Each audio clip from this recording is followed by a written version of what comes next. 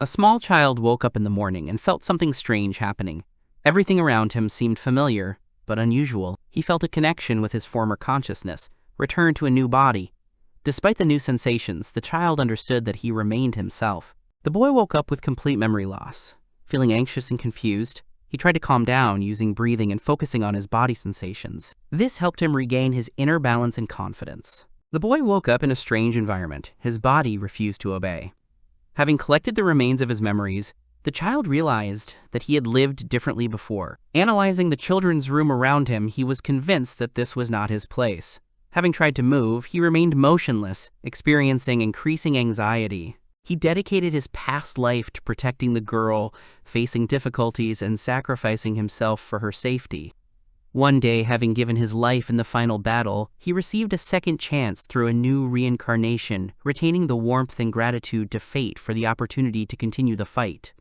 The young man fought desperately with many monsters whose danger frightened even experienced warriors. Eric called loudly for Eileen, trying to hear her voice among the screams and roar of battle. The hero stubbornly moved on, throwing back the monsters one after another, passionately wanting to meet her again. He was incredibly strong, but he fought to the brink of death solely to protect this girl.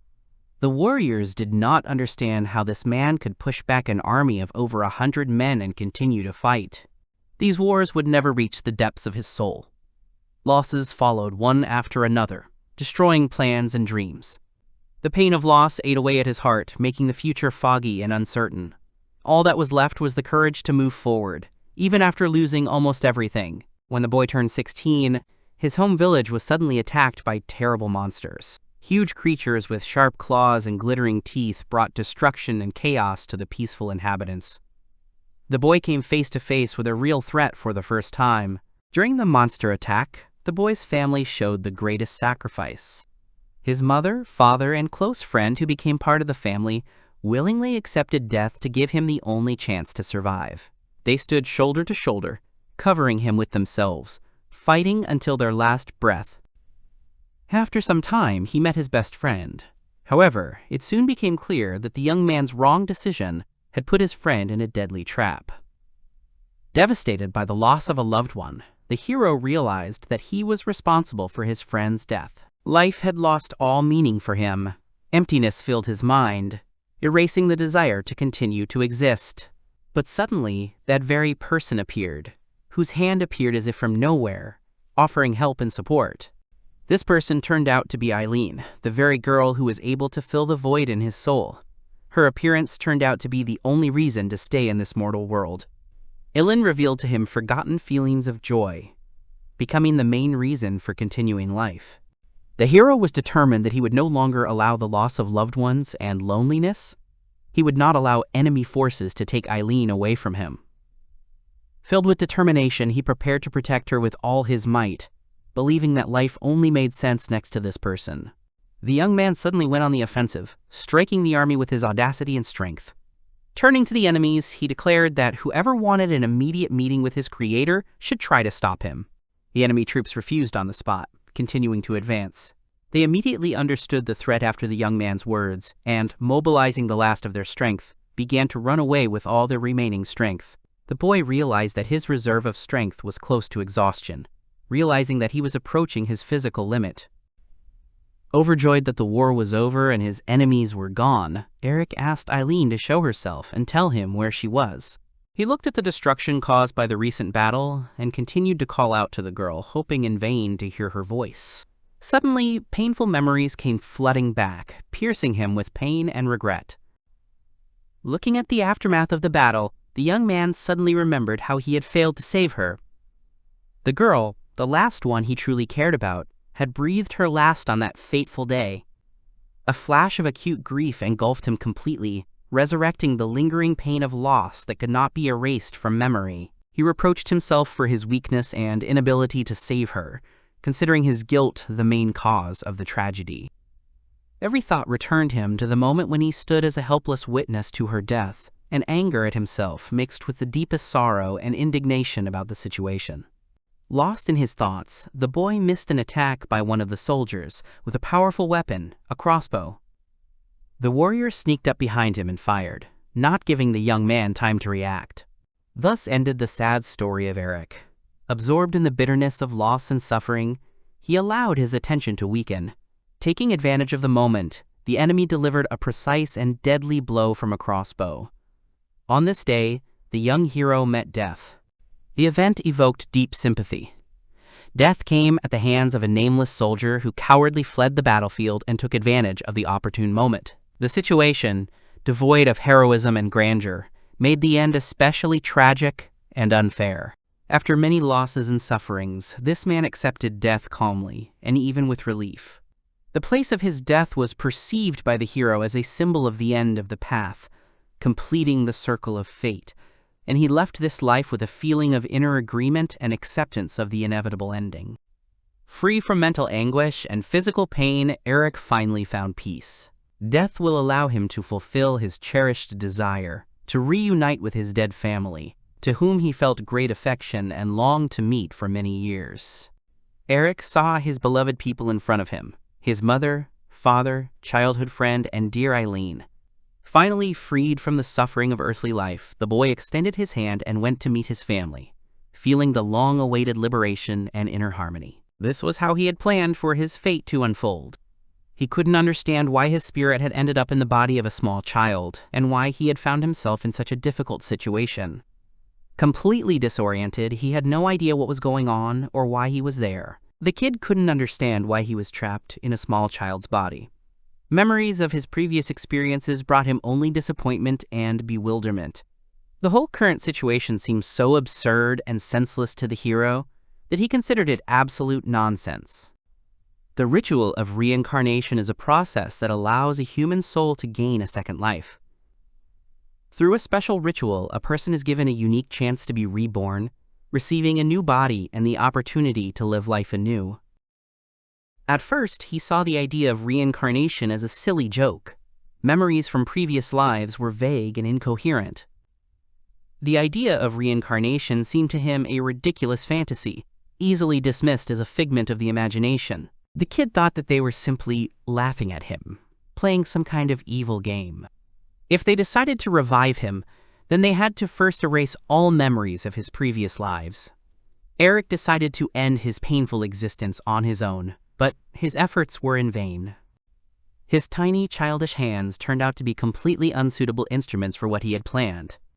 It was impossible to accomplish something that required certain skills and physical strength. The child ordered his body to obey, but it refused to follow the master's orders. He reasoned that a mother, having gone through a difficult birth, should experience joy from the birth of a son.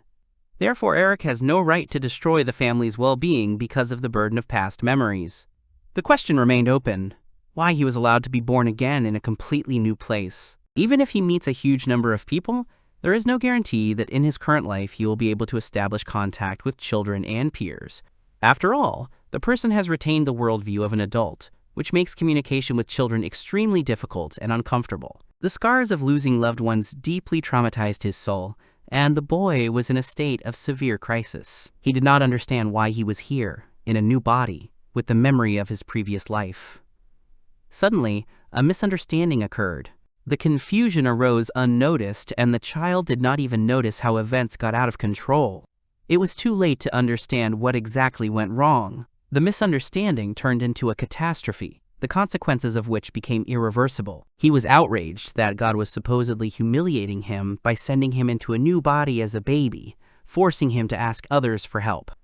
The hero perceived this state of affairs as an act of injustice and a mockery of his pride and dignity. People said that the child's job was to cry, and the hero played his role perfectly, regularly showing tears.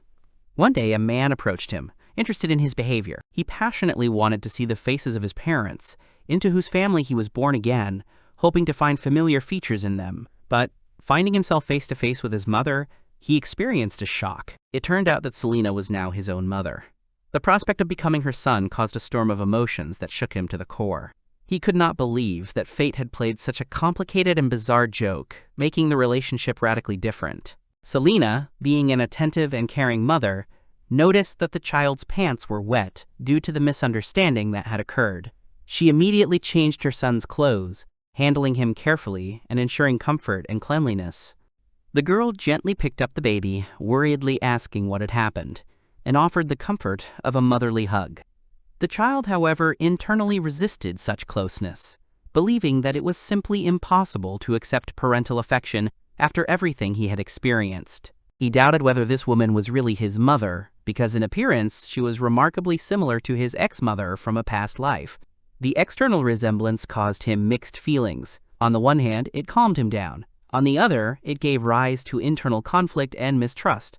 The name Eric was quite common, so the coincidence was not surprising. And his real mother from his past life had long since passed away, leaving only warm memories and sadness in his heart. The child tried his best to control his emotions, hiding his inner experiences. Soon Diane arrived, busy hunting, entered the house and greeted his son warmly, happy to return home and meet the boy. The father greeted his son warmly, sincerely expressing his joy at the meeting. The child was in a state of deep shock, recognizing in Diana the man who had been his father in his past life. Eric was completely confused, not understanding why the circumstances of his new life were so closely intertwined with the events of his past. The coincidences seemed mystical and frightening to him. A woman who looked exactly like his previous mother, a man he had grown accustomed to thinking of as his father, and even his own name all pointed to some kind of supernatural intervention. The hero desperately needed an explanation and thought he was dreaming. The father said that his son would certainly become a strong and courageous man, like himself. Then he suggested that the baby stand up on his feet, noticing that he had fallen and needed support. It turned out that what was happening was not a dream or an illusion at all, but a real reality, and a very painful one at that. The hero felt a full range of unpleasant sensations and pain. The father remained as confident and strong as he had been in his previous life, mentally considering himself a grown man. Meanwhile, Selena persistently explained to the man that he was an ordinary 6-month-old baby. It became obvious that the coincidence was far from accidental. In the manner of communication and speech characteristics of these people, he clearly recognized his real parents from a past life. This detail convinced him of the uniqueness and significance of this situation. There was no doubt. He was sure that these were his real parents from his past life. The hero could not make a mistake in such an important matter, because he intuitively felt the truth in his heart. The girl sheepishly apologized to Eric, saying that Diana's behavior was due to his deteriorating health, the gradual death of brain cells, which is why his actions become unpredictable and sometimes inappropriate. The child watched his parents, smiling and seeing that their characters remained unchanged, the same as he remembered them from his past life. His mother was Selena, and his father was Diane. He himself was again embodied in the image of Eric, thus confirming the regularity and interconnection of destinies that turned into an unusual scenario. Having adapted to the surrounding environment, the child suddenly noticed that the room he was in was remarkably similar to the very nursery where he had spent the first years of his previous life. Interior details, furniture arrangement, and household items, everything connected the present with past experience. Now the hero was worried about something completely different. The preserved memories of the past were no longer of primary importance. It was more important to adapt to the new life, get used to the conditions of the present, and understand how to best use the second chance given to him by fate. It turns out that the baby actually returned to his own past, starting life anew, but now as a small child. He found himself in shock, immersed in his own past experiences. The memories repeated in his head, exactly, down to the smallest details, forcing him to relive long-known events. Eric once again imagined the image of his death, but suddenly realized an important truth. Past fears and experiences lost their power over him. He realized that he now had a unique opportunity to influence the course of his life. He had a chance to create an ideal version of his life, taking into account the experience and knowledge he had acquired. The young man in his past life repeatedly said that he wanted to become stronger. Returning to his childhood, the little boy realized that he had a unique opportunity to correct his past mistakes and achieve better results. Thanking God for the opportunity, he set out to create an ideal version of his life, using the lessons of his past experiences. Using the second chance, he decided to save everyone he failed to save in his past life. He must act flawlessly, without mistakes or errors, because there may not be a third time. In his past life, the young man often agreed to compromises, which he later bitterly regretted. Now, with a second chance, he firmly decided to act differently. No deals with conscience, no justifications or excuses. Everything will be different, honest, and fair. This time, he intends to live fully and actively change his destiny. Armed with knowledge of the past, he will try to avoid old mistakes, take advantage of opportunities, and turn his life into a story of success and harmony. They were happily chasing each other, but little Tina couldn't keep up with the fast Eric. Tired of catching up with him, she plaintively asked him to stop and wait for her. Tina kept asking for a break, claiming she was tired of running. The boy slyly replied that by asking for a rest, she was admitting defeat. The children had already circled the village 5 times, enjoying the fun games. Eric had lived for 3 years, enjoying a carefree childhood. The girl was happy to rest, breathing heavily after the fast race. The child, looking at the familiar streets of the village, thought that nothing bad could happen in this quiet corner of the world. No one else, except him, suspected that trouble was threatening the village. There was still plenty of time before the monsters attacked, and the boy had several years to prepare. True, there weren't many opportunities for training at the age of 3, but he was going to use them as effectively as possible. Time was working against him, and he was well aware of it. Every day was precious, every minute mattered. He understood that the slightest delay could cost him dearly, so he acted quickly and purposefully, trying to use every second to the maximum advantage. Rebirth gave the hero an understanding of the importance of preparation and strength. Having decided to become the strongest, he set a clear goal: to develop skills and abilities to the highest level in order to ensure the safety of his loved ones and friends. The boy cheerfully reported that they had run quite a bit and asked the girl if she was tired. The girl nodded, admitting that she was exhausted and would like to rest a little. Tina couldn't believe that this child had run so much and wasn't tired at all, and she shouted at him how he could even stand when she could barely walk, and he felt as cheerful as if he had just gotten out of bed. This is because he trained hard every day for 3 years, hardening his body and strengthening his health. The girl yelped, wondering if he thought that building muscle would automatically make him an adult. Every time she saw him playing sports and doing constant pull-ups on a tree branch, she thought that his enthusiasm would hardly bring him to adulthood any sooner than nature intended. Tina outrageously asked the boy to give in to her at least once, because she was offended and bored playing, knowing in advance that victory would go only to him. The young man understood that demonstrating excessive abilities could arouse suspicion and unnecessary questions, so he had to be careful. Meanwhile, the girl continued to grumble and complain, dissatisfied with her constant losses. For the girl, this was a blatant injustice. After all, she was 2 years older than him, which meant she should win competitions more often. Eric, on the contrary, noted that, despite the age difference, his sister remained the same impulsive and wayward girl she had been in her past life. The girl moved into the house next door, and the boys quickly became friends. She brought 2 lunches and offered her friend a snack, demonstrating the friendliness and generosity typical of childhood. She had prepared the treat herself, carefully packing the food into a small box. When she opened the lid, the girl saw that the contents had fallen out in a disorderly heap, ruining the appearance of the dish. Seeing the dish melt, the girl was upset, considering her culinary attempt a failure. Eric, in turn, condescendingly thought that she was just as clumsy and cute. Tina sat there sulking. The boy was oppressed by memories of events from his past life which darkened his mood. Seeing this, Tina asked in surprise why he was so serious. The kid understood that he had to behave naturally, in accordance with his age, but old experiences continued to influence his behavior. The guy thoughtfully noted that they had been friends for 3 years, so many important events had happened during this time. The girl suddenly added that Eric looked like her father, puzzling the young man. He asked the girl seriously to stop making fun of him. However, he acknowledged the validity of her observation. After all, in his previous life, he was already over 20, and in a sense, the girl was right in calling him similar to his father. While the girl was repeating her funny remark that Eric looked like her father, a suspicious rustling sound came from somewhere in the nearby bushes, attracting the attention of both children. The young man advised the girl to refrain from further attempts to attract animals, since the creature, attracted by the smell of food, clearly intended to eat the treat. Tina was disappointed, because she had put a lot of effort into preparing the delicacies, and was upset that her efforts had gone to waste. A wild boar suddenly jumped out of the thicket and aggressively attacked the girl. Without hesitation, the young man immediately assessed the situation and realized that he had no choice. He needed to act urgently and decisively to protect his little friend. Although Tina was in a dire situation, the young man did not hesitate to rush to his friend's defense, warning her not to blame him for any damage or inconvenience. He swung his sword bravely and struck the boar, forcing it to retreat.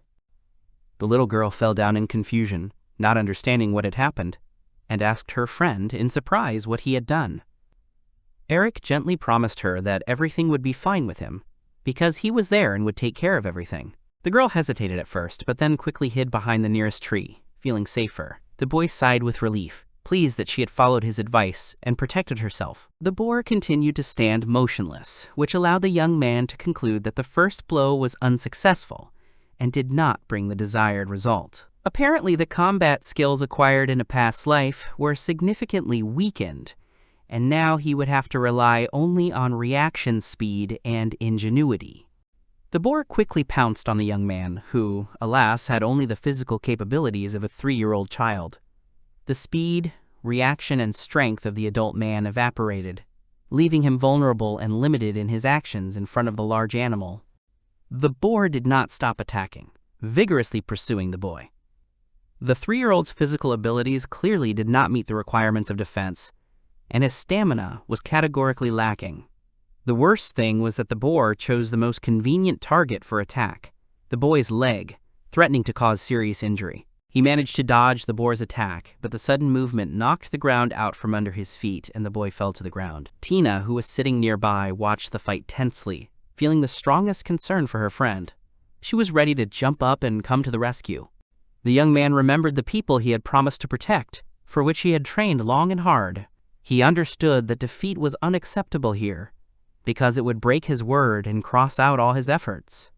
Clenching his fists, he gathered his strength, realizing that he had to win, despite the inequality of forces. Having decided to demonstrate the fruits of his many years of labor, the boy solemnly announced to the boar that he would give him the opportunity to see for himself what he had achieved over the past 3 years of intensive training. Activating the magic of the Shadow Sword, the young man powerfully repelled the boar's attack, sending it high into the air. The girl gasped in surprise, seeing for the first time how her friend displayed unusual abilities that she had not even suspected. The boy threw the huge boar aside with one movement of his hand, as if it weighed no more than a feather. Tina's eyes widened and she froze in place, realizing that he had activated magic. If Eric had activated his spell a little later, or missed the target, the boar would have remained unharmed. But he himself realized that underestimating the boar had put himself in danger. He frantically tried to calm the emotions raging inside him, to convince himself that everything was still okay, although his heart was pounding desperately in his chest. And at this time, the girl was rapidly rushing forward, waving her arms and loudly shouting his name. She sincerely believed that what had happened was magnificent, a real miracle, worthy of admiration. The boy was overcome by a wave of amazement and bewilderment, because he expected a completely different reaction, and did not imagine that someone would be able to see beauty where he felt only confusion. Tina never guessed that the guy had magic. He said that it was because of training, but the girl didn't mean that, since everyone knew about his attitude towards them. The girl was offended and suddenly demanded to teach her magic. The guy was confused and did not know how to react to such a bold desire of his girlfriend. His actions could have a dramatic impact on the future, but he had not foreseen such a reaction. Stunned by the girl's words, the guy looked at her carefully, trying to understand the true intentions of his companion. The guy had no idea that events would take such a turn, but the look in the girl's sincere, trusting eyes softened his excitement and brought long-awaited relief. Tina persistently begged the boy to teach her magic, and he, confused and not understanding what to do, tried to gently calm her down. Without the intervention of harmony, magic in the hands of a girl can bring harm to its owner, but nothing looked as pure and sincere as her clear, radiant eyes. He said he wasn't going to teach her. She got angry and called him a greedy fool. The guy looked at his friend in silence, feeling growing anxious. Now he could clearly see that things had gone much further than a simple, friendly disagreement. The girl asked why she couldn't learn magic, because she also dreamed of becoming strong.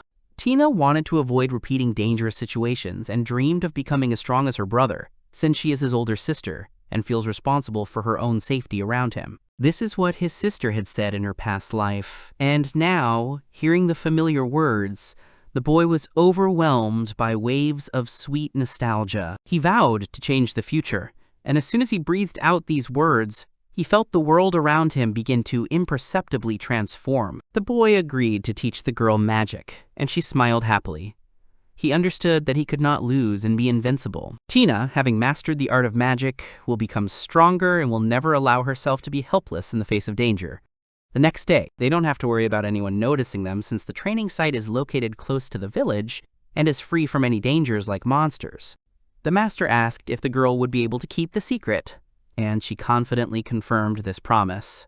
However, the guy doubted her words, believing that sooner or later the information would definitely come to light. In order to save his sister, the boy decided to take risky steps. The girl perceived this as a funny adventure, was happy about having a common secret, and was eagerly interested in how the magic training would begin.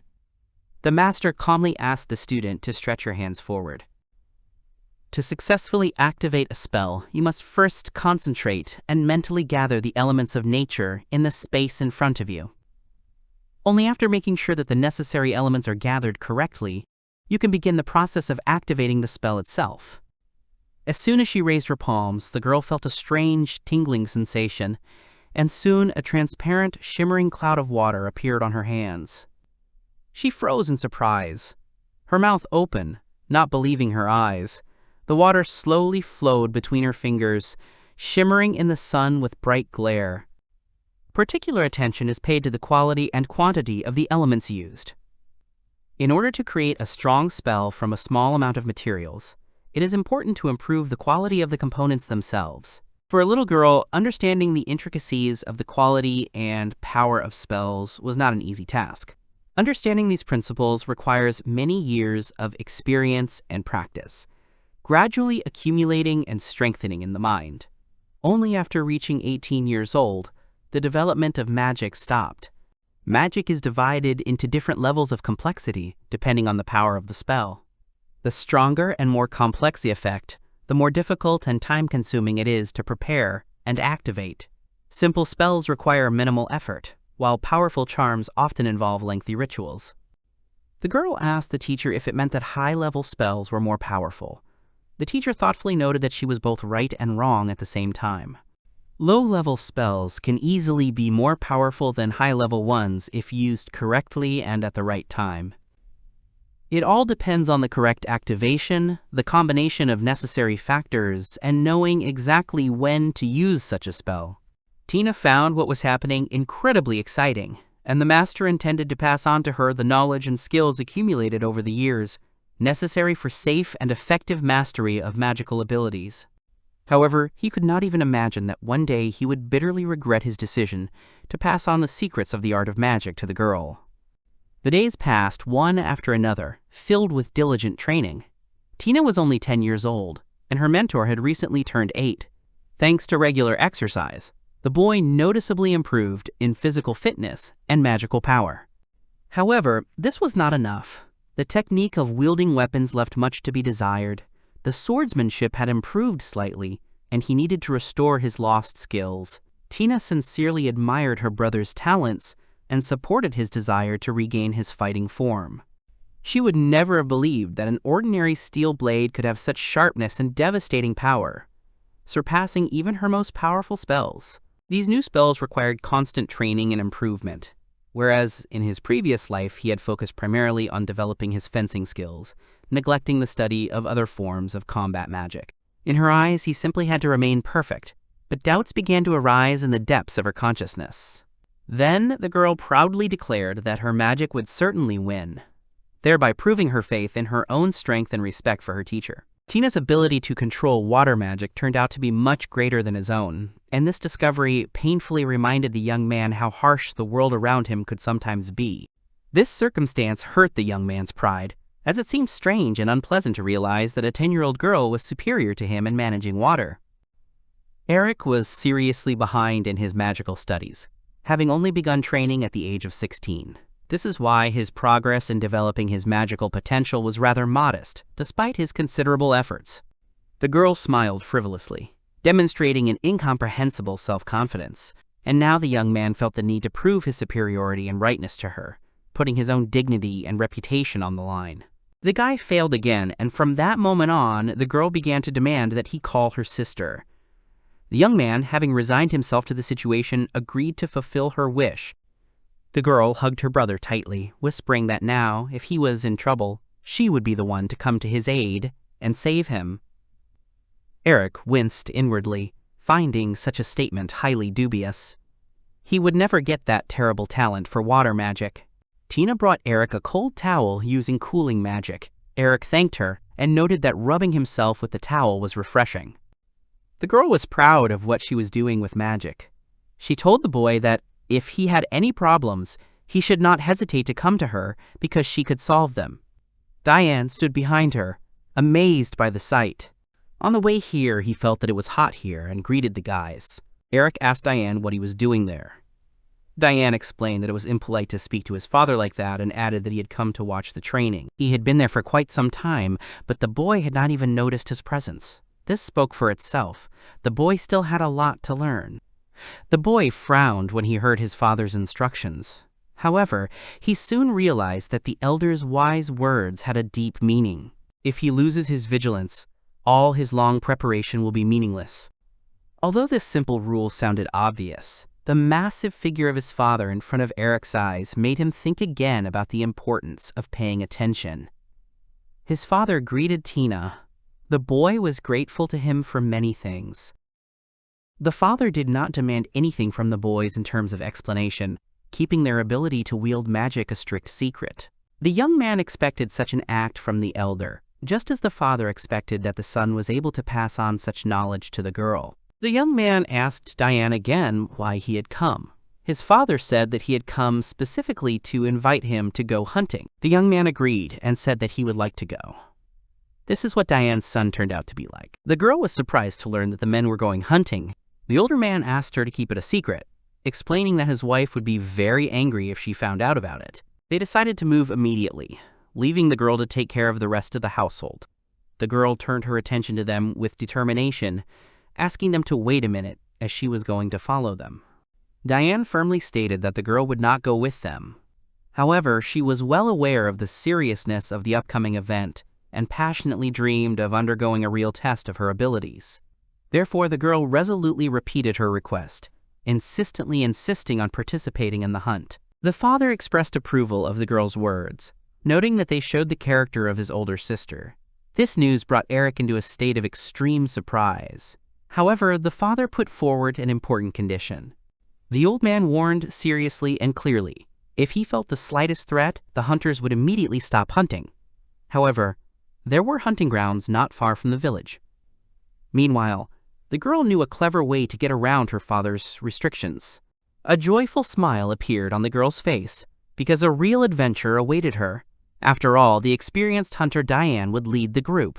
Understanding that with such professionals the business was reliable, the boy was trying hard to figure out how to come to terms with the incomprehensible circumstances and accept what was happening. An anxious wave was growing inside, filling his heart with vague uncertainty and anxiety. The boys walked briskly along the forest path. However, the faces of Eric and Diane betrayed something more. A concentrated expression, almost thoughtfulness, reflecting the tense anticipation of the unknown ahead. Both tried to remain calm. Both travelers felt a strange pressure coming from the surrounding nature. The air became thick and heavy as if filled with an invisible force that penetrated to the very depths of the soul. They looked at each other, reading the same anxiety and wariness on each other's faces. The reason for this oppressive heaviness became immediately clear. The deadly intent in the air came from a huge forest beast. Opening the thicket of bushes, the father found himself confronted by a menacing brown bear, whose powerful muscles played menacingly under his thick fur. It turned out that a rare and terrible beast appeared before them, a huge red bear devouring the remains of its prey. The girl froze in fear. The place where the collision occurred was far from the natural habitat of red bears. The man mentally drew a parallel with his past experience. 20 years had passed since he settled in the village, and he had never encountered such an unusual representative of the fauna. The red bear is a creature about 5 meters tall, known for its exceptional agility and invulnerable iron-like skin that cannot be damaged by an ordinary person. Although Eric had encountered similar creatures many times in his previous life, he was a mature man with extensive combat experience and special knowledge. For him, previous encounters were perceived as insignificant episodes, ordinary adventures. Diane asked her son to return to the village and organize a gathering of experienced hunters needed to confront the threat. However, the girl could not hide her concern for the fate of the adult man, who was now in close proximity to the dangerous creature. Deciding to stay nearby, the man carefully watched the giant beast's behavior. If he went with them without any idea of the enemy's strength and treachery, the consequences could turn into a real tragedy. The man quickly ordered the group to speed up, warning them to remain silent. Not a single sound could be allowed, otherwise the noise would attract the giant's attention. Finally, he gave the most important instruction. If the worst happened and the red bear discovered them, they were to play dead. The children gradually moved away, leaving Diane alone. The father was deep in thought, trying to come up with an effective way to drive away the terrifying red bear while maintaining the safety of those around him. The girl approached Eric, barely holding back her tears. In a voice full of remorse and regret, she admitted that she had overestimated her own capabilities and was ill-prepared for the real hunt. Only one person in the group acted incorrectly: Eric. It was he who had taken into account the possibility of unfortunate circumstances in advance and carefully prepared, realizing that such a situation was entirely possible. The monsters that lived in these forest wildernesses were distinguished by their special strength and aggressiveness. The reason for all this was the young man's insufficient preparation for recognizing auras. Due to the lack of necessary skills and experience, the young man was unable to notice the changes in the forest atmosphere in time. But suddenly, when the thought about the nature of the strange phenomenon began to take shape in the boy's mind, the girl, listening raptly to the conversation, lost her balance and slipped on the slippery bark of a tree. As soon as the girl fell, Eric asked her if she was okay. Suddenly, a huge red bear appeared behind the children. A piercing scream rang out, causing the man to turn around abruptly. His heart sank from the sudden tension. His brain instantly assessed the situation, preparing for any possible action. Intuition told him that the source of the screams required immediate intervention. The source of the shrill scream turned out to be Tina. Eric was finally convinced that the unusual energy fluctuations were coming from the huge red bears lurking in the depths of the dark forest. Before them appeared two red bears, emerging from the dark shadows of the forest. The powerful bodies of the animals cast long shadows, giving the scene a particularly ominous appearance. The presence of two individuals increased the danger many times over. Another bear appeared in front of Eric. Then he ordered Tina to retreat. The boy desperately rushed into the attack, realizing the complete hopelessness of the situation. The boy clearly realized that in such a body he was only able to slow down the enemy, having no real chance of gaining the upper hand over the bear. Moreover, even running away would hardly save them, since the bear would catch up with them. Whatever choice the boy made, the threat to Tina remained unchanged. The guy had already resigned himself to the possibility of dying for the sake of protecting his loved ones, who were ready to share his fate. The only thought that troubled his mind was, to die here would mean making all previous efforts in vain. This meant that there was simply no other way than victory in an unequal struggle. Diane rushed forward, entering into a mortal fight with the enraged bear. Sharply turning to his companions, he shouted a short command for them to run away from here. Run as far as they could. The boy asked the man what he was going to do. The man ran as soon as he heard Tina's scream, and the bear ran too. Diane didn't understand what was happening. It turned out that there were two dangerous red bears in the forest, and the situation was becoming increasingly alarming and unpredictable. The only way out was to buy time. The boy grabbed his older sister by the hand and ordered her to leave immediately. However, the girl persisted, refusing to leave her position. If things continue to go as planned, the man will not be able to handle the powerful beast, and the situation threatens to turn into a tragedy. Tina is not able to simply leave her father alone in the face of a deadly threat. The boy told the girl that now was not the time to stand there like a pillar of iron, and ordered her to pull herself together. The only thing left to do was to retreat quickly to the village and return to where they came from. Only a quick return could give them hope for survival. Every moment spent in the open increased the chances of death. The girl asked the boy why he was sure that Diane would survive while they were returning to the village, and added that she did not want that. If a girl is the only person capable of saving a loved one, she will certainly come to the rescue, regardless of the danger. The pain of seeing a loved one dying is unbearable. It makes you forget your fears and doubt your own strength. The girl instantly activated the accumulated magical energy, illuminating the surroundings with a bright glow. Watching these actions, the young man wondered where the long hours of training and study devoted to learning complex spells had gone. Wanting to protect his friend, the boy was ready to sacrifice his own father, considering such a price justified for the sake of saving Tina. However, he did not realize the consequences of his decision, accidentally putting both lives at risk, the girl's and his parents'. The desire to save his own life was no different from the previous one. From the very beginning, he had no choice at all. He was initially prepared to fight, realizing that he would give up only in the most extreme case.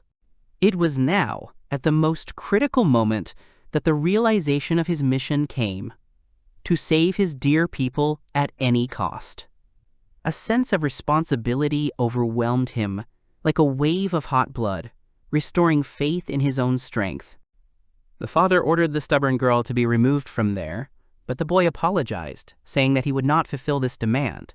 The girl received important advice. She should attack 2 bears at the same time, but she did not necessarily have to kill them. The boy told her to trust him, and her sister understood him. Using their magical abilities, the group increases the distance between Diane and the advancing bears.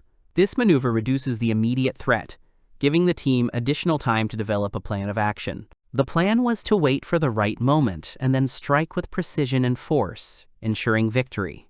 However, the father, after listening to his son's ideas, categorically rejected the proposed strategy, claiming that it was a sign of madness and risk, unacceptable in this situation.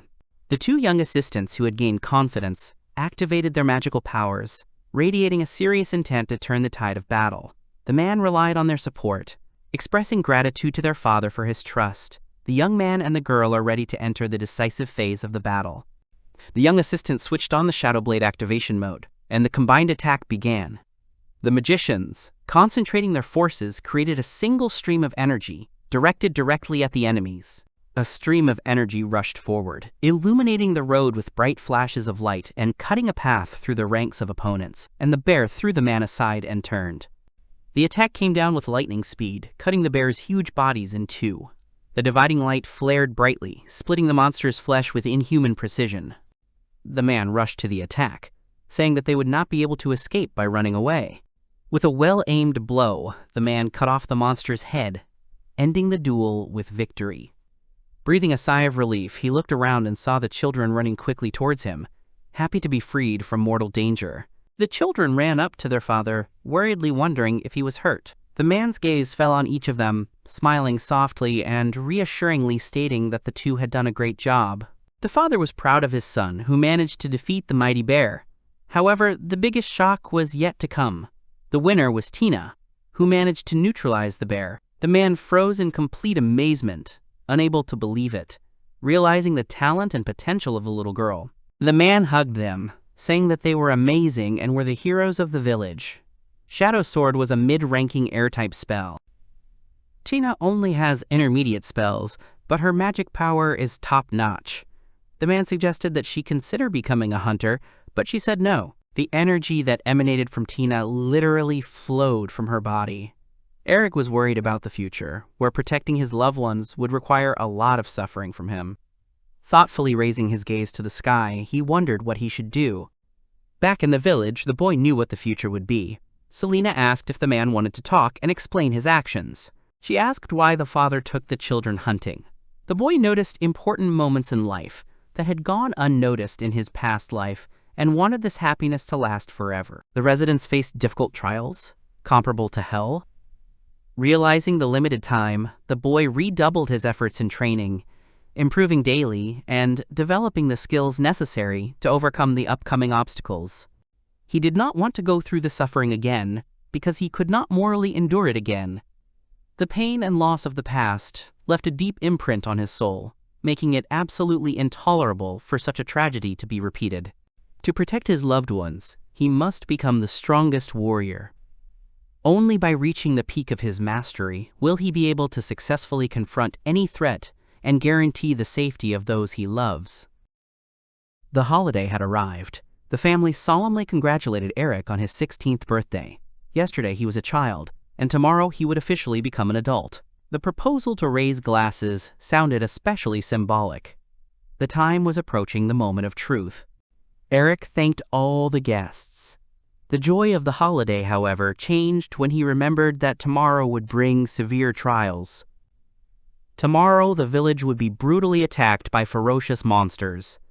Tina gently asked Eric if he was okay.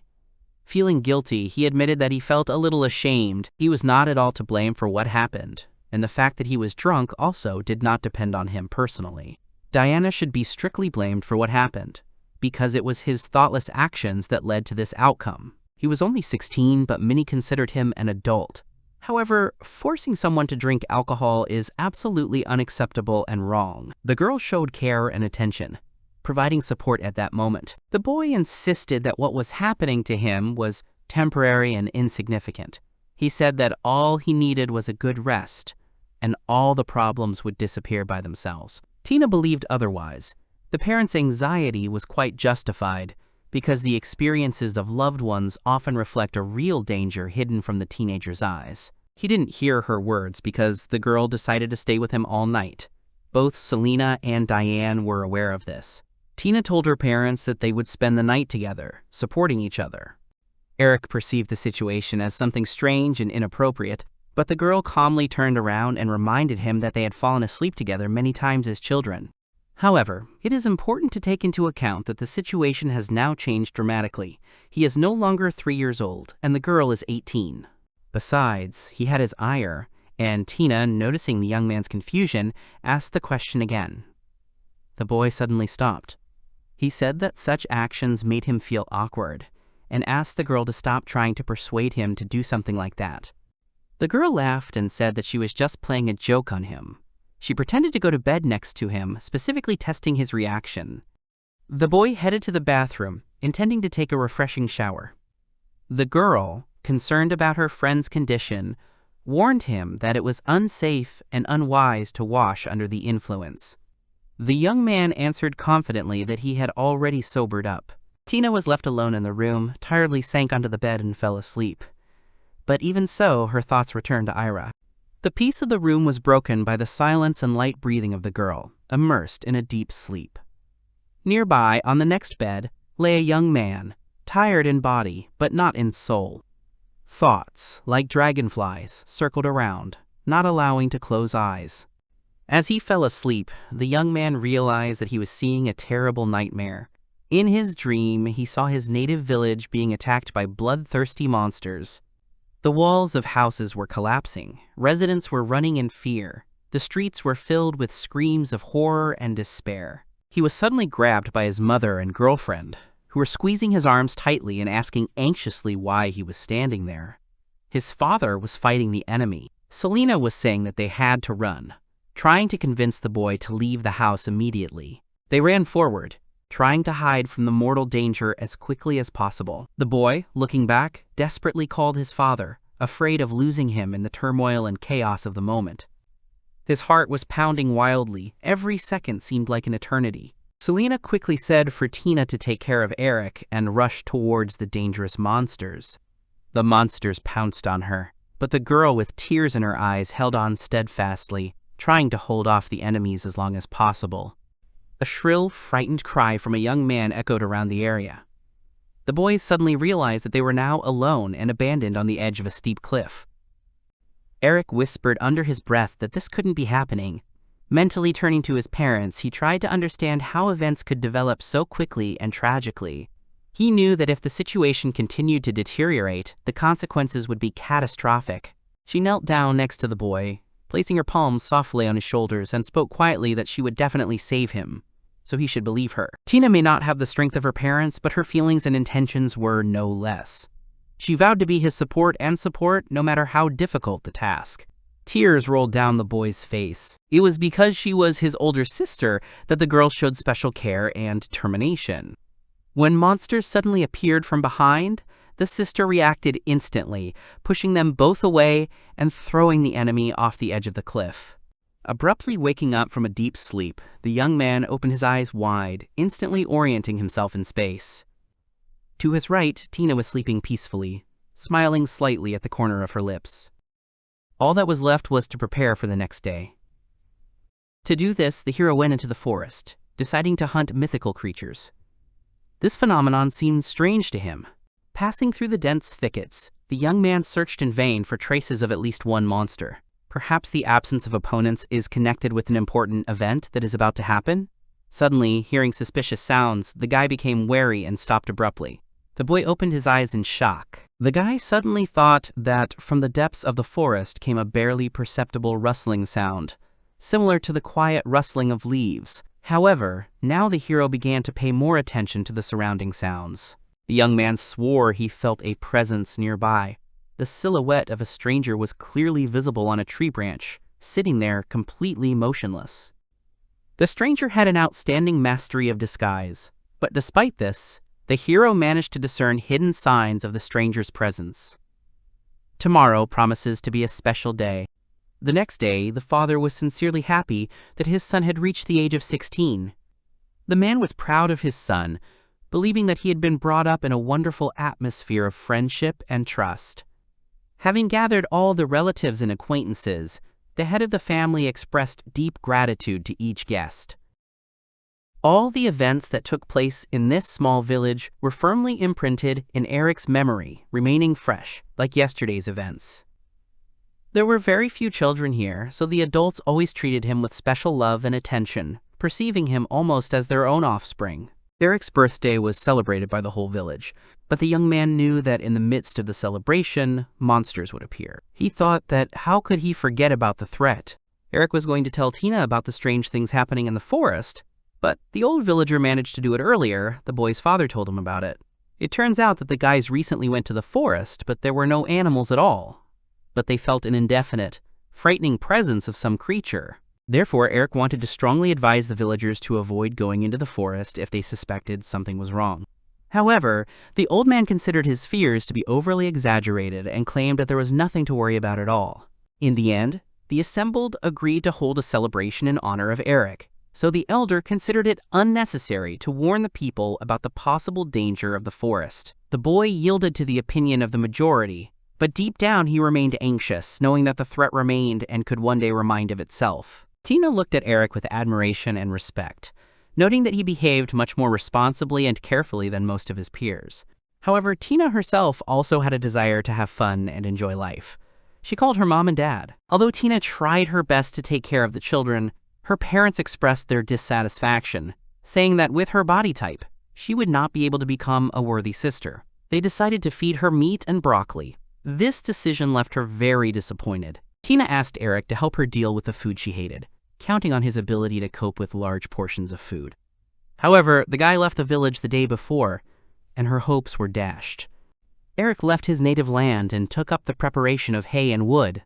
He did not tell anyone about the impending attack, keeping important information secret, but anyone who tried to warn of the impending invasion in advance would surely have been met with distrust and labeled a madman. But now it was too late. The young man bitterly reproached himself for his indecisiveness and weakness, leading to the loss of his home and loved ones. Reality turned out to be a harsh lesson. Dreams of protection and salvation seemed unrealizable. Desires and plans collided with the cruelty of reality, revealing the limits of human capabilities. Eric turned to his friends and honestly admitted that he had been acting selfishly for a long time. Standing in front of his comrades and his thoughts, he asked for forgiveness for past mistakes, having learned to put the interests of the community above personal ambitions. Now the young man, although he said that he had not learned his lesson from past mistakes, made every effort to protect the village. Using the knowledge and experience accumulated over the years, he erected strong walls that reliably protected the locals from external threats. The villagers were chatting quietly with each other, exchanging news and plans for the future. The day began sunny and warm, giving pleasant moments of relaxation and rest. But suddenly Diane noticed alarming signs of an earthquake. The man hurried to climb a high tower located near the village to assess the extent of the damage and determine further actions. There was a wise old man there, advising the young man to be careful and attentive. The observation deck offered stunning views of the surrounding area, allowing one to notice the slightest changes in the landscape. Diane stood on the tower, not believing his eyes. What he saw shook him to the depths of his soul. Stunned by the suddenness of what happened, he screamed loudly, informing those around him about the invasion of unknown creatures and ordering them to run. The villagers, overcome with fear and anxiety, frantically questioned the man about the attack. He told them in detail that the monsters were gathering near the village. Realizing the inevitability of the invasion, he called for immediate shelter in safe places. A man standing in the middle of the excited crowd shouted that the attack was real and not a drill. Suddenly, Tina burst through the crowd, sobbing and screaming that Eric was missing. The news stunned the man, adding to his sense of foreboding. The man commandingly ordered Tina to join the evacuation group, entrusting her care to his companion, Selena. The girl resisted, declaring that she was ready to go with him. The man categorically rejected the offer, arguing that the mission was extremely dangerous. Diane assured the girl that he would be fine, as Eric was not so weak that he would die easily. Selena took the girl away, saying that she should believe in her brother, as he would cope, and added that it was getting dangerous here and they needed to get out of there. The villagers tried to calm the girl down, assuring her that Diane would definitely find and bring Eric back. Suddenly, a huge stone wall appeared before her eyes, towering over the horizon. The villagers were in utter amazement when they saw the huge stone wall that had not existed that morning suddenly appear. They were in deep fear, thinking that they would be easy prey for the monsters. However, the new defense provided reliable cover. Selena actively participated in attempts to calm the agitated residents, assuring them that the high stone wall would provide reliable protection from predatory monsters. The woman tried to create a positive mood. The woman's idea was welcomed by the locals, who found the wall practical. Some community members noticed that the aggressive creatures were behaving strangely. Tina, watching the events unfold, suggested that some locals might have slipped out of the encirclement unnoticed. The new wall emitted a powerful magical radiation, familiar to Tina from her childhood. She trained with Eric for years, learning the basics of magic and learning its unique features. Creating such a structure required a colossal expenditure of energy and time. The wall appeared literally out of nowhere, as if someone knew exactly about the upcoming threat and took care of the village's protection in advance. The girl wondered if the structure was really created by Eric's hand. What else was he hiding from them, except for disappearing? Eric stared into the distance, impatiently awaiting the appearance of the monsters. Remembering the previous encounters, he decided to repeat the tried and tested defensive tactics. Eric said that he would defend this village himself, recalling the past defeat and losses. Fighting spirit rose, replacing fear with confidence and determination. He clearly imagined what lay ahead and prepared himself mentally and physically for the long road leading to victory. Eric repeated, shouting that he would protect this village himself. The boy bravely entered into battle with predators, repelling attacks from ferocious wolves and formidable red bears, resolutely defending his land. Continuing to swing his sword, Eric cut down his enemies one by one, crushing wolves and red bears with powerful blows, demonstrating fearlessness and steadfastness in the face of danger. Suddenly, a huge, ogre-like monster launched a mighty blow straight into the ground. The boy reacted instantly, deftly dodging the deadly attack. The boy, clutching the hilt of the sword, delivered a swift blow straight to the monster's neck, simultaneously shouting angry curses at the enemy, filling the air with the echo of his rage. A terrifying monster suddenly appeared from behind, resembling a giant dragon in appearance. Filled with determination, Eric shouted loudly that he would never let the enemies attack and approach his home village again. Having hit the monster in the shoulder and leaving a deep wound, the guy suddenly felt that inexplicable events were happening around him, making him think warily. It is impossible to imagine that so many monsters would gather in one place, purely by chance. If such a thing does happen, it is only when a battle for territory breaks out. But these creatures were not fighting each other at all. On the contrary, they were focused solely on attacking the village. If they had been guided by natural instincts, they would have calmly walked around the walls, not risking their lives for a senseless siege. So the village was indeed the target of these monsters. Eric was puzzled as to how the creatures had managed to unite and who was controlling their actions. But even if they had control, it was still unclear why they would attack a tiny village. The young man thought that the monsters should have obeyed their natural instincts and destroyed each other, rather than unite against the small village. Suddenly, a powerful stream of flame burst out of the mouth of a huge monster resembling a dragon, filling the space with bright fire and heat. The young man swung his blade with lightning speed, cutting the monster in two, as if cutting fabric with a sharp knife. Eric fell to the ground, and behind him towered huge ants, ready to attack. Having dismembered the huge insects with a few precise blows, the young man froze in surprise, wondering why he was now forced to stand with his arms folded, waiting for the next threat. The young man reminded himself that he had promised to protect the people dear to him, emphasizing that he did not have time to sit here and rest. He knew he had no right to lose. At that moment, he heard his father's familiar voice behind him, desperately calling his name. The father called his son pleadingly, and waited anxiously for his son to respond. The clanging of weapons and the sounds of a fight could be clearly heard behind the stone barrier. The man understood perfectly well that it was his child who was fighting there. The man asked his son to answer, and said that he knew that he was behind the wall. Then he asked why his son was there. Eric answered that he made the wall himself. Diane was very surprised by this confession. It didn't matter, because the boy was fighting alone. His father wanted to get through the wall, but Eric forbade him to do so, fearing that monsters would get inside. The man thought about what decision to make next. Then Eric told his father that he needed to watch the others. The father had to hurry back to the village. It would be best for him. The boy believed that his father should not worry about him. It was more important to make sure that his mother and the other villagers were safe. What he feared most was to put his family in danger again. Suddenly, a terrifying roar sounded, shaking the boy's heart to the depths of his soul. It was the terrifying roar of his own father, ready to break through a thick wall at any cost, despite his son's warning. Eric tried his best to restrain his father, trying to persuade him to stop, but he remained unshakable, ready to go ahead, despite any warnings. To the great amazement of the young man, Diane quickly leapt over the high wall in one powerful leap, showing incredible strength and courage. He asked, confused, what made the man act like that. The answer was immediate. The father had come here to support his son in battle. The boy was indignant, reminding his father that he had claimed to be able to cope on his own, after which he anxiously asked what had happened to the ball. Since Eric had strictly forbidden the destruction of the wall, the resourceful father used the sword as a kind of springboard, jumping over the fortification. This unconventional solution literally amazed the young man, leaving him speechless. As soon as he was outside the fortress, the father immediately encountered enraged monsters, who immediately rushed to the attack. However, instead of panicking, the man boldly rushed towards the threat.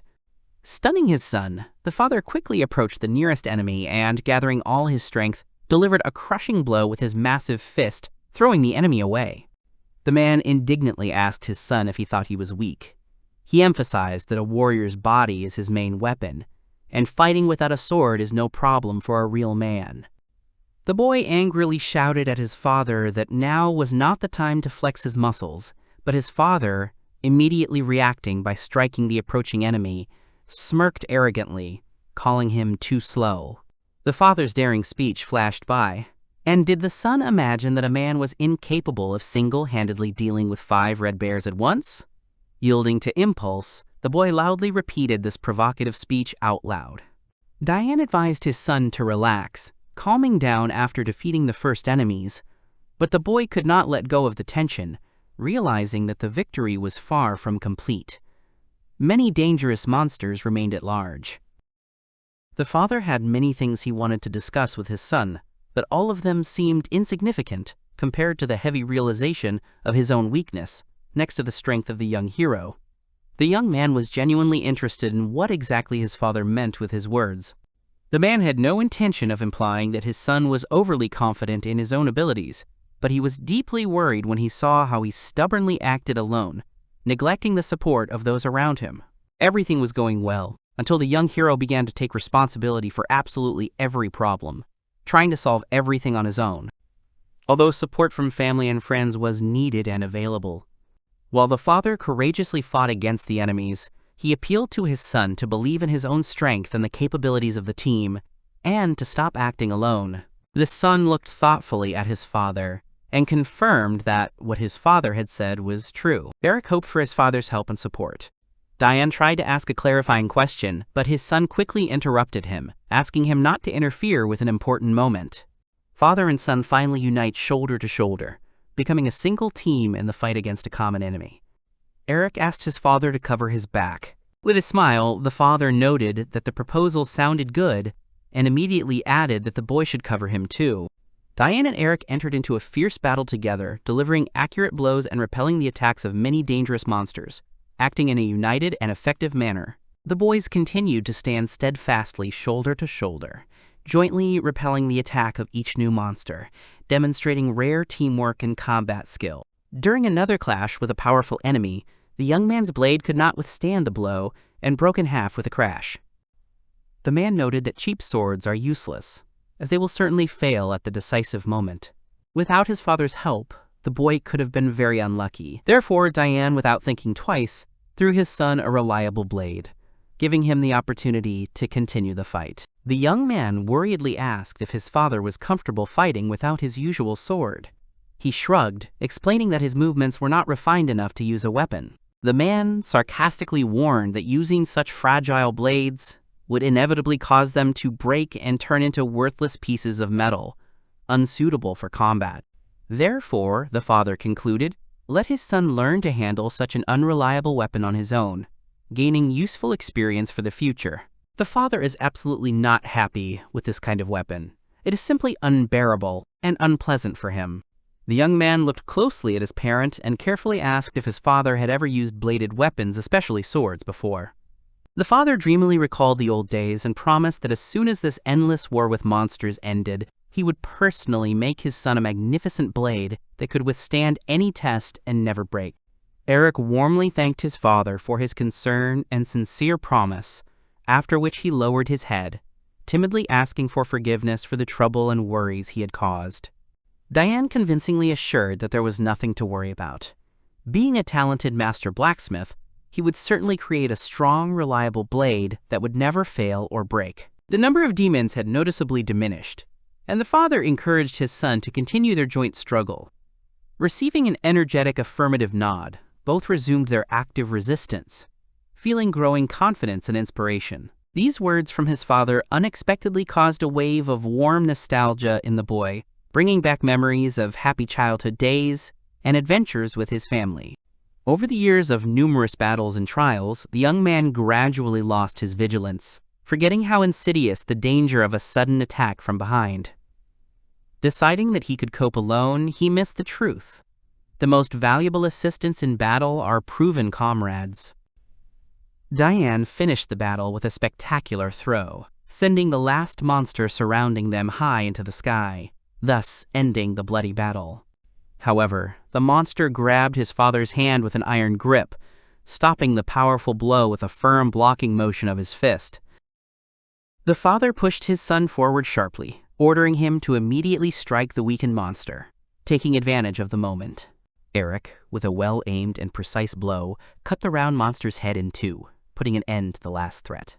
The man shouted with delight, smiling broadly and raising his hands triumphantly in a sign of great joy at the joint victory achieved.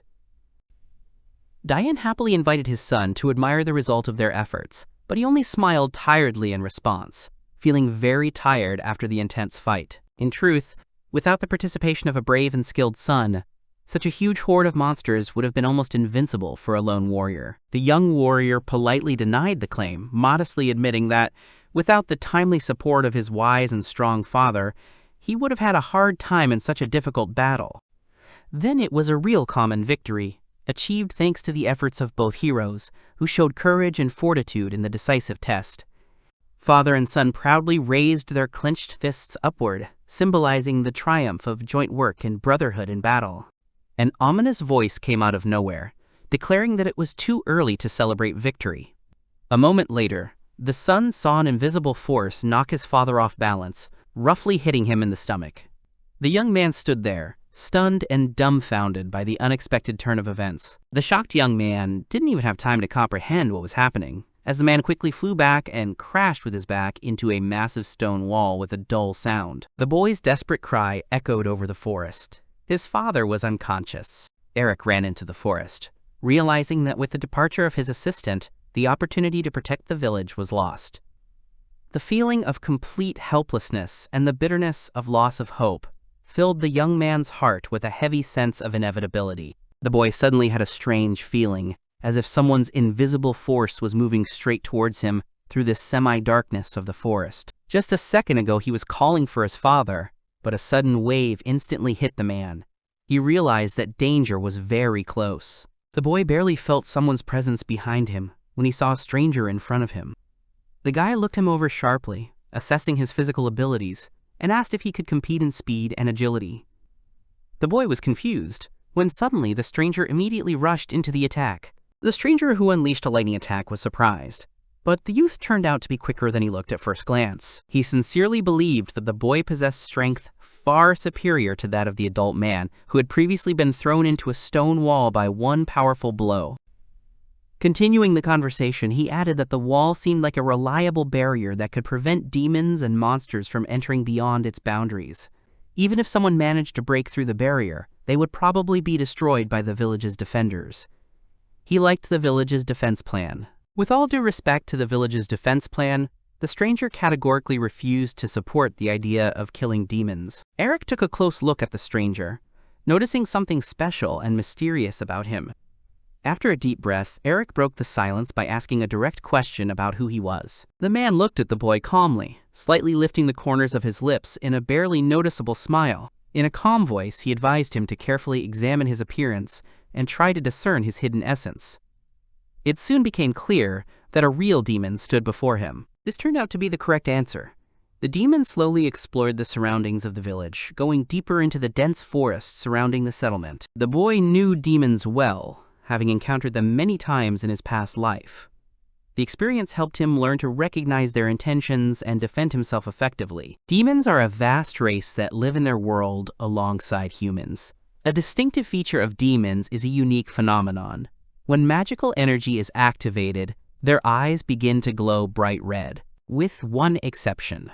Most demons are warlike in nature, especially the Demon King, who waged a massive war against all other races. The young man did indeed witness many battles involving demons, but his acquaintance with them was not only due to combat clashes. The love of the young hero was reflected in the image of a beautiful girl named Irina, who also belonged to the family of demons. The boy looked at his interlocutor with concern and timidly inquired about the reason for the demon's aggression and asked to tell him why the demons decided to attack their village. The boy's voice trembled with excitement, expressing concern and a desire to understand the current situation. The demon looked sternly at the boy and said, "Baby, the reasons for the conflict between our peoples are too deep and complex for you to understand. Near the village was the kingdom of Begonia, which the demons sought to capture and wipe off the face of the earth. The village was located on a high hill surrounded by forest, which provided excellent visibility and convenient placement of a military camp. Its location allowed control of important roads and routes, creating an ideal bridgehead for the concentration of large troops. Now the demon is forced to liquidate the village himself, since the rest of his comrades were killed. The man admitted that he did not expect to meet such a fascinating guy in such a remote place, whose appearance caused him pleasant excitement and delight. The young man clearly understood the essence of what was said, but he did not feel the desire to retreat or resign himself to the circumstances. On the contrary, the inner fire of perseverance burned brighter, motivating him to look for new ways to overcome difficulties. The demon sincerely admired the boy's courage and fortitude, despite the serious damage to his body. Physical wounds did not break the child's will and spirit. On the contrary, they only strengthened his determination and fortitude in the face of trials. The man asked the boy if he was sure he wanted to fight. He emphasized that if Eric was okay, it would be difficult for him to win, and expressed concern about the consequences of a possible fight. Each new battle of the young man will be harder than the previous one. The longer the confrontation lasts, the more his strength and will are exhausted. The law of battle is inexorable.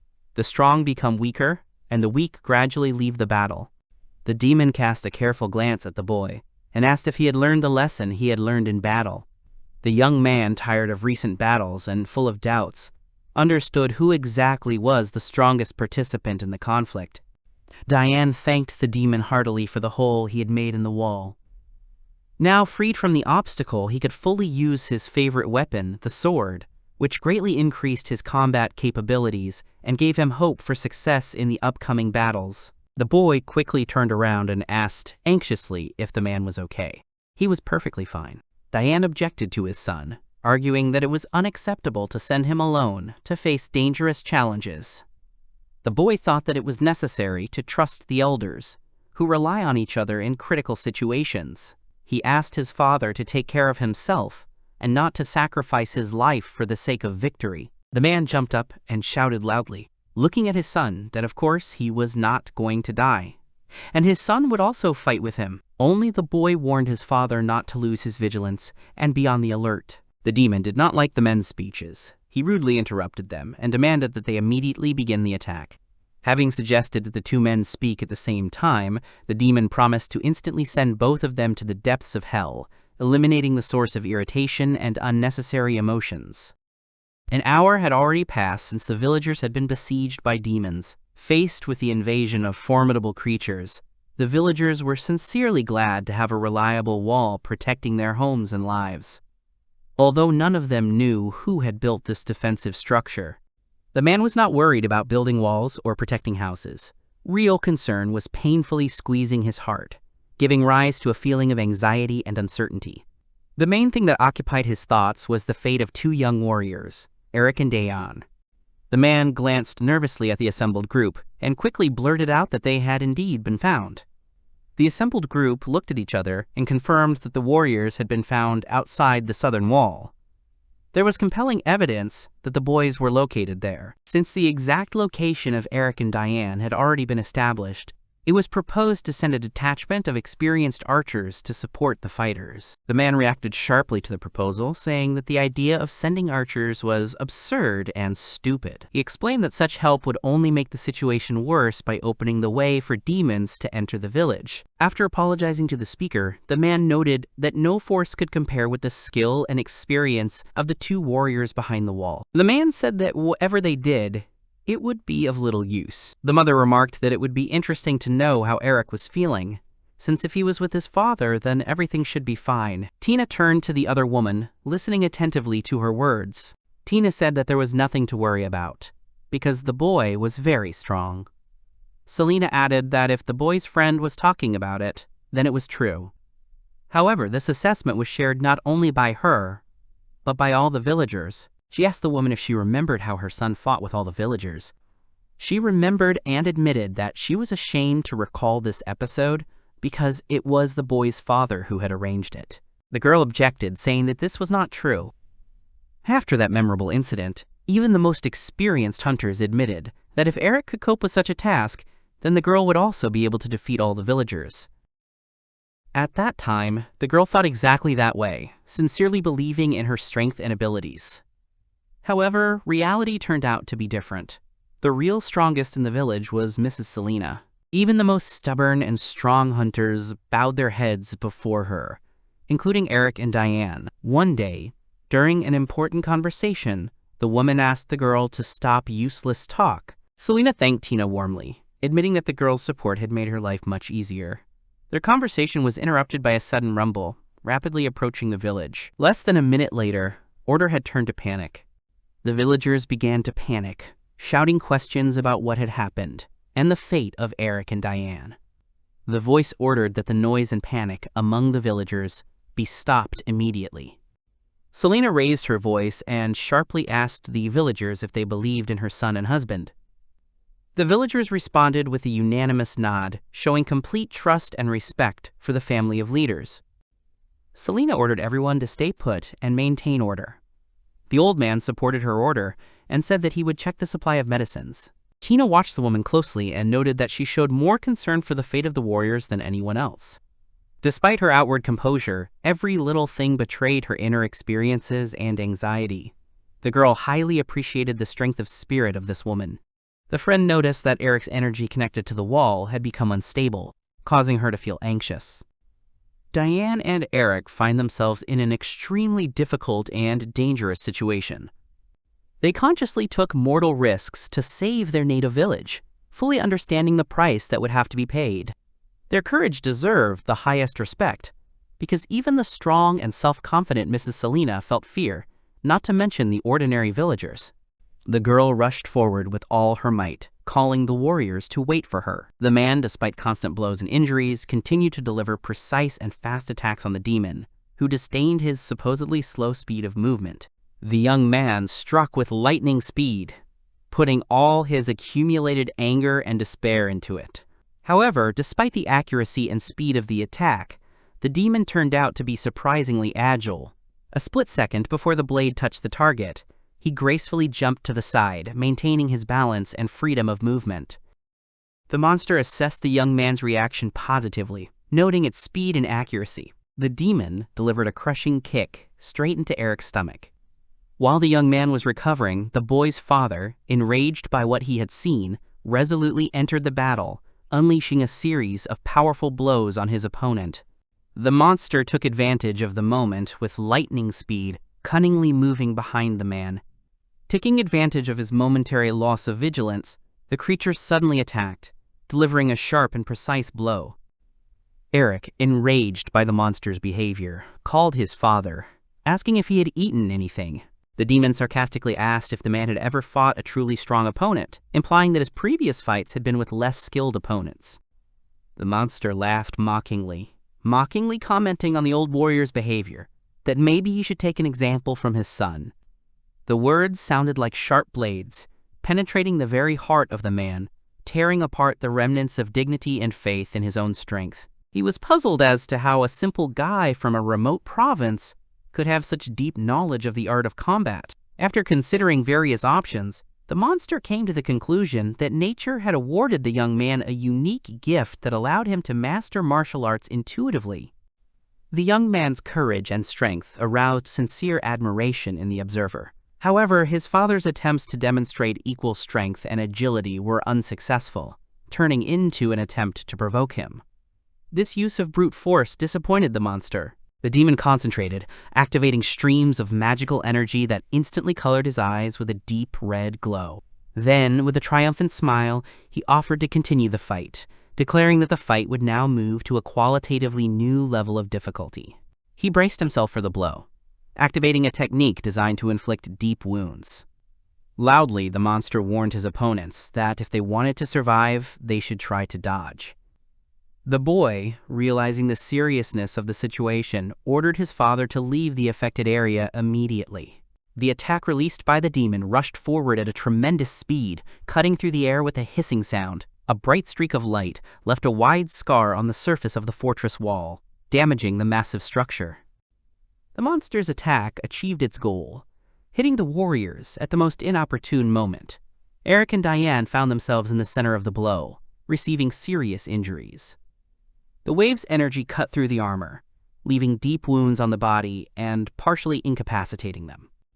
The situation was not favorable for the young man, as the wind magic used by the demon was much more powerful than his own defensive spells.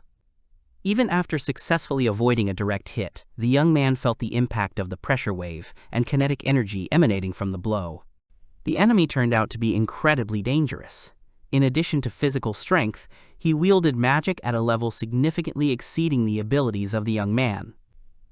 It was necessary to urgently come up with an effective plan before the monster delivered the finishing blow, which could be fatal. The first thing the young man understood was that he needed to protect his father, who was in close proximity to the epicenter of events.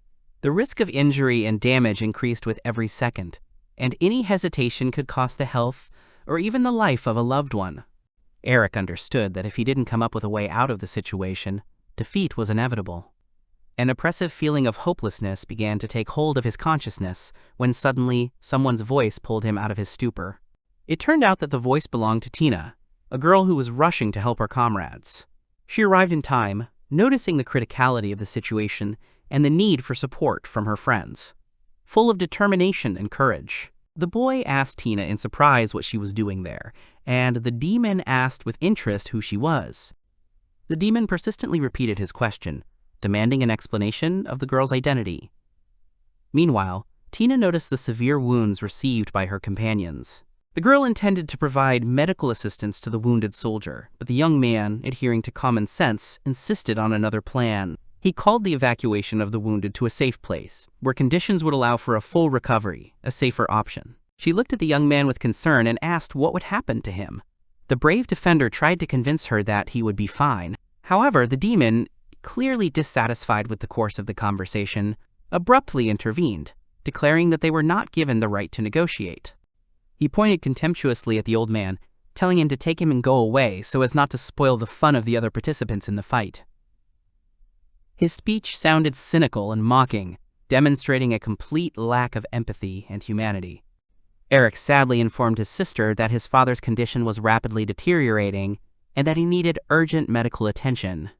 Realizing the seriousness of the situation, Tina agreed to evacuate her parent immediately, promising to carefully deliver him to a safe place. The sister asked her brother to take care of himself and to survive. The demon, happy with the end of the conversation, said that he did not intend to kill the woman yet, and asked to clear the way so that they could continue the battle.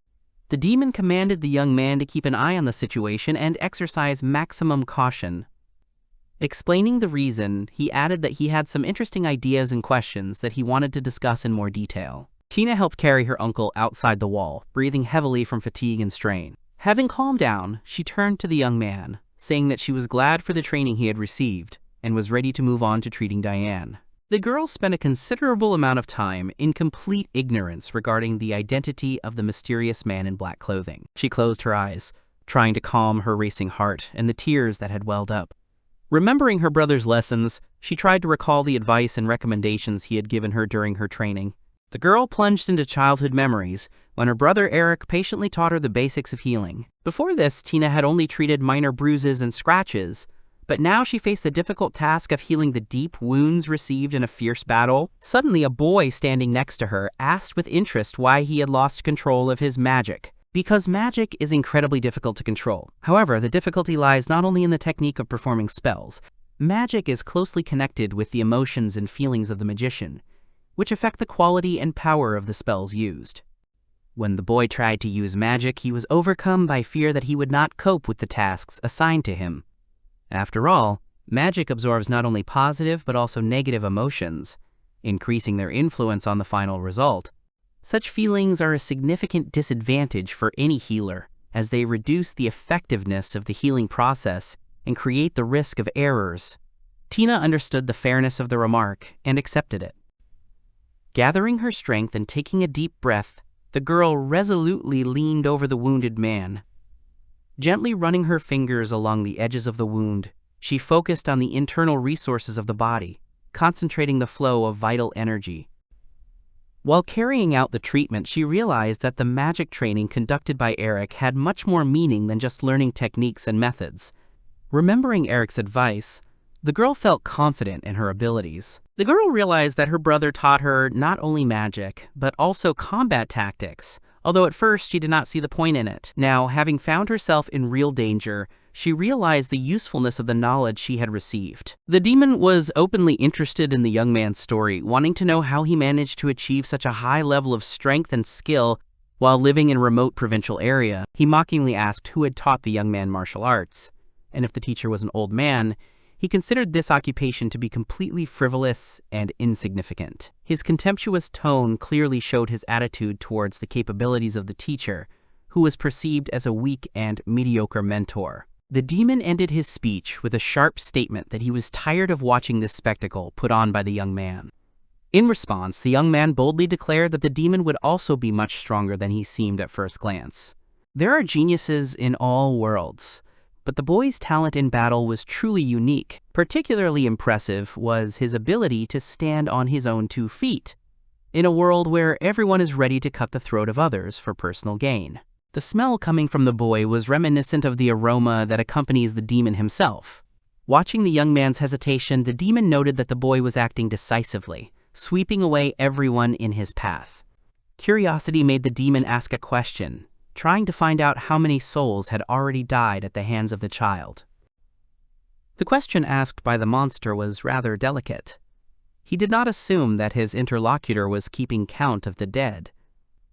The monster was certainly interested in the young man's abilities, which he wanted to buy. The demon confidently declared that the young man would go with him. The young man froze in place, not believing his ears. The demon country was built on the principles of meritocracy. The strongest and most competent candidate became the ruler. In order to take the king's throne, the contender had to regularly prove his superiority by participating in brutal tournaments and competitions. In order to lead the demon army and crush the kingdom of Begonia, winning fame and recognition, the demon set a condition: the boy must go with him. If the young man demonstrates equal strength and skill to that of a demon, Eric will receive the status of viceroy, taking an honorable second place in the country's hierarchy. This opens up prospects for career growth and influence for him, guaranteeing prestige and stability in society. The boy asked the demon if he would continue to destroy the village if he joined him. The boy then abruptly ended the conversation, refusing to continue the discussion. The negotiations failed, and the demon was puzzled by the reasons for the failure. He did not understand what went wrong, and wondered whether the main driving force was fear for the fate of the village, or love for the girl left in danger. The monster tried to attract the young man with offers, claiming that in his domain, he would be able to possess any number of beautiful women. However, the boy reacted coolly to such words, asking the demon to stop throwing around empty promises. The demon was bitterly disappointed to find that his plans to entice the boy had failed. Having failed in negotiations, he took the only decision available to him to eliminate the threat posed by Eric. The young man concentrated and activated his magical abilities, releasing a powerful stream of energy that literally caught the demon off guard. Never having encountered such a level of mastery of magic before, the demon experienced a real shock. The monster was completely taken by surprise by the fact that the young man had been quietly accumulating magical energy during the conversation.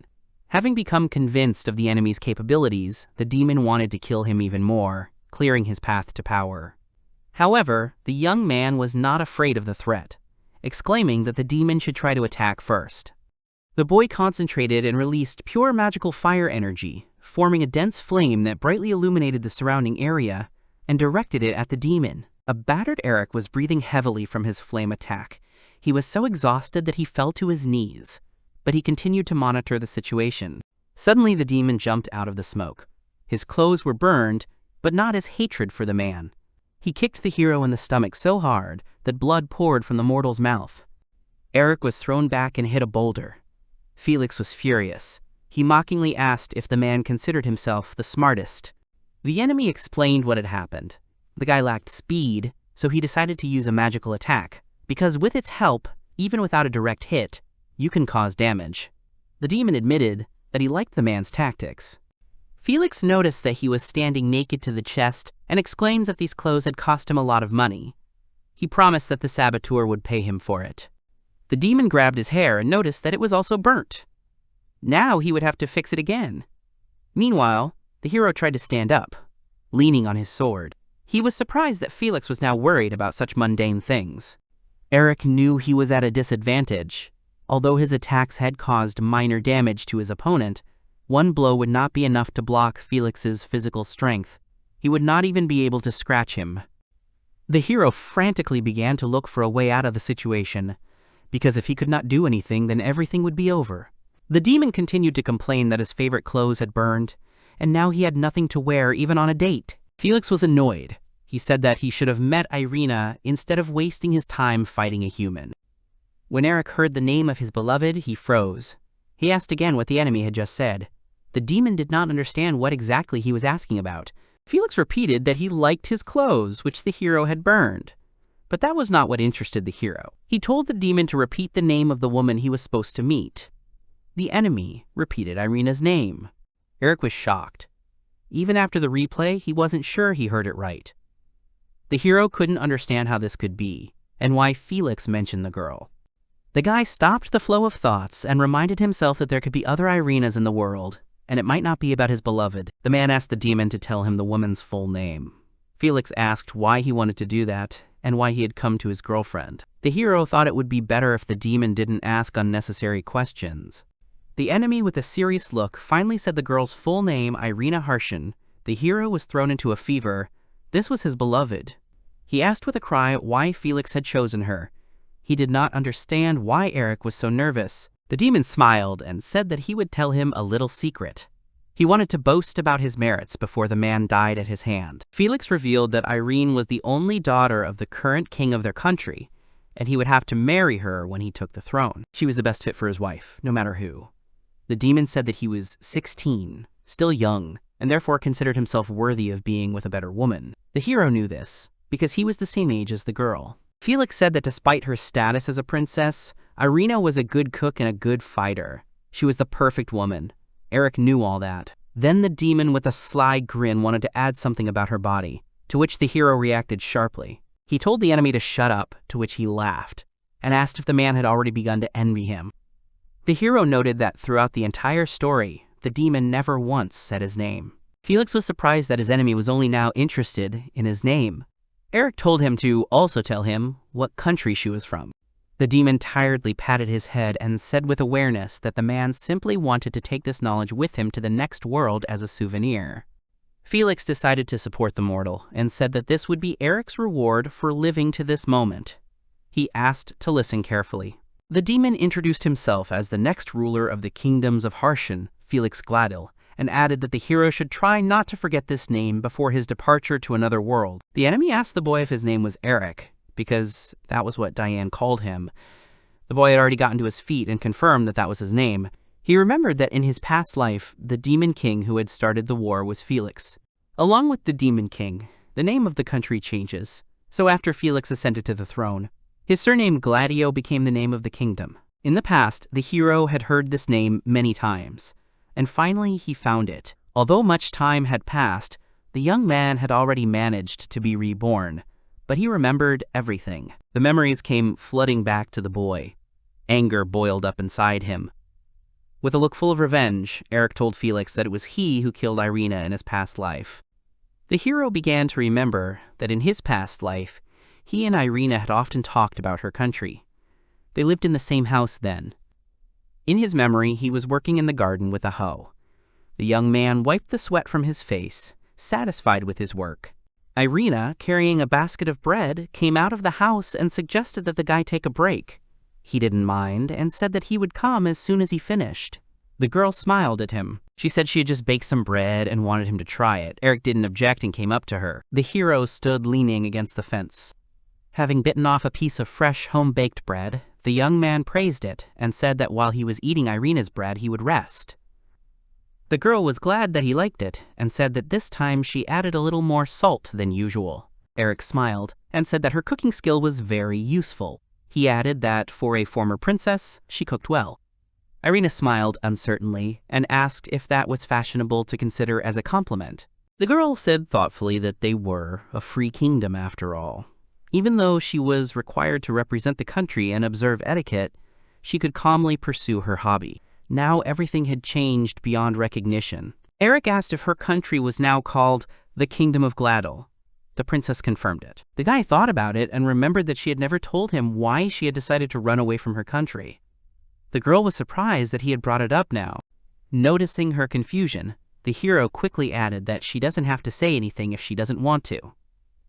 Irina replied that there was no problem, because she trusted him. Then the girl told. Her father was killed by the current king, and with the change of ruler, the name of the kingdom also changed. The new king left her alive only to marry, but Irina did not understand how one could marry the murderer of her father.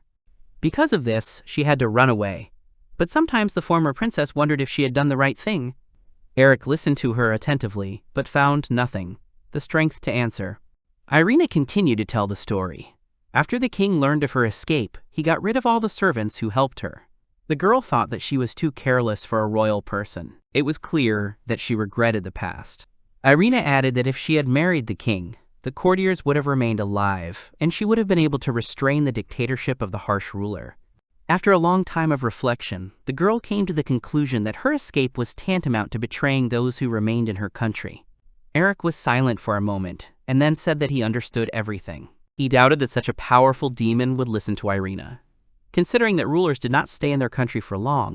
With a serious look, the hero added that if the kingdom fell into decline, the princess's life would be in danger, so her father and courtiers did not want her to stay.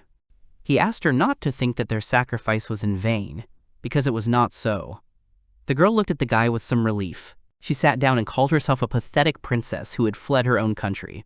Irina said that if it weren't for Mr. Eric, Gladio would have gotten to her already. The girl was also worried about the idea that she constantly needed someone's help. This upset her. The young man sighed and said that he personally did not think so. This surprised Irina. He reminded her of the day they first met. He had lost his reason for existence, and it was Irina who had given him back his reason for living. Eric looked straight at the girl and said that she had saved him once too, and for that he was grateful to this day.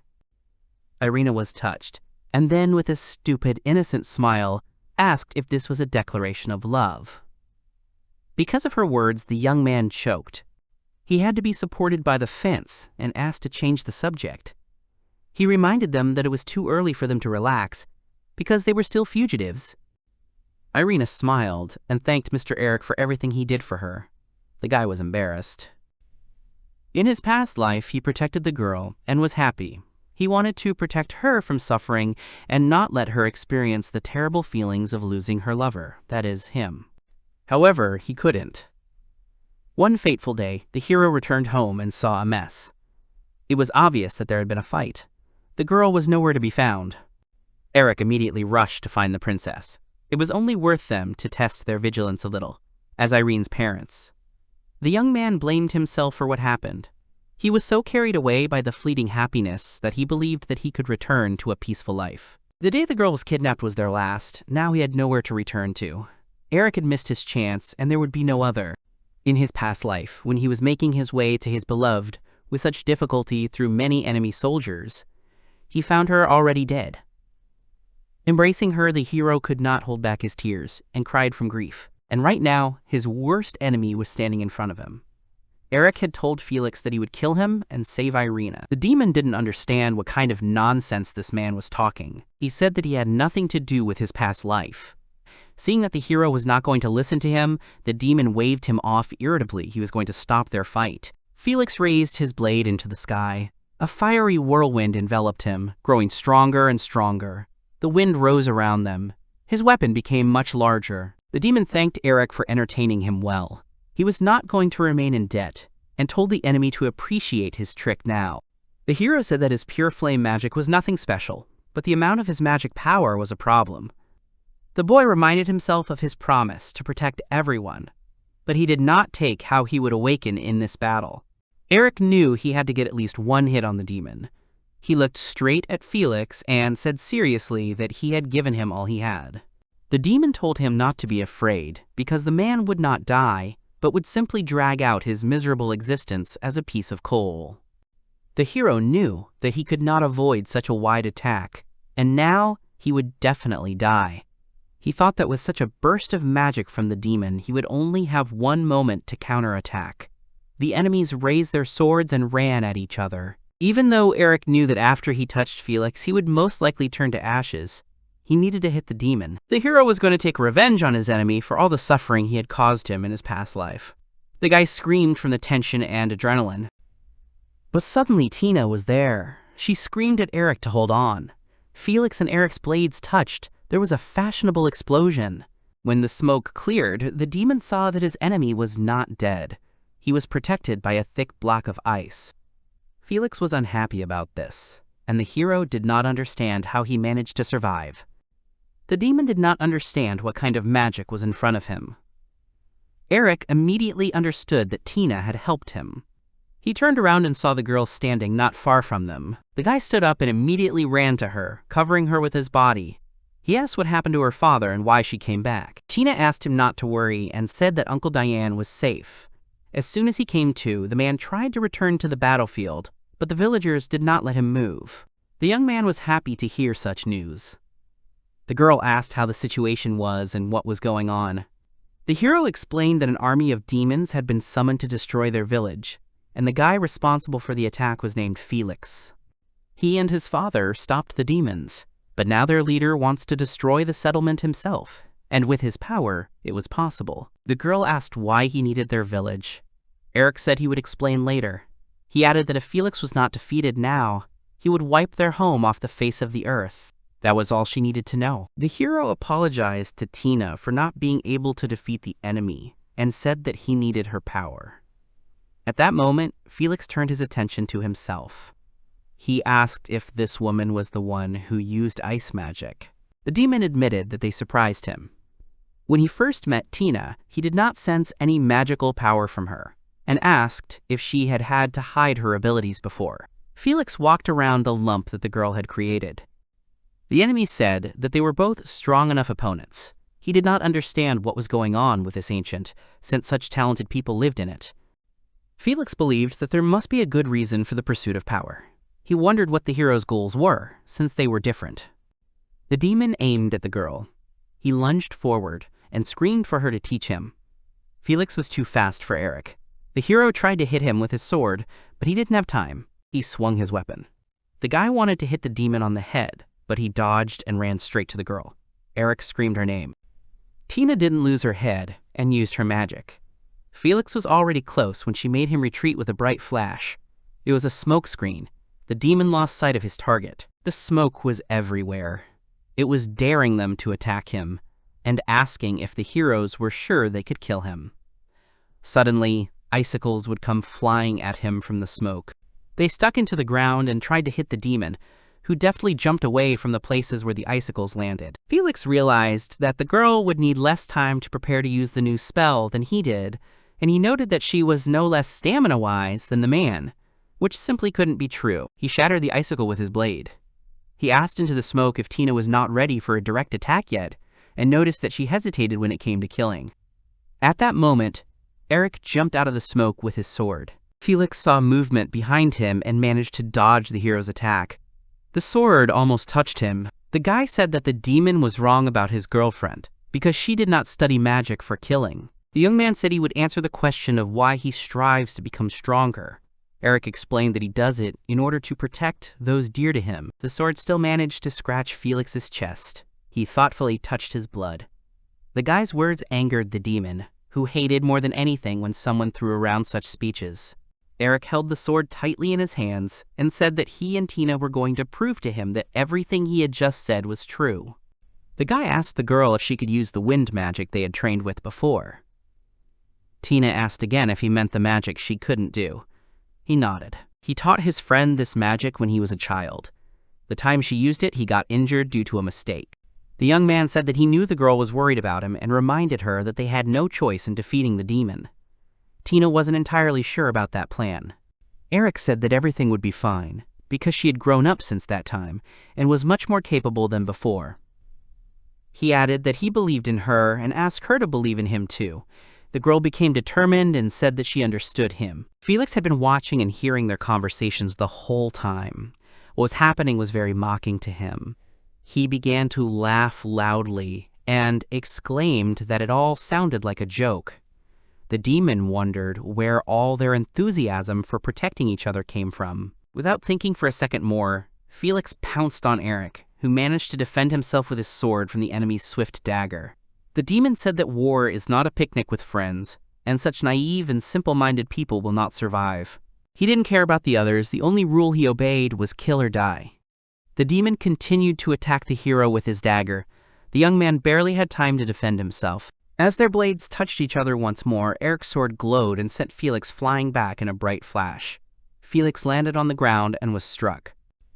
In front of him was wind magic. He asked if that was all they could show. Ice shards flew in the air, the wind swirled around the hero. Tina stood not far from him. Felix realized that she was using magic to strengthen Eric, and in the end, it was the boy, as the more experienced one, who would try to kill him.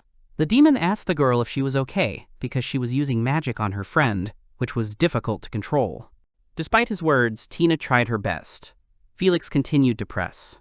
He said that if she was wrong, the guy would be torn to pieces. Eric, who was standing right in front of him, disappeared. He rushed past the demon like a whirlwind, wounding him severely in the shoulder. Blood gushed from the wound. The hero noticed that he had hit where he wanted. Felix asked what was going on and noted that they were fighting in disarray. The demon smirked and said that he was right after all. Their nonsense about the power that would protect the others was a complete lie. The air also concentrated around the enemy. A strong wind enveloped him in the form of a shell. Then the hero realized that the demon could also use wind magic. They clashed with swords, causing everything to glow. Felix said that protecting an ally could be very annoying during a fight, and asked Eric to look at Tina, who was worried about her magical power hurting someone. Because of this, she was unable to limit her innate power. The demon screamed that power defines its master and friends are just insects that get underfoot. The skin on Felix's face and body began to peel and burn, as if he was in flames, but he did not pay attention to it. The demon added that those who were willing to suffer unnecessary wounds for the sake of their friends would still lose in the end.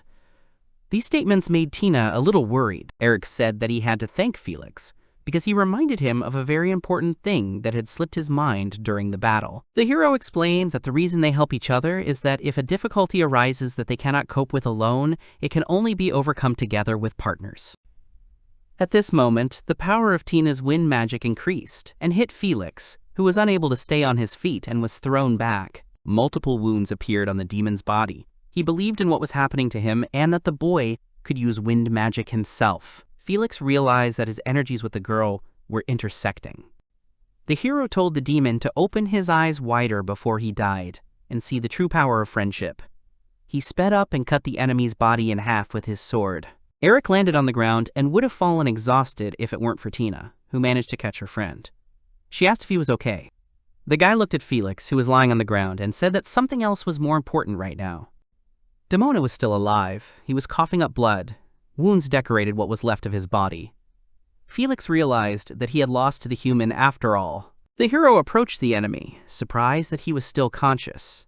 Felix explained that demons were simply very tenacious. The guy compared them to cockroaches, to which the defeated one asked not to irritate him, because he would soon die anyway. Seeing Felix's body split into two halves, Tina couldn't take it anymore and threw up. Eric stroked her back while the demon laughed at her reaction. He noticed that the girl had never killed before.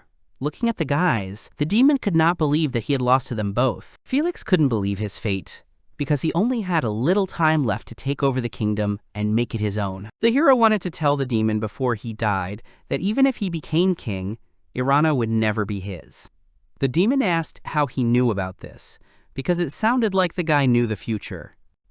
However, Felix did not know that this was the absolute truth.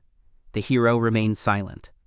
The demon snorted at this and said that being killed by someone stronger was a wonderful thing for a warrior, and thanks to the boy, he felt joy for the first time. The demon added that if the girl had not appeared, he would have definitely won, and admitted that he was not particularly offended that they fought 2 against 1. Felix was already losing strength. His vision was clouded.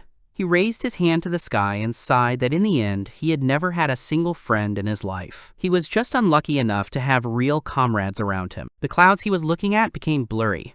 The demon realized he was starting to die. He waved at Eric and said it was a fun fight. The demon's hand dropped, and he said nothing more. The hero felt sick. He sat leaning on his sword. The girl saw this and asked to let her heal him. She apologized and said it was her fault. Eric asked why she thought so. Tina agreed with Felix's words, that she was not ready and could have put herself in danger because of her ineptitude. Tears began to roll down her cheeks. The girl admitted that she did not want to harm people with her power. The feeling of killing people scared her. The hero sighed. He explained to her that the reason and place were not important because it was hard for anyone to kill a stranger, and added that he and Felix were both crazy. The girl asked if she hadn't killed the demon. The hero replied that he was the one who dealt the enemy the fatal blow, and that he would take full responsibility for what would happen next. Tina did not understand what he meant. The guy asked to listen to him carefully. He said that the most important thing now is that they won this battle. The young man reminded her of her parents, the villagers. After all, they themselves had survived and had lost no one. Eric smiled at his childhood friend and added that, for now, that was enough. Tina was touched and began to cry. The hero thanked her. Irene stood by the window while Eric cleaned his sword with a rag. She confessed to him that she was a demon and asked for forgiveness for hiding it from her comrade. He sat there, silent and surprised. The girl continued to say that the thought that the hero would hate her upset her, and she wanted to talk to him about these thoughts. After some time, the young man turned to Irina and said that he knew that she was not a human, but a demon. The girl did not expect to hear this. He explained that when they were fighting the demonic beasts, he noticed her eyes turning red. Irina looked away, saying that she understood now. Eric added that it didn't matter to him, because she would always be Irina. Harshan. Love is his whole life. The princess blushed from such a confession. She thanked fate with relief that she met him, because the girl was able to find her meaning in life, and now she is happy. The young man said that he was also glad that he had met her, because he had almost lost his reason to live, and he did not want to lose Irina, so he was going to protect her from everything at all costs. The girl sat down next to the young man and called him. They came closer to each other and kissed. The hero suddenly opened his eyes. He was lying in a bed in bandages. It was just a dream. In his dream, the young man saw memories of the day he first kissed Irina. He was upset that he woke up at that moment. As soon as Eric wanted to move, he felt pain in you. He immediately remembered the recent events of how he fought with Felix. In his past life, Felix became king and Irina ran away from the wedding, after which they met each other. However, now the demon conqueror was dead. Now the girl would not have to run away from her country, and the future in which he met her had changed. The young man looked thoughtfully out the window, not understanding if this was good or bad. At that moment, there was a knock on his door. It was Diane. He approached his son's bed and asked how he was feeling. The hero replied that some of his wounds were sore, but overall, he was fine. The boy asked his father how he was. He replied that he felt quite cheerful. He took a chair and sat down on it opposite Eric. The son added that Tina had helped them a lot. Diane called the young man seriously and asked him to tell him one thing. He asked if Eric knew about the invasion of demonic beasts in advance. The hero knew he had to answer, but he didn't want to. He paused and then said affirmatively that he did know about the attack. The man sighed and said that his thoughts about it were correct. The father asked why Eric hadn't said anything about it, because if they had known about it, they could have fought back together. To which the boy tensely replied that someone could have died, so he kept quiet. The man seemed to understand why his son had done what he had done, but he was also upset by it. Diane said he would have called his son a fool, but in the end, no one had died. He walked up to the boy and put his hands on his shoulders. The man said seriously that the hero should remember one thing. Having thought everything through and chosen the safest path for everyone, having decided to fight alone, he did not do anything rash. It was clear that Diane didn't want to think about the worst-case scenario. He added that the most important thing was that his son was alive, which was a wonderful thing for a parent. The man quickly wiped away the tears that had come and admitted that he had never said such a thing. Diane told himself to stop crying. At that moment, he noticed that his son was also trying to hide his tears. The father said that if the hero thought his answer was wrong, he should take his time and think it over. They were very lucky that no one was hurt. He added that the young man had plenty of time and no one was rushing him to make a decision. Diane came to the door and said with a smile that he was going to run some errands. He added that his son should come out later because everyone wanted to see their savior and hero. When the man left, the young man immediately thought deeply. He did not know if he had any time left to decide everything. He agreed that he had achieved his goal. No one died in the invasion. But the future had changed. Now even he didn't know what would happen, because Felix was dead, and he had caused a lot of trouble with his existence. The demon was an important figure. Although he was hated by everyone, no one would leave the news alone that the future queen was killed by someone from another state. The hero understood that everything was not going smoothly, and did not know what to do. Meanwhile, in the kingdom of Harshan, Irina was in her chambers. She thought about her people and did not know what to do. The girl remembered a rainy day when she had dinner with the future ruler of her country, Felix. Seeing her serious expression, the demon asked her to smile, but Irina did not listen to him. Then Felix reminded her that it was he who had defeated her father, Saradonia, with one blow, Harshan, and said that she knew the customs of their kingdom. The demon only had to rename the kingdoms to become the official king. Now the one who decides was Felix because he was the one sitting on the throne. Irina asked what his goal was. The demon stood up and walked to the window. He explained that this kingdom had originally grown through countless wars, so he wanted to restore their homeland to its former glory. However, Irina was against this development. She said that she would not allow Felix Gladio to take the soldiers of this kingdom. He looked at her as if she were a naive girl. The demon approached her, saying that the idea of the peaceful prosperity of the king of Saradonia was generally not bad, but he asked her to look more closely. The people were dissatisfied with the current state of affairs. The streets were filled with talk about the king's incompetence. The inhabitants called him a beast without fangs. Irina did not retreat from her thoughts. She said that despite this, her father's idea was right for the development of their country. Invading other kingdoms would only ruin them. Felix didn't care and told her to look at the state of the country. The girl was taken aback and said that everything takes time. The demon said that they don't need time to become great again. The boy said that this country only needs one thing: a reason to go to war. She said that her father wouldn't let him do that. Felix sighed that these were naive thoughts. He looked at the girl and said that in that case he would simply kill the current king. The demon advised her to sit silently and thank him for leaving them alive at all. After that, their conversation with her future husband ended. The memories upset and angered Irina. She exhaled and tried to calm herself down. Suddenly someone knocked on her door. A familiar voice was heard behind the door. It was her father. The girl was surprised to hear him. She quickly opened the door and let the man in. Irina told him to come in. The father apologized for disturbing him, to which the girl replied that she was fine. She asked if something had happened, and Saradonia admitted that he had some unexpected news for her. He looked at his daughter and said that Felix Gladel had been found dead. Irina was surprised. She asked how it happened. The man said that when the young demon was preparing to invade a neighboring country, he attacked a village he wanted to use as a base. There he was defeated by a guy who lived there. The girl asked if the demon really wanted to start a war, to which her father answered affirmatively. She simply could not believe what had happened, and asked who exactly killed Felix. After all, even Saradonia, as the strongest swordsman in the kingdom, lost to the young demon.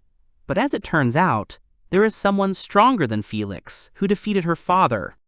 The man asked his daughter for forgiveness. Irina immediately realized what she had said and tried to take her words back. She said that she hadn't meant anything and hadn't wanted to ask him. The father said that everything was fine. He understood that he had failed to protect the girl. The man had lost to Felix, he had resisted the wedding. In his own eyes, he was pathetic, and he understood why his daughter might hate him. Irina immediately objected, saying that she never hated him. The girl's words calmed Saradonia, and he hugged the girl tightly. She was his happiness. The man added that she was the future of their kingdom, and that was what he wanted to say. The father came to the door and asked her to follow him. They were walking down the hallway when the king told them everything. Irina said she had never thought that such a thing could happen. The man said that all those who were privy to the plan were destroyed after its execution. The father said that if his daughter had known about this, she would have married Felix to protect them. He added that there was something to the plan. Saradonia asked if Irina knew of a country friendly to their kingdom. The girl answered positively and asked if it was not Begonia. She was right. The man told them that King Leonard was the ruler of this country. He helped them plan Irene's escape. All this was possible thanks to their long relationship. Leonard agreed to help them because he trusted the king. Her father said that this trust would have paved a new path for the development of their kingdom, if not for Felix's attack on the village, which was located in Begonia's territory. The news made the girl shudder. It was a sunny day in the village. The villagers were busy with construction and harvesting. Felix was also helping and working with a hoe. A woman who passed by thanked the guy. The hero replied that it was nothing, and he was happy to help. It's been a week since Felix's attack. Despite everything that happened, everyone lives their lives as if nothing happened. The wall he built around the village, instead of tearing it down, is now being used by the villagers to train archers. They shot at targets from it. It seemed that the nightmare of the past life was damaged, and the school was able to protect everyone. He was sure that everything would be fine with the village. The young man had achieved his goal, but he did not know what to do now. While he was resting, leaning on the hoe, he watched Tina play with the children. In his past life, after the invasion of the beasts, Eric met two important people for him. One of them was Irina, and the other was his partner. The boy thought about it and guessed that he met him a month after the attack. In an alley in a neighboring town, when Eric was in deep despair, his friend gave him a rice ball. He could not leave a man like him to his fate. Then his future friend asked why Eric was here. The hero said that his village was attacked by demonic beasts, because of which everyone died. After which he took without purpose and understanding, until he realized that he was in this place. The man said he understood and added that they were alike. Eric did not understand what he meant. He explained that he was born of the Pala, That is why he is here. The guy asked the hero's name. He said his name. The new acquaintance said that Eric was a cool name. Then he realized that he hadn't introduced himself. The guy took off his hood and introduced himself as Christ. He was glad to meet him. Because their stories were similar, they quickly found a common language. This man became his only friend. Eric sighed and stretched. He looked somewhere into the distance. He was curious about how Christ's life had turned out. When the young man was born, he swore an oath to protect everyone he had lost in his past life. Now that the village was safe, he wouldn't just watch as the two most important people in his life left him again. However, the hero did not know what was happening to them now and where they were. He assumed where Irina might be. All he remembered about Christ was that he was from this kingdom. The guy came to the conclusion that it was time to set out on a journey in search of answers. His thoughts were interrupted by Tina's voice. She was calling him. The young man asked what had happened. The girl said that his father was calling him. Coming closer to the gate, the hero saw a cart and his father next to it. The man asked Diane if he could really take it. Eric's father told him not to be shy. The woman thanked him. The son approached his father, who was happy to see the young man. The man said that the fur and meat of the magical beasts had been sold at a great price. And all thanks to him, Diane told the boy to feel free and take whatever he wanted. Eric said he didn't know their village was doing business with Begonia. His father agreed that he hadn't mentioned it before, but now his son knew about their relationship with the kingdom. The hero looked at himself in the mirror that stood in a pile of goods. Mentally, he agreed that he knew nothing about Begonia until Felix told him about it. In his past life, the kingdom was destroyed, and the boy did not have time to learn anything about it. In addition, he was quite stupid, because he studied something that did not interest him. Eric said that he needed to become more educated. At that moment, the father remembered that someone from the capital wanted to see him. The young man was interested in such a guest, and he asked who it could be. Diane approached one of the carriages and apologized for keeping the man waiting. He replied that they should not worry, as his visit was unexpected for the village. The hero immediately saw the sword and the guest's knives, and assumed that a soldier stood before him.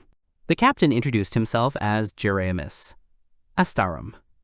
He asked if he could talk to the young man. The hero understood. The guest's visit was connected with Felix's death. They settled in the hero's house.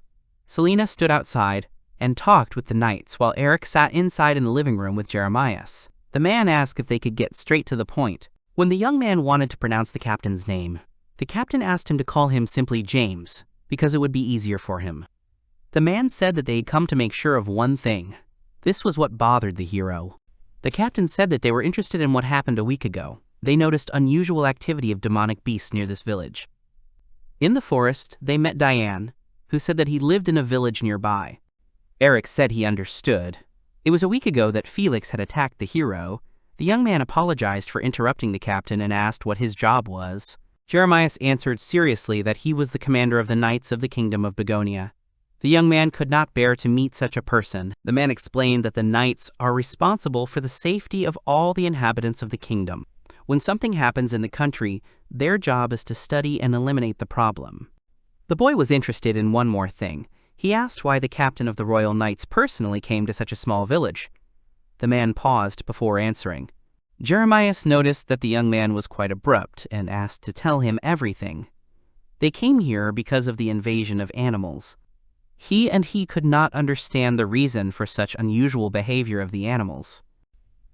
After much deliberation, they met Diane, and Jeremiah learned that Eric was the one who stopped this invasion. The captain asked the boy to tell him if the hero knew the reason for the attack, or if he had any guesses. The hero confirmed that they had indeed repelled the invasion, but that was not all. The man asked what he was talking about. The boy said it wasn't an invasion, but an attack that had a leader. Jeremiah asked if he was talking about the red-eyed man they had fought. The boy agreed. The captain asked what his enemy's name was. The hero replied that the demon's name was Felix Gladio. The guest knew this name and never expected to hear it here. Eric repeated the enemy's words about the village becoming a base for the invasion of the kingdom of Begonia. The captain stood up abruptly from his chair. He couldn't believe what the young man was saying because Felix was one of the strongest demons. The hero was an ordinary man, and Jeremiah couldn't understand the fact that he could defeat a demon. But the boy was serious. Eric said that he had definitely killed Felix. He said that the demon's body was buried in the southern forest, and added that they would definitely believe him after they saw it for themselves. Jeremiah said he understood the young man. He was going to check his words, and suggested continuing the conversation the next day. Suddenly, Eric stopped the captain. He said that Felix had named himself the successor to the throne of the kingdom of Harshan, but now the demon was dead. The hero asked what would happen to Begonia and Harshan's relationship now. Jeremiah simply advised him to be sure of what he had just told him. If it turned out to be true, then his actions would not be considered a crime. However, that was not what the young man was asking about. The captain turned to the hero and said that he understood his desire to keep the peace, but he himself believed that their task was to protect the people of Begonia, and he was not in a position to talk about the relations of the two kingdoms. Eric asked if he was the one who judged the future of relations between nations, and how he was going to protect the people. Jeremiah reminded the boy that he was just a civilian, and asked why he cared. The hero said that although he was an ordinary citizen, even he had people he wanted to protect, so he cared. After learning the young man's reason, the captain said that he was right.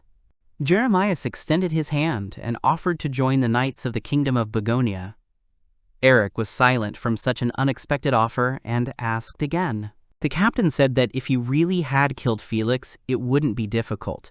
He could even write a letter of recommendation. Seeing the boy's hesitation, Jeremiah admitted that he didn't think it was a bad idea. He added that if Eric joined him, then he could tell him things he couldn't tell civilians. The captain turned around. He didn't think he'd get an answer right away, and advised the hero to talk to his family. When the man left, the boy sat down at the table and began to think about the idea of joining the ranks of the Royal Knights.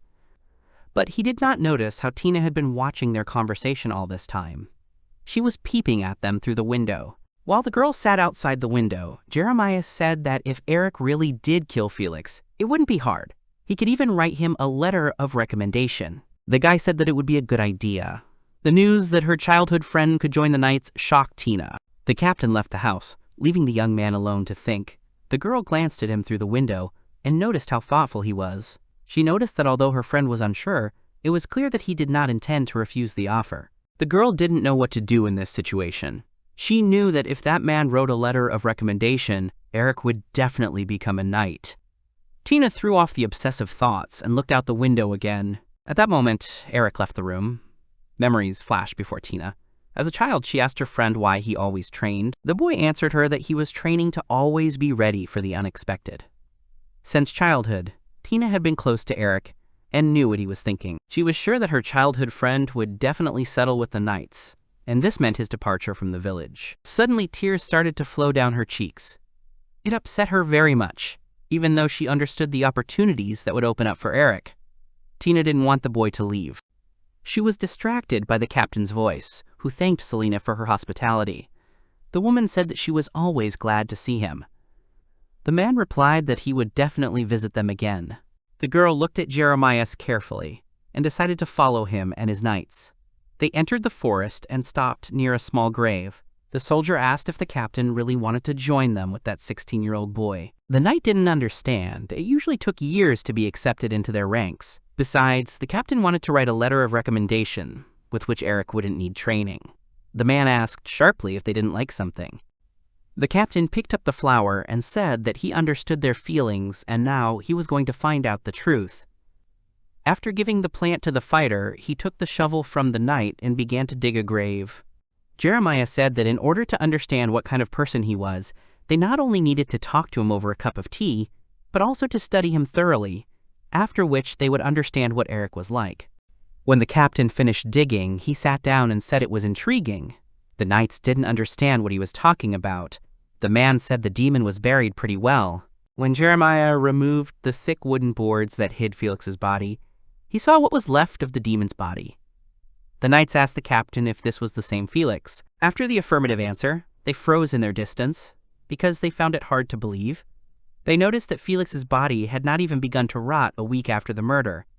The captain agreed that this was impossible, but he pointed to the icy shell that encased the demon's body.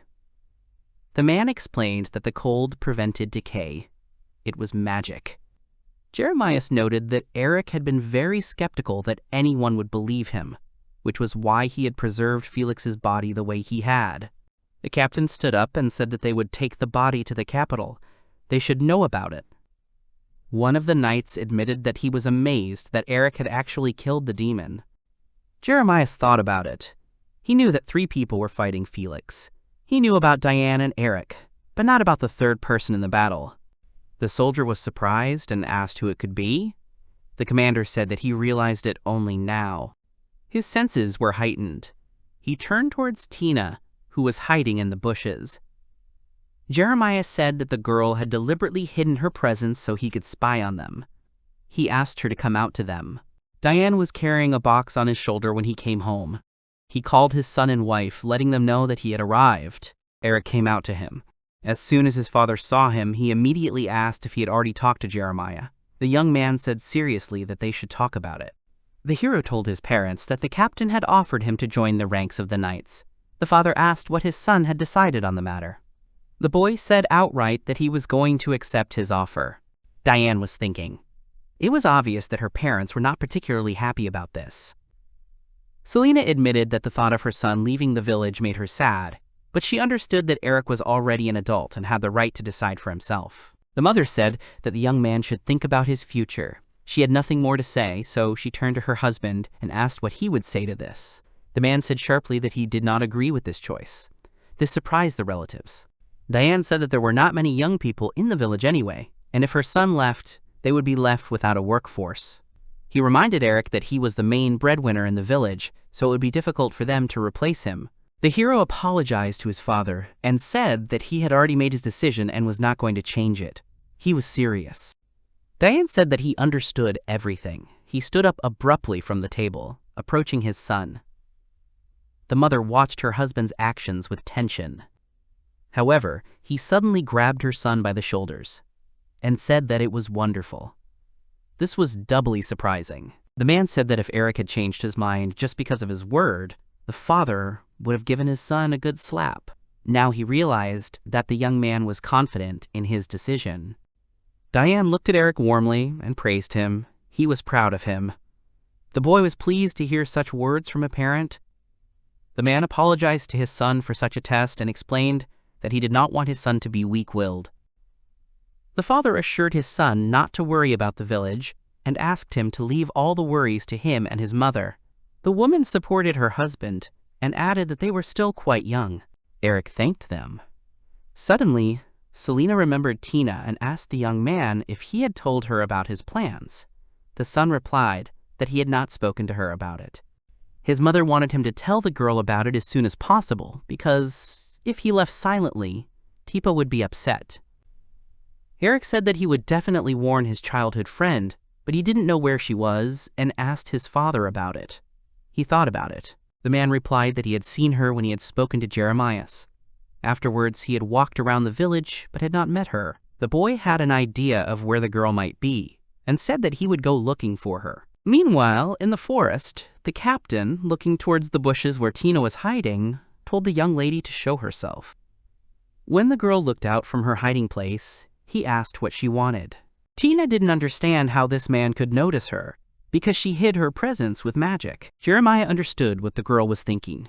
He explained that his 5 senses were more acute than others due to the nature of his work, and asked her not to be surprised. The man said that he hadn't fought anyone, so he had saved his energy, and told her not to strain herself so much. Tina wasn't convinced. She continued to look at him with fear and suspicion. Jeremiah calmly said that he wouldn't hurt her. The girl understood that she had no choice. She came out of the bushes that covered her. Tina immediately got down to business and asked if she could join the knights. The soldiers were surprised. Jeremiah realized that she had overheard their conversation with Eric and asked if she was sure about it. He asked if the hero had not told her not to spread the word about her involvement in Felix's murder. Tina suddenly remembered her friend's order and hesitantly tried to answer something. The captain realized that it was not worth discussing for now and said that they had gone off topic. He noted that he still had not introduced himself to the girl. The man bowed and said his name was Jeremiah Astera. He asked the girl to do the same. Tina followed his example. The captain thanked her for this and suggested that they get down to business. He returned to the girl's words about wanting to join the knights and said that they could not accept her. Tina had expected such an answer and asked if she had any chance. Jeremiah said that she had a chance to join the Knights, but he didn't know anything about her, so he answered negatively. He suggested giving her a kind of test. Tina didn't understand what the captain meant. The man said that he was interested in her strength. The girl asked again if she had understood correctly and asked what she should do. The captain asked to let him think. He suggested a sparring match with his 2 knights, who were behind the carpenter. They were surprised and wanted to somehow convince their captain. The soldiers asked if it would be too much for Tina, since she would have to fight both of them at once. Jeremiah approached the young tree and said that he only wanted to check the candidate's movements. To the tree's words, he added that at the same time he did not want her to get hurt. The captain threw his knight's sticks, which were made from the trunk of a young tree. He also handed one to the girl, but she refused, saying that she did not need it. Jeremiah was surprised. He didn't understand how she was going to fight then. The knights agreed with the captain and asked Miss Tina how she saw the fight if she was unarmed. However, she will have a weapon. The girl said that instead of a physical weapon, she will use magic. The soldiers did not expect to hear that Tina can use magic. The knight looked at the captain, asking how a mage could join them. Jeremiah was interested. He walked up to his soldiers and ordered them to begin. The warrior obeyed his captain. The man bowed and thanked Tina for agreeing to the test. He wished her to be careful and not to get hurt. The girl was optimistic, while the knights were unsure. Before the start, Jeremiah reminded the knights that he just wanted to see her movements and asked them to be careful. As for Tina, she could use anything she wanted. He added that as soon as he saw what he wanted, the fight would be over. The captain pulled out a coin and said that the test would begin as soon as it ran out of land. He asked if everyone was ready. The knights and the girls stood in a fighting stance. Jeremiah threw a coin, which spun in the air.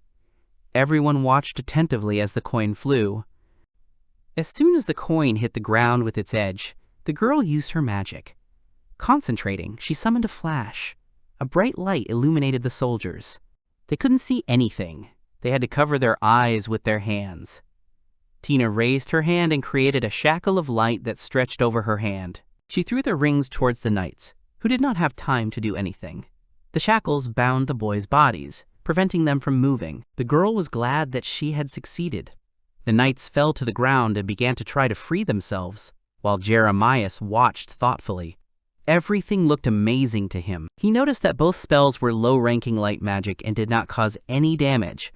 Based on their use, it was possible to neutralize the enemy. But Jeremiah knew that despite her low level, Tina had managed to spread the spell to 2 knights. He confirmed his guess that she had helped kill Felix. However, there was something else that worried him. Meanwhile, the girl, being pleased with herself, asked the captain about her joining the knights, but was then taken aback as Jeremiah looked gloomy. He raised his heavy gaze to the girl. She didn't have time to say anything when she was thrown to the ground. In an instant, Tina found herself on the ground, and the captain stood over her, pointing a stick at her. He declared that the girl was still very inexperienced, and said that the test was not over yet, so he did not understand the reason for her premature joy. The captain explained that she was only able to defeat his knights because she had managed to gather mana. Spells that require time to activate are situational in battles. Tina reminded him that he just wanted to watch her movements during the battle with the soldiers. Jeremiah said that she was right. The girl said that she would not have been able to react due to such a sudden attack. The captain looked at the candidate darkly and said that this was proof of her inexperience. Tina knew she was finished when Jeremiah threw down his stick and drew his sword. She thought he was going to hit her and closed her eyes in fear. But when the girl felt nothing, she slowly opened them. The man was standing in front of her, pointing his weapon straight at her. The captain told Tina that she didn't understand anything. He asked her to imagine that if this were a real fight, she would be dead. The man added that in a fight, nothing ever goes according to plan.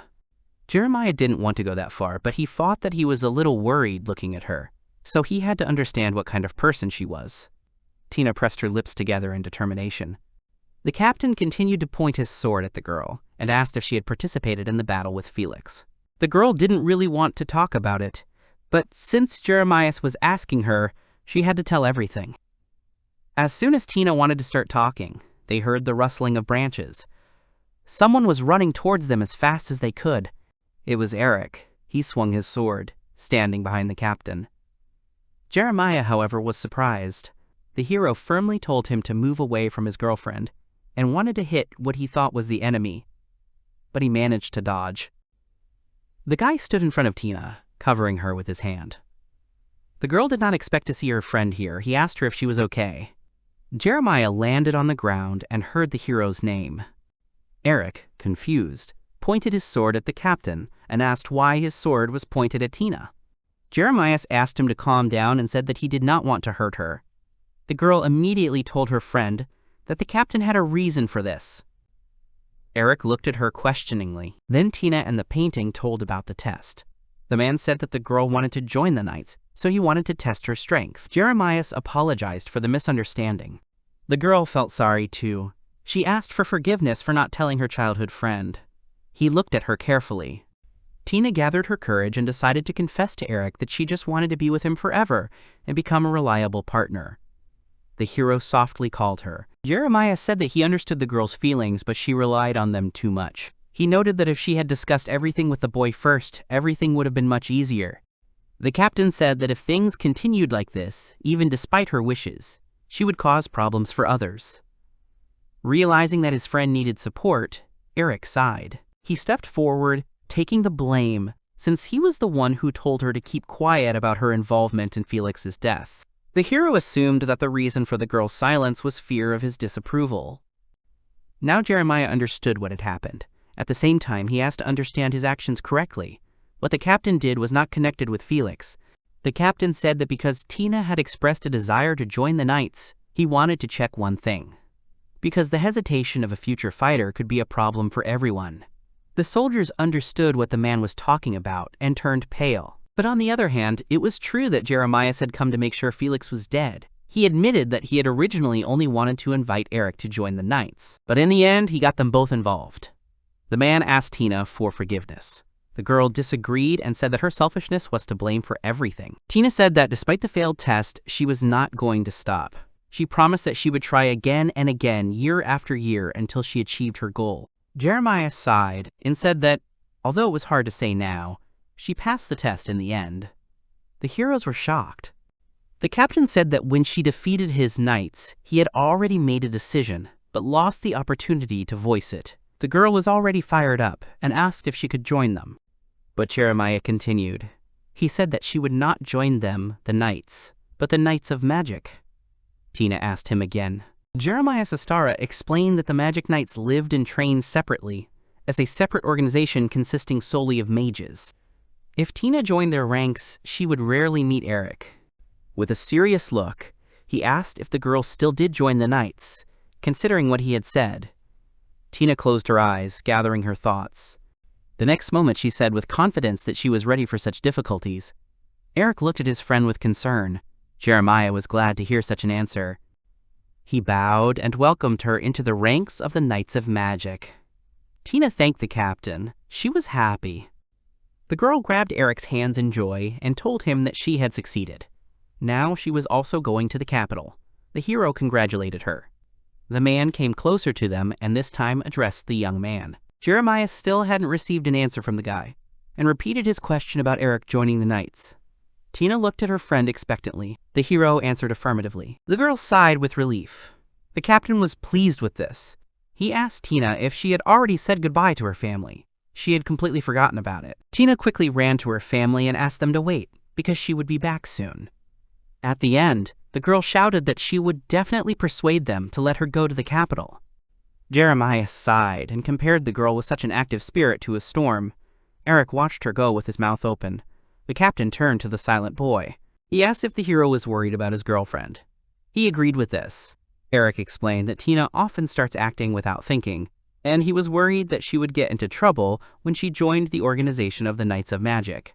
Jeremiah assured him not to worry about her, and added that her future leader would be much stricter than the captain himself. But it seemed that this information did not completely calm the young man down. The man noticed that the friends were really close. He noticed it when Eric hit him with a sword. Then he felt the hero's strong desire to protect Tina. The guy awkwardly thanked him. The captain smiled and admitted that they were a great couple. The hero didn't expect that Jeremiah saw them as lovers. Seeing Eric's surprise, the man asked if he had misunderstood their relationship. Eric explained that Tina was his childhood friend and they were not dating. The captain nodded, realizing that he had been wrong in his assumption. He acknowledged the fact that his eyes had failed him this time and said that he should continue to develop his powers of observation. Jeremiah suggested that they return to the village. He had a lot of things to do, so he couldn't stay here for long. The sooner they got to the capital, the better. The young man agreed to this. Eric said he would be happy to work with the captain. The man replied that the feeling was mutual and he was looking forward to their collaboration. On the day of departure, the villagers and relatives came out to see the young people off. Tina's father cried. He said he would miss his daughter. Her mother felt the same way. Although they were happy for the girl, they felt sad about the separation. Mom still smiled encouragingly at Tina and wished her luck. The daughter thanked her for her wishes. It was obvious that the girl was happy. Although Eric was glad that he was able to save the village, he knew that it was because he knew the future. Now it had changed after Felix's death. And the guy knew nothing about the new world. He needs as much information as possible, because only then can he fulfill his promise and save everyone. The hero understood that he needed a partner on the way, and he himself must become wiser for future victories. Someone called Eric. It was Diane who had pushed his way through the crowd with his sword to his son. Medela immediately found herself next to her husband and asked where he had disappeared to, since the entire village had come out to see the children off. He asked her for forgiveness. The man handed the weapon to the boy and told him to take it. The hero was surprised. The father said that he was keeping his promise and giving him a new sword. Diane admitted that it was difficult to make a sword that would match the boy's strength. He thought it turned out well. The young man took the sword and noticed that it was a little too big for him. But overall, it was quite good. Diane gave him a thumbs up and added that it would be a reason to gain muscle mass.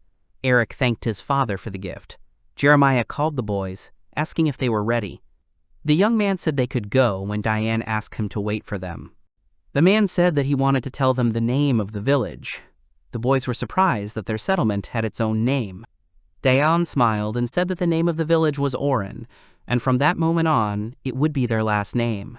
Eric, amazed, asked what it meant. His father explained that there was a tradition whereby when children left a village, they took its name as their surname. The boys concluded that they were now Eric Arini Tina Arine.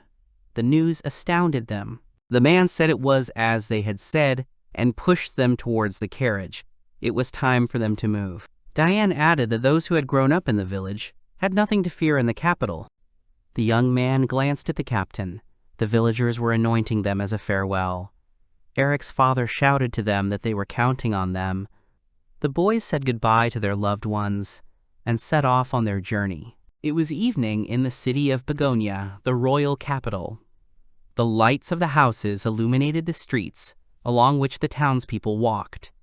Among them was a mysterious man who covered his face with a hood. He left the main street, turning into a dark alley. The man walked on, where his comrades were already waiting for him. They sat on boxes in black robes. Their faces were impossible to see. They wondered if their friend had heard anything about Felix.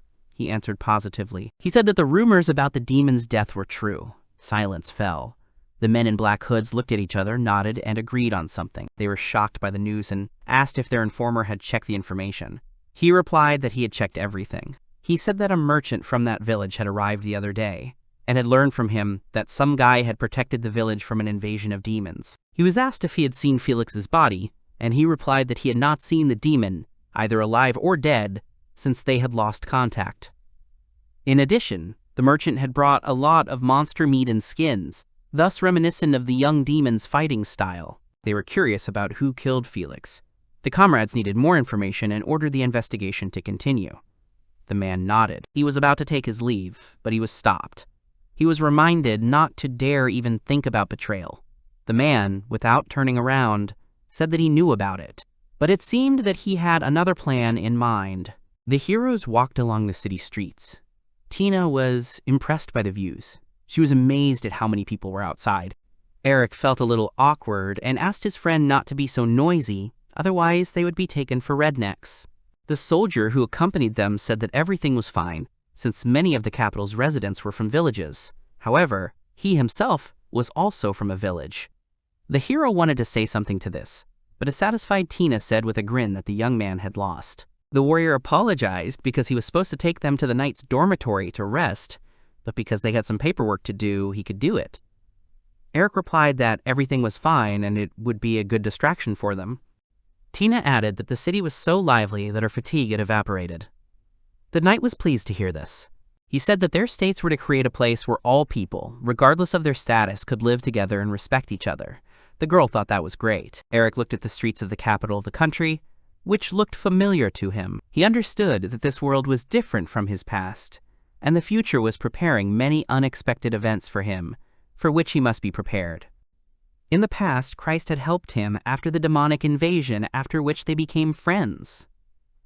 Then Christ told him that he lived in a kingdom that was destroyed.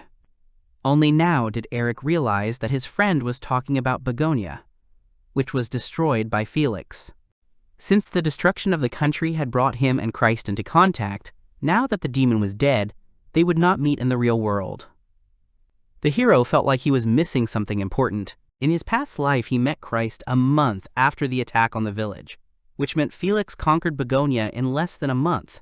The guy wasn't sure if that was even possible. Tina was surprised by how many shops surrounded her. The knight said that the population of the capital was 500,000. Eric mentally noted that with such a number of residents, the kingdom must have impressive military power. Looking at the citizens, the hero understood that the government was doing a great job. He could not imagine a weak king in such a kingdom.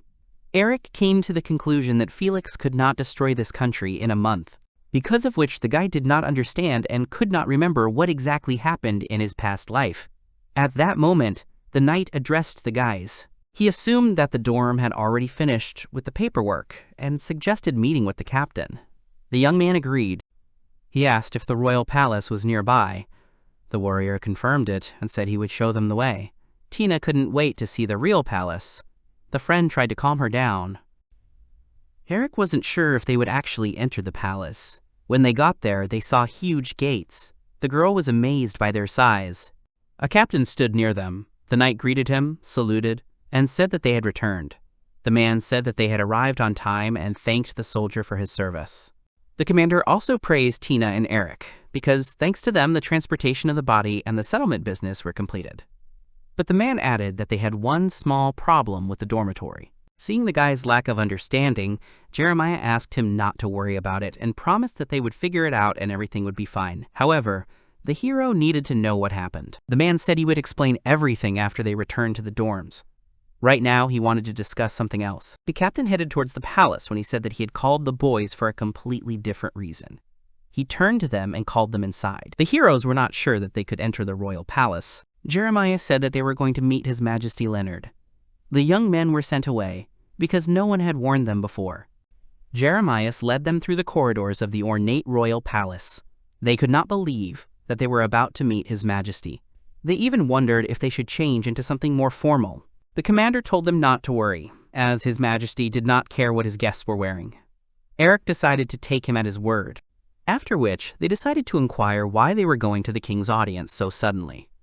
Jeremiah replied that after His Majesty heard that the two of them had defeated Felix, he wanted to talk to them. His Majesty is actively involved, not only in domestic and foreign policy, but also in military affairs, so he prefers to hear such stories firsthand. After which he added that they came. Coming closer to the door, he introduced himself and asked if they could come in. A voice was heard behind the door, allowing them to enter. For Tina, this was very exciting. The commander apologized and opened the door. At the entrance, he said that he had brought them. A tall man with a serious expression, dressed in a uniform, stood by the window. He asked if they really decided to join the ranks of the knights. The main character introduced himself and said that it was a great honor to meet him. The frightened girl also gave her name. The king extended his hand and said that he was Leonard Calro Begonia, but since this name was too long, he asked to be called Leo. Eric began to approach His Majesty in a hurry, and he in turn asked him to relax and said that he was glad to meet him. When the guy shook his hand, he felt its strength. From the handshake, he could tell that this hand had once gripped a sword for years to develop calluses. The king said that the boy had a strong hand. He could tell that he had been training hard for a long time. So it was no surprise to him that he was so strong. Afterwards, he shook the girl's hand and asked if she used magic. The Knight Commander told him about her talent. He knows much more about magic than he does. He slapped them on the shoulders and added that it was no wonder that together they had been able to defeat Felix. He really liked that such capable men would be his knights. Eric thanked him, and the king called for them to sit down. Afterwards, the king sat down noisily on his chair, which made the boy realize that he weighed at least 100 kilograms. The girl thought that the sofa would fall apart so soon. The king began the conversation with gratitude to the boys. He said seriously that if they had not destroyed Felix, this country would have been in danger. Without getting up from his seat, he bowed and expressed his gratitude once again. Eric and Tina were shocked by what was happening. They began to protest his words. Leonard looked up at them and said that they were very modest. He thought that they would say that since they had helped him, he owed them money. Eric said that he would never dare to say such a thing. The commander remarked that only the king could say such phrases. The girl was surprised that His Majesty could do such a thing before. However, he said that it was just his job. He added that he had once saved the country, but they said that they would give nothing in return, and he shouted these words right in the king's face in front of all his nobles. After these words, he laughed loudly. Afterwards, he asked them what they thought about it. They froze at first, and then Eric said that they really thought that this happened, and it was a joke. The commander replied in the negative. The king had indeed done so. Because of this, he had to settle many diplomatic problems. His words caused shock. The king asked to understand him correctly.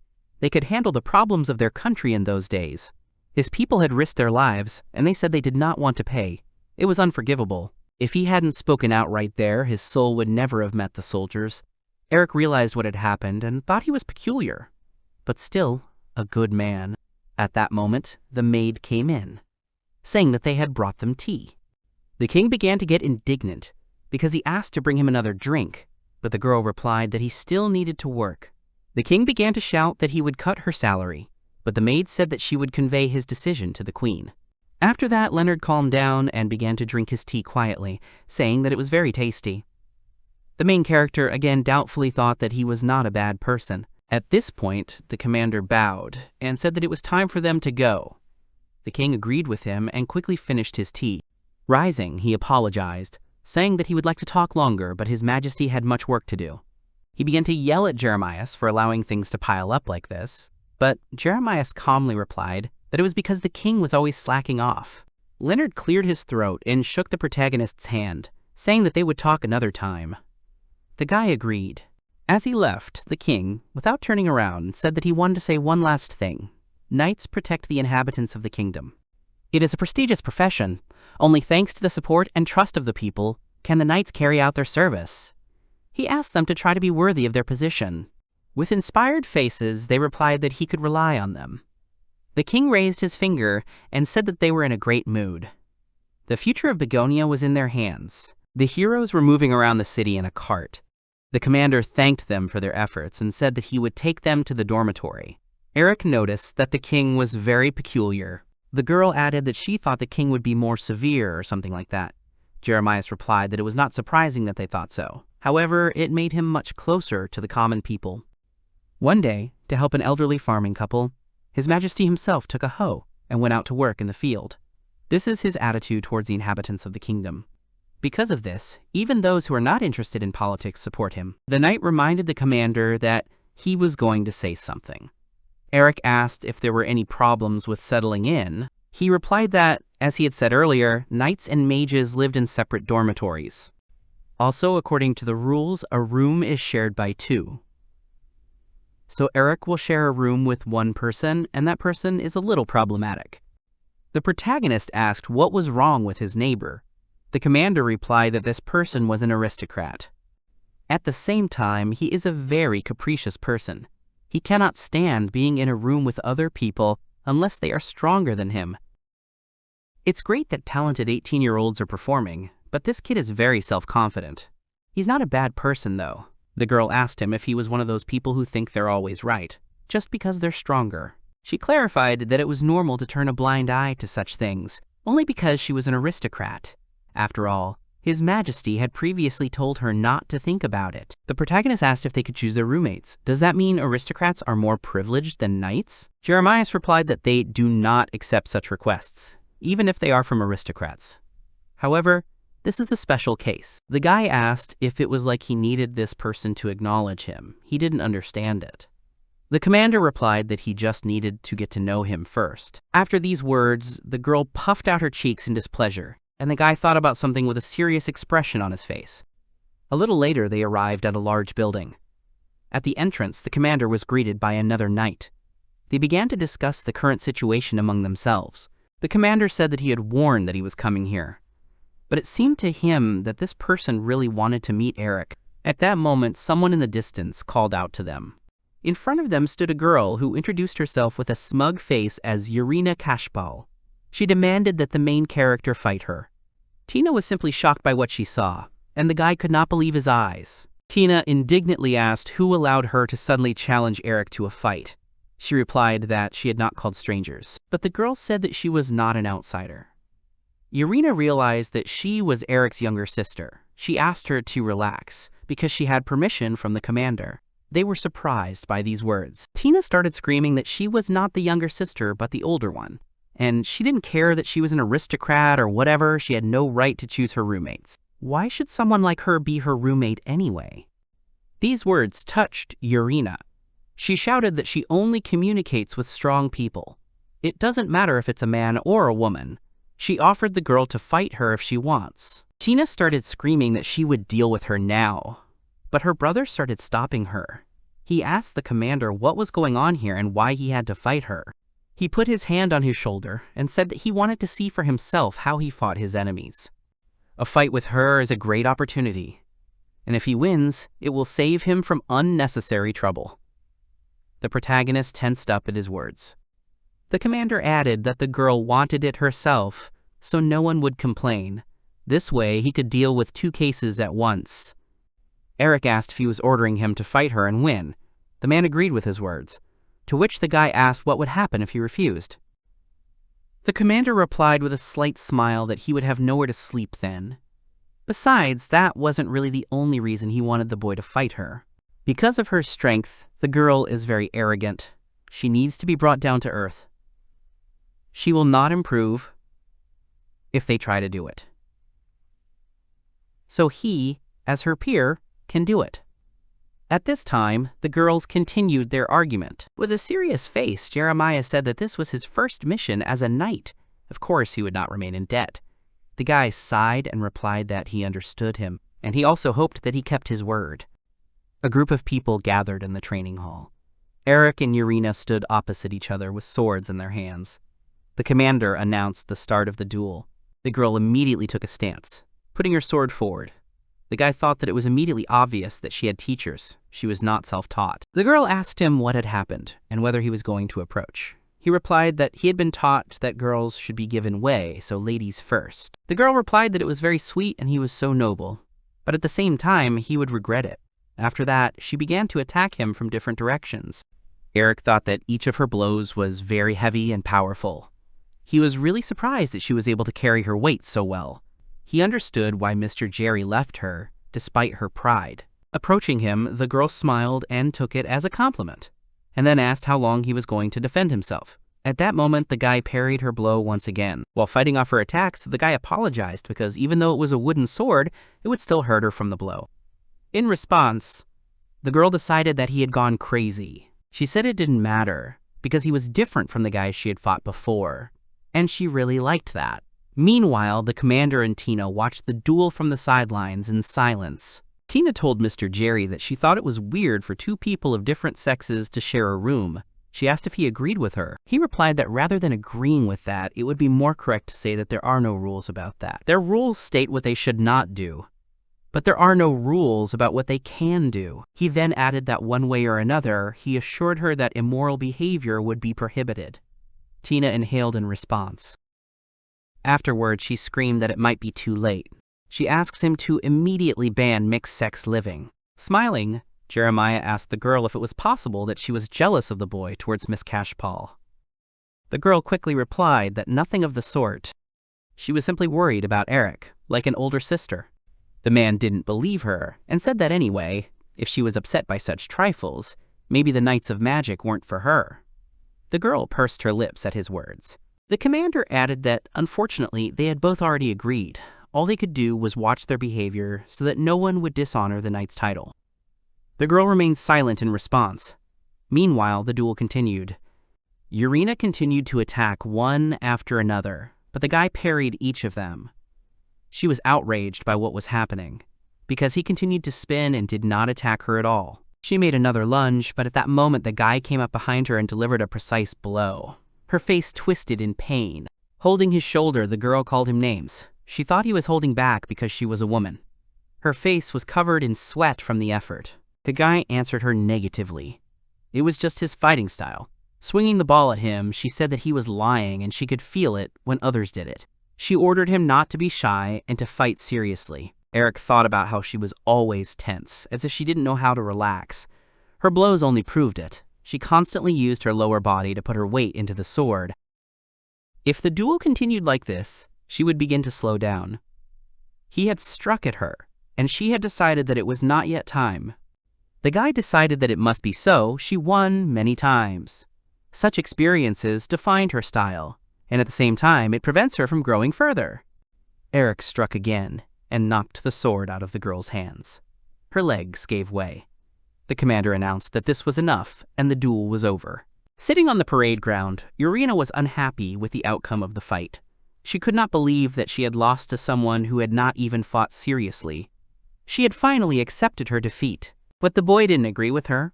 Fighting seriously doesn't always mean fighting with all your might. From the very beginning, he didn't think she was an easy opponent. The girl just smirked at his words. The guy smiled and extended his hand towards her. Looking at her, the girl smiled too and said that he was very cunning. But everything was fine. She shook his hand and said that she would be happy to work with him. Jeremiah was very pleased with what was happening, but Tina looked at them with anger. Yurina apologized to Eric, saying that their room was a bit unusual. It was located at the back of the top floor of the dorm. At this time, they were moving along the corridor. The guy told her that it would be quite far. He asked her if they were waking up early. The girl replied that it was not too early. Then she pointed towards the door and invited him to come inside, opening it. Inside, Eric said the room was quite nice, not like the ones in the taverns. Leaning against the wall, the girl said that this room also had its own bathroom. The guy was surprised by this, because he thought that knights and magicians used common ones. The girl answered that this room was chosen by Commander Jerry. Suddenly their faces became frightened. Eric's sister stood behind the threshold and looked at them with tension. Yurina did not understand how long she had been standing there. The guy asked her if she had looked at her room. Tina replied that the mages and knights had several common rooms. The guy should ask the miss to give him a tour of the dorm. Yurina realized that the commander must be busy. She had just the time to do it. Besides, she needs to talk to his sister. She doesn't want there to be any misunderstandings between them. A little later, they came to a large dining room with long tables and benches. Yurina said that this is a common dining room for knights and mages. The exits also lead to a common training area. She added that Eric is just a comrade to her. Tina shouldn't worry about that. Her sister also asked to understand her. She stopped and said that she could not trust egoists who reveled in special privileges like her.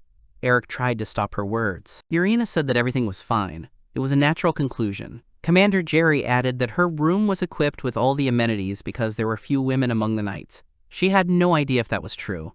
But she also asks not to misunderstand her.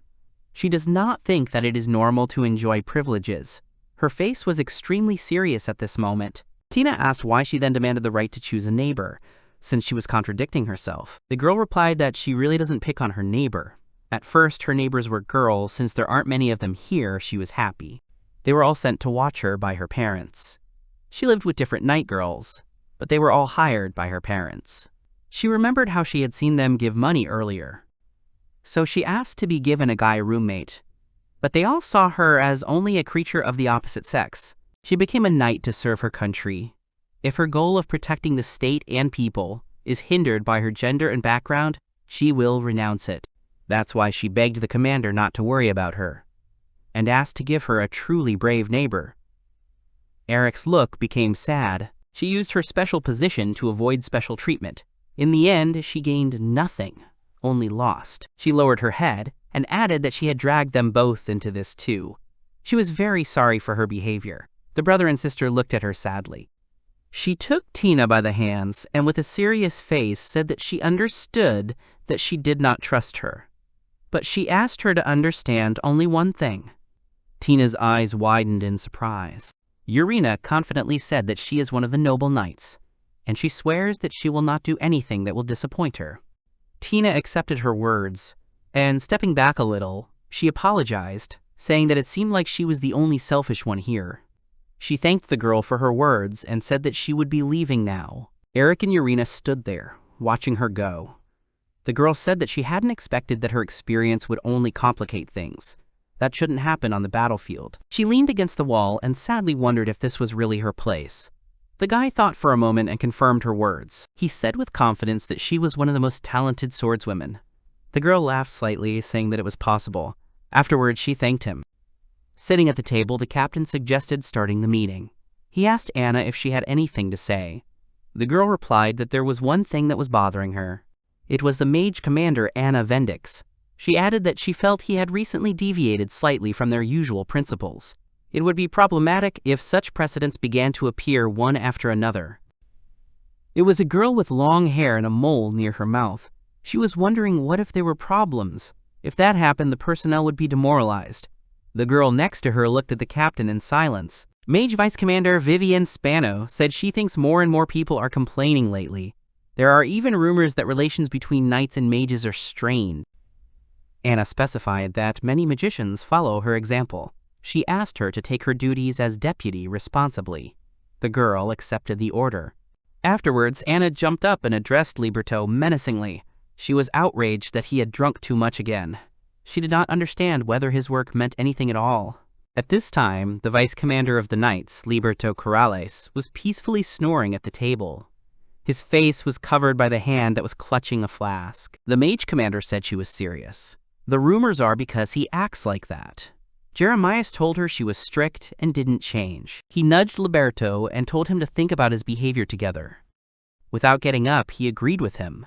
Anna, holding her head, said that she knew them too well.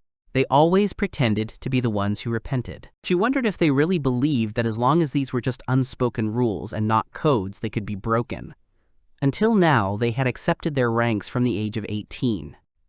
And the boy who was accepted was only 16 years old. And this noble girl, Essek, not only did he give her the squad captain's room, he also settled a man with her. She didn't understand what he was thinking about. She asked him irritably if he knew the word capacity. He replied that talented people could be lured away if they did not take them in immediately. She agreed with him discontentedly, and added that she did not want to discuss their nightly affairs. But she asked him sternly what he was thinking, inviting someone to join the magicians. Was he taking on too much of himself? Liberto asked her to calm down.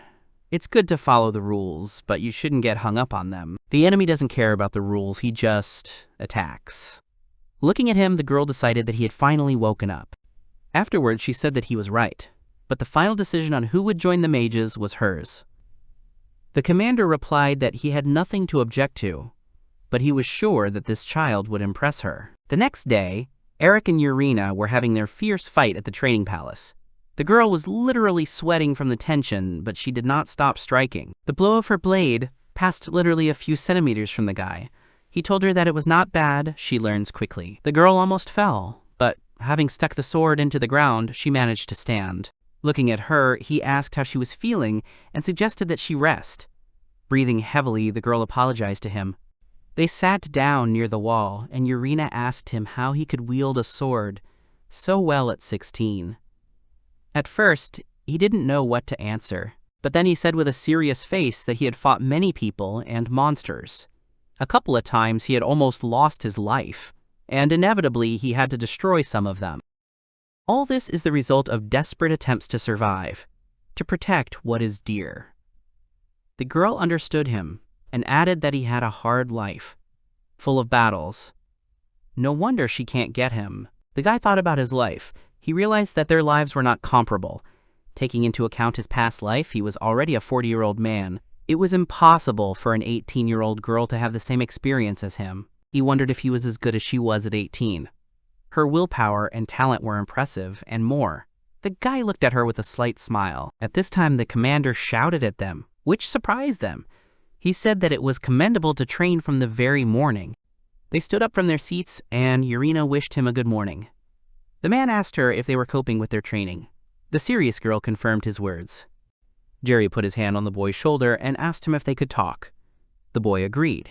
He told him that he owed him a great deal. Stepping aside a bit, Eric asked if he meant a duel with Miss.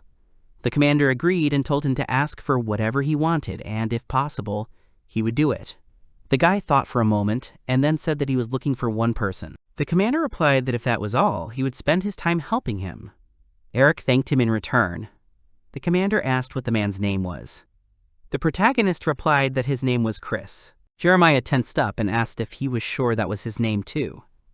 The guy replied that he was sure and that it was his old friend. He was about his age and height, blonde, with brown eyes. He added with apologies that he knew nothing more than that he was from this country. The commander replied that he would try to find him, and the boy thanked him for his help. As he left, the commander thought about Chris. His face became gloomy. Tying a bow on her uniform, the girl took a deep breath. She didn't understand what was happening to her lately. Tina thought that all she did was cause trouble for others. Sitting in front of the mirror, she wondered how she could be called a big sister after this. Then she patted her cheeks, urging herself to pull herself together. Suddenly she was called out. A girl with glasses was looking down at her and said that it was very cute and she looked lovely in that uniform. Tina thanked her and noted that she had not yet been officially enrolled, but that was okay. And her neighbor wondered if this was normal. She said that leader Anna is a very serious lady, so it's better than letting her walk around here in her usual clothes. And to be honest, she's not exactly sure. Tina agreed with her. Suddenly, there was a noise behind the door. A voice said that the leader Anna was waiting for her. Just then, we remembered. The neighbor wished Tina good luck, so she thanked her in return with a smile and said that she was going. The girl was moving along the long hall. Anna was sitting on a bench nearby and called her, apologizing for calling her so suddenly. She said it wasn't that she didn't trust Commander Jerry or anything. She was just the type of person who wanted to see someone's skills for herself. Tina said she understood. Anna decided to ask her who taught her magic. The girl answered seriously that Eric taught her everything. The commander looked thoughtfully in her direction. She asked her if he was the one with whom they had destroyed Felix. She also wondered if he was a man. The girl confirmed and asked if there were any problems with that. Anna replied that it was just statistics, but she said that in the case of humans, women accumulate magic better than men. There are slight differences depending on the race, but the fact is that she has seen few human male mages. Tina was surprised by her words. She hadn't even known about it before. The commander replied that this was the material from the first lessons in studying magic. Anna thought about the fact that the girl didn't even know the basics of magic. Besides, she was taught magic by a boy. She didn't understand how she could defeat Felix. She decided that she shouldn't expect much from her. Maybe she trusted Jerry too much. After which she told her that Tina should show her everything she is capable of, and that she should not hold back. The girl confidently agreed with her and began to use magic. The commander shared so much magic power, she realized that this was definitely not a joke. Tina's face was shining with self-confidence. At this time, a large number of men were training on the parade ground. Jerry said that when they were dealing with many opponents, they should not allow themselves to be surrounded. They should always be on the alert, waiting for a chance to gain the upper hand. Suddenly, Jerry was greeted and asked what the topic of today's training was. His deputy approached him. Jerry replied that the theme was one versus several. Today's training was dedicated to fighting against a group. The deputy asked how he liked the guy. Jerry calmly asked him why he didn't check it out for himself. The deputy began to walk out to the fighting, wondering how he could find the guy among this crowd. He began to look at all the people. Suddenly, his gaze caught an unusual picture. At this time, Eric deftly dodged the attacks of the knights attacking him. The guy's gaze was absolutely calm, while the attackers were sweating from the tension. The deputy asked if it would be scary if he joined in. He surprised the captain with his words. He asked Libretto if he was ill, since he was unusually lively today. He told him not to joke about him. Liberto's gaze was intense. Looking at such a strong young man, how could he stay away? The battle did not stop for a second. The main character was attacked by 4 people at the same time. He calmly parried the blow of each of them. The blows of their swords whistled around him. One of the guys tried to throw his whole body at him, but the guy repelled this attack too, throwing him far to the side, while the other man began to attack him from behind. Eric jumped away from his blow. Hovering in the air, he counterattacked his back and landed to the side. The man was outraged by this because they could not touch him even with a finger. The protagonist assumed that this was exactly the case. It seemed to him that they were not moving as they would like. At that moment, his opponents noticed something. Eric added that they were standing too close. Because of this, they were in each other's way. That's why they had no coordination in their work. A voice came from behind, saying that coordination was not one of his strong points. It was the deputy who raised his hand to strike Eric, saying that, in the end, there was nothing better than personal involvement. And his gaze was focused on the enemy. The guy with wide eyes managed to jump away from that attack. Looking at him, the deputy exhaled. The knights jumped to attention and greeted him. The guy asked who it was. The girl confirmed that it was the vice commander and asked if he knew him. In front of them squatted Vice Commander Liberto Corrales. They say he is one of the strongest men in the Order of Knights. He asked them to stop embarrassing him. He asked Eric if he would mind sparring with him. He added that it wasn't every day that one got the chance to face the vice commander of the Knights. The boy replied that it wasn't that. The guy thought he looked like a slob, but he also knew that you shouldn't judge a book by its cover, even though he did stand out. Looking closely, he noticed that he had no left hand. At this time, the man took a flask from his bosom and drank the drink it contained. The knight said that the commander always fights like that, and there is nothing to worry about. The girl seriously added that there is no need to weaken the defense. As they were leaving, they wished him luck. At that moment, the man began to rise and suggested that they begin. He approached the guy with great speed. The guy was surprised by his attack at first, then calmly dodged it. The man's face became surprised. Standing behind him, Eric wondered if he had missed or if this was his style of fighting. Liberto quickly turned and threw another punch. He asked the guy why he didn't hit him. After all, he had let such an opportunity pass. At that moment, the guy was seriously considering whether he was pretending. He realized that when fighting such an opponent, you can play by his rules and not even realize it. Frankly, he doesn't really want to fight him, but he didn't understand where this strange feeling came from. It was something painfully familiar. He was fighting someone who moved like that. He remembered Felix at first, but then realized it wasn't him. He thought it must be his drinks that were making him stutter, but he wasn't sure. Meanwhile, the vice captain continued his sweeping, ornate attacks. Eric realized that in this case, he should take the bait. He rushed to attack the man who had landed to the side. A drop of sweat was running down his face. He was thinking about what to do next. His thoughts were interrupted by a kick to the face. He managed to dodge it. This surprised Liberto. He asked how he had managed to dodge since he had never seen anything like it. The commander stopped and, slapping his sword on the shoulder, said that something was really wrong with the guy. He had a feeling that this was not their first fight. He asked if they had met before. The guy was shocked by his words. Standing in front of him, the vice captain said that something was really wrong with him. It felt like this wasn't their first fight, so he wondered if they had met before. The guy had the same question. He thought about what he was talking about. He couldn't help but think that they had already fought. Had he imagined it? Liberto noted that even though he said so, this was definitely a first meeting. He would never forget a run-in with someone so good. Which meant he didn't finish and decided to check with the tense guy. He decided that someone had already taught him. He was curious about who taught him how to hold a sword.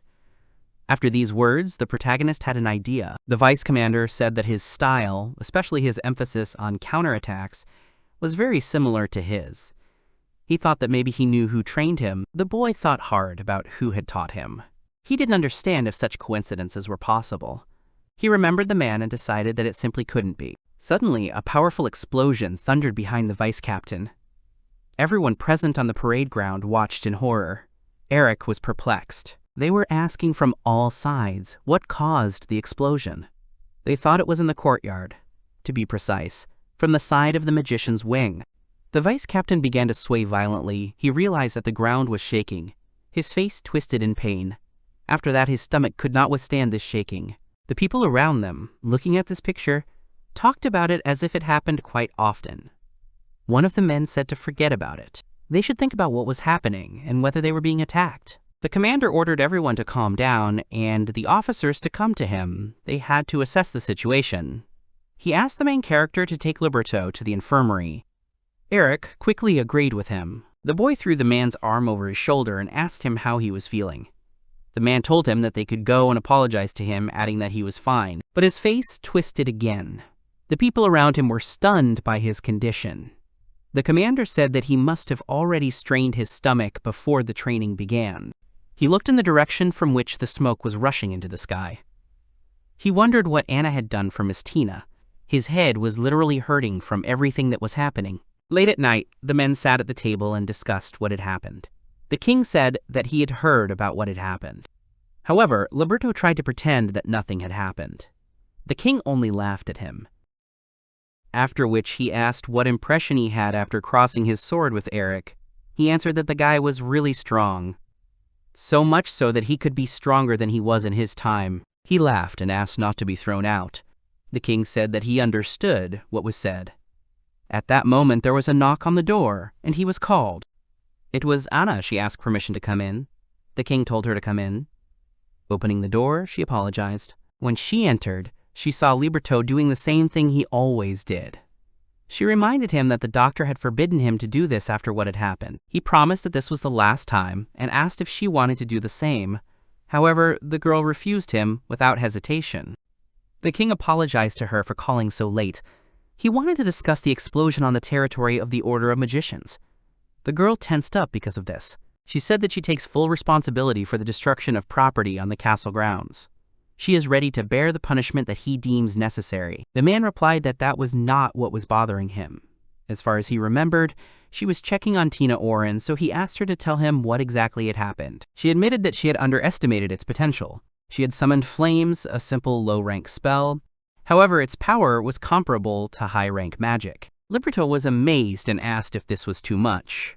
The girl confirmed his words and first suggested that they look at the reasons why magic is divided into ranks. If you can reach that level just by using less demanding low-rank magic, there's no need to bother with the more expensive high-rank magic. The king realized that, somehow, it was rare for Anna to underestimate someone's true power. The girl added that she also learned that Tina learned magic from Eric. She could not even imagine such a thing. So she ponders her blunder. Liberto replied that it was clear to him. It was hard to imagine that someone so skilled with a sword had knowledge of magic and even taught others. He was amazed at his own words about the boy being able to use magic.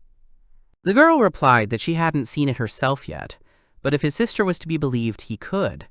The vice captain said it was simply astonishing. The king spoke with amazement that he was only 16 years old. He had already surpassed all their expectations. It would be wonderful if his son followed his example. The interlocutors remained silent in response. Afterwards, he asked Anna to bring Jerry. The girl agreed and asked if there was anything else.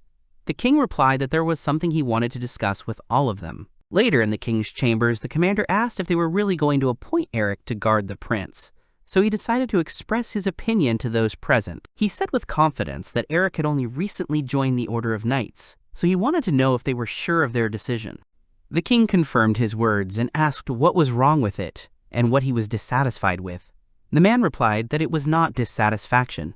He assumed that the honor of guarding the prince would be given to a reliable soldier with many years of experience. The king thought that the captain was trying to say that Eric was untrustworthy. But Jerry quickly refuted his words, saying that he had not said that. Anna said that this was surprising. After all, he was the one who tested Eric before joining. She expected him to fully support this idea. The man remained silent in response. The girl added that she agreed with Jerry's opinion. She didn't know Eric's strength yet. It was natural to be cautious with someone they didn't know much about. The king understood their opinion. He turned his gaze towards Liberto, who was calmly sipping his drink opposite him. He was curious about what he was thinking. The man asked him again. He calmly replied that it was excellent in his opinion. The prince and Eric were the same age. He thought they would be able to find common ground. The palace was full of old men and women like them. The girl was outraged by these words. He added with a smile that he thought the prince needed a friend his own age, someone he could talk to openly. The looks of those present became thoughtful. The king said that was a good opinion. Unexpectedly cheerfully, the king asked why he didn't ask Vivienne's opinion as well. Anna asked again, shocked. She said seriously that they would achieve nothing that way. It was unlikely that Vivienne's answer would be any sensible. At that moment, the girl sneezed in her bed. The king sighed and agreed with her. He said he would be very clear. Then he pointed his finger at the commanders, and they, in turn, looked at him questioningly. The king said that this decision was entirely for the good of his son. He hoped that Eric would give this boy a better idea of knighthood. There was pride in him, but his son was growing up to be the best representative of their nation. The matter itself is not too complicated. In case of any complications, all responsibility is on him. He asked those present what they thought about it. Jerry was silent in response to his words. Anna said that if His Majesty was sure of it. Then she looked at Jerry and asked about his opinion. Without any emotion, he said that he did not mind. The king was pleased with their decision and said that they would leave it at that. The king stood up, put his hand on Commander Jerry's shoulder, and said that he would inform his son of this, and he would leave Eric's training to him. The man accepted his order. The next day in the king's office, Eric was shocked and asked again about the assignment he had been given. They apologized to him for it happening so suddenly. The boy thought that it was a big surprise. He said that a newcomer like him was given such a responsibility. It was a great honor for him, but he did not understand what exactly his duties were. The king said that his son had expressed a desire to go hunting monsters for the first time. That's why he wanted Eric to accompany him. The boy asked him again about his task. The man said that protecting their homeland was the task of his Order of Knights.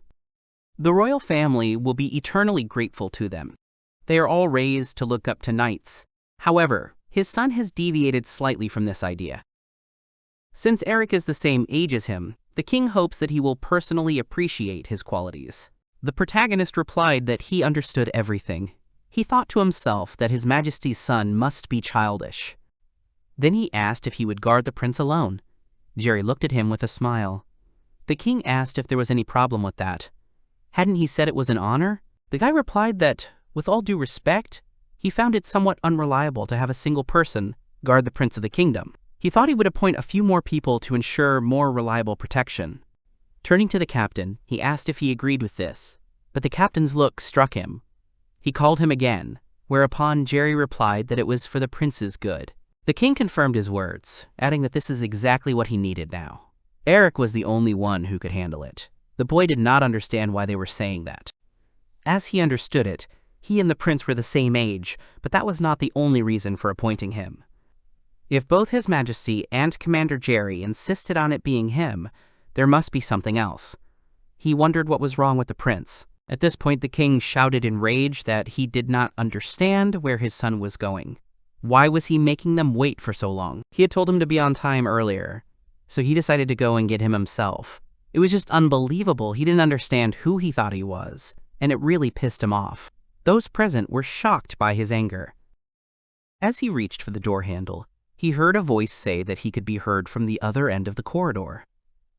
The king snorted and said that it was because he was late. He ordered him to come to him quickly. Turning to those present, he apologized for the delay and began to introduce his son. A young man with a mole under his eye appeared before them. His name was Christopher Leo Begonia. Eric was shocked by this, because he recognized his friend in the guy. The protagonist literally froze in place from shock. He thought that the prince looked exactly like his friend, his best friend, who saved him in his past life.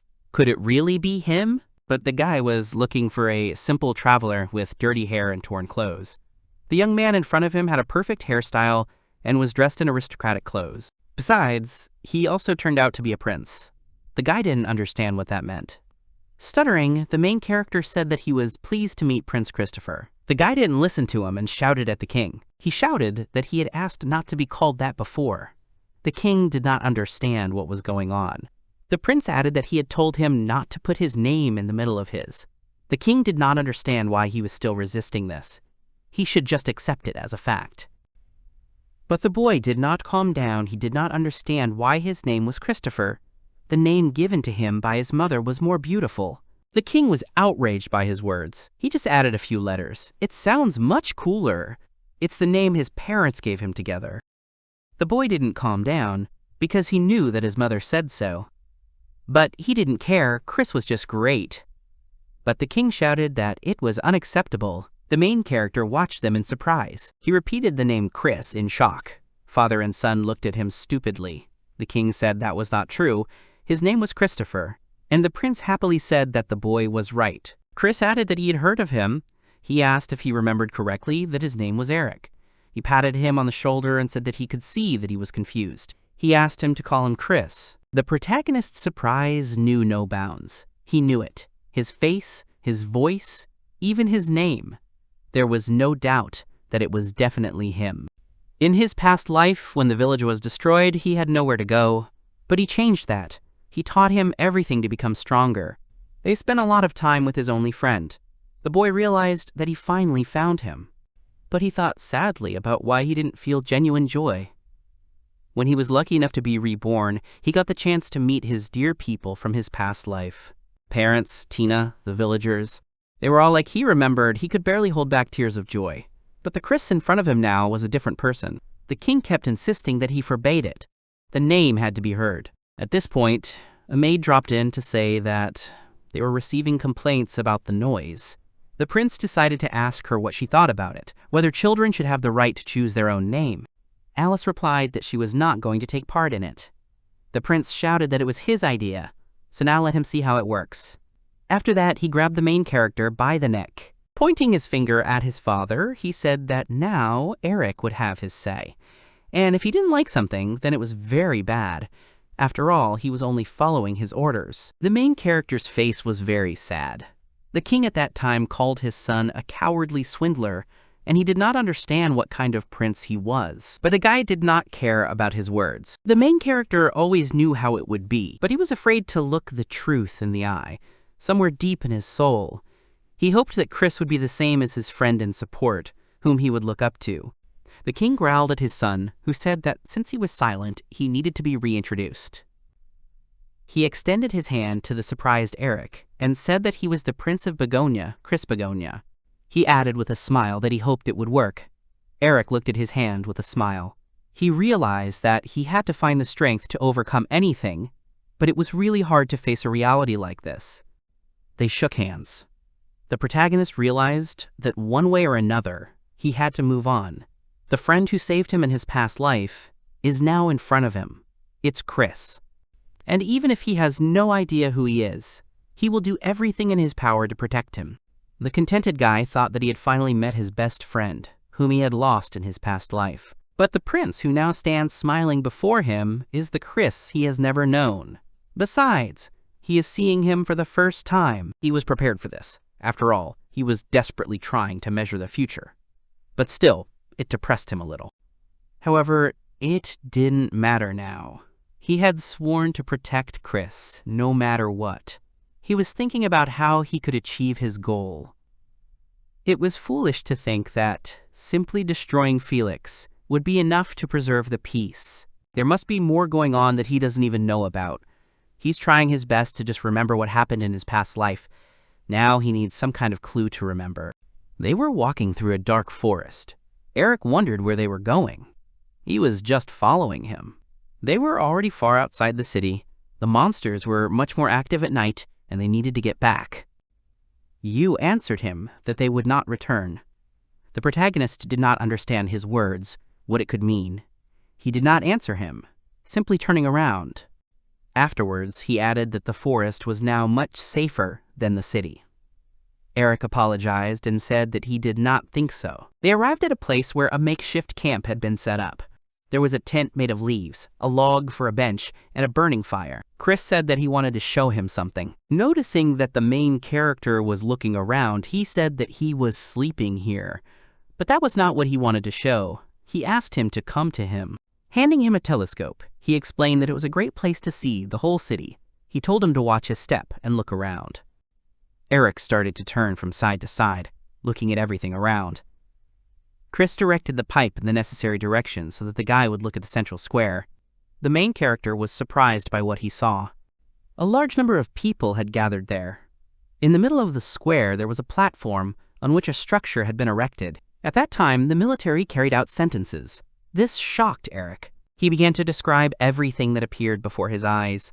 Beads of sweat were running down his face. Chris confirmed his words and added that he didn't know anything about it. War had torn these lands apart, and this city was on the losing side. Anyone who resisted was punished as a warning. Unfortunately, they were no longer safe here. Eric had no answer. Chris added that he was leaving at dawn. He asked Eric what he was going to do. The guy kept silent at first, and then asked what would happen to the townspeople. Turning away from him, Chris said he would have tried to help them if there had been any chance. But it was too late now. They are desperately trying to prolong their lives a little bit, begging for mercy from the soldiers. The only way to survive is to hand over their friends. Does Eric understand what will happen if they try to help them? They would be putting themselves and those they were helping at great risk. He frowned and added that he could only get Eric out. After all, no one knew him there. It was the best solution he could find. He asked the boy to try to understand him. Chris said he was going to look for food for the next day. He asked Eric to make a fire while he was out. He asked if the guy knew how to make a fire. The protagonist replied that he certainly did, and asked why he had no food. The guy replied that he must have done something wrong when he tried to dry the meat.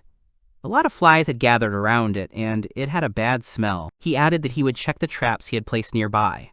If he started a fire, it would scare the monsters away. Eric asked him to wait, because he wouldn't leave him here alone.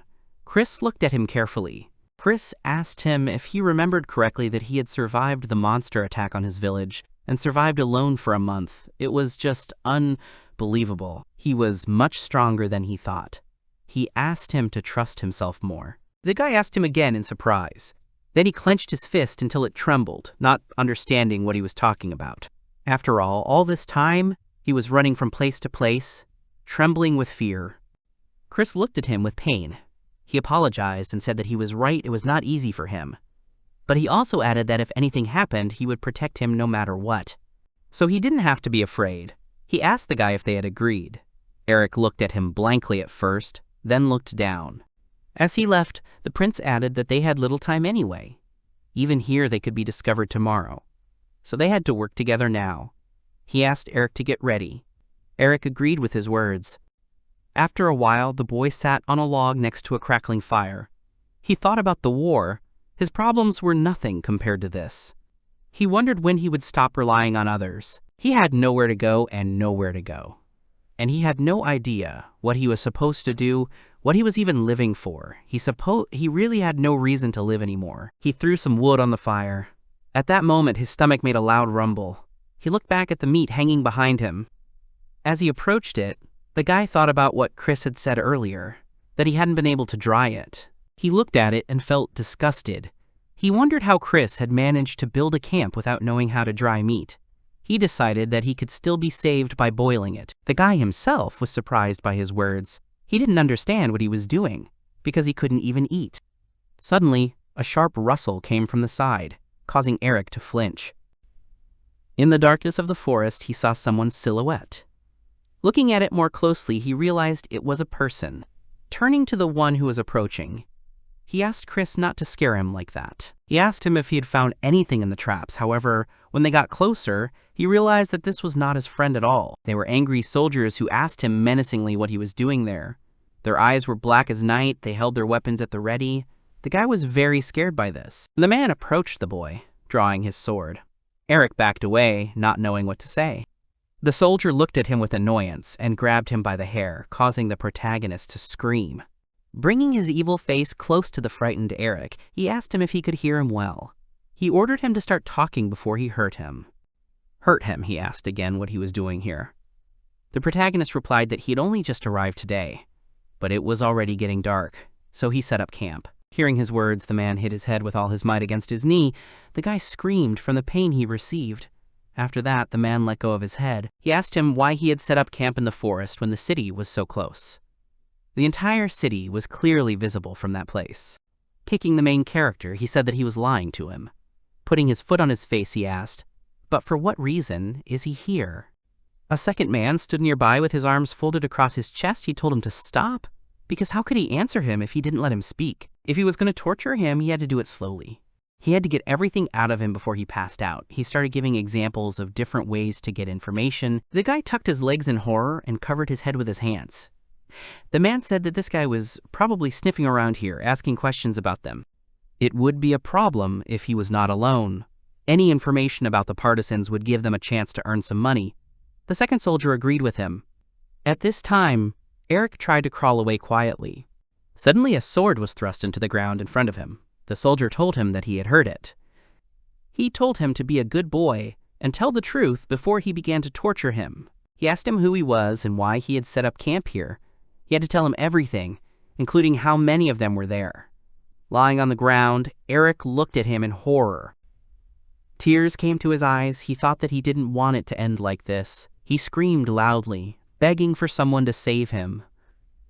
A voice came from behind the soldier, telling him to let the boy go. He turned around in shock. He asked loudly who told him that.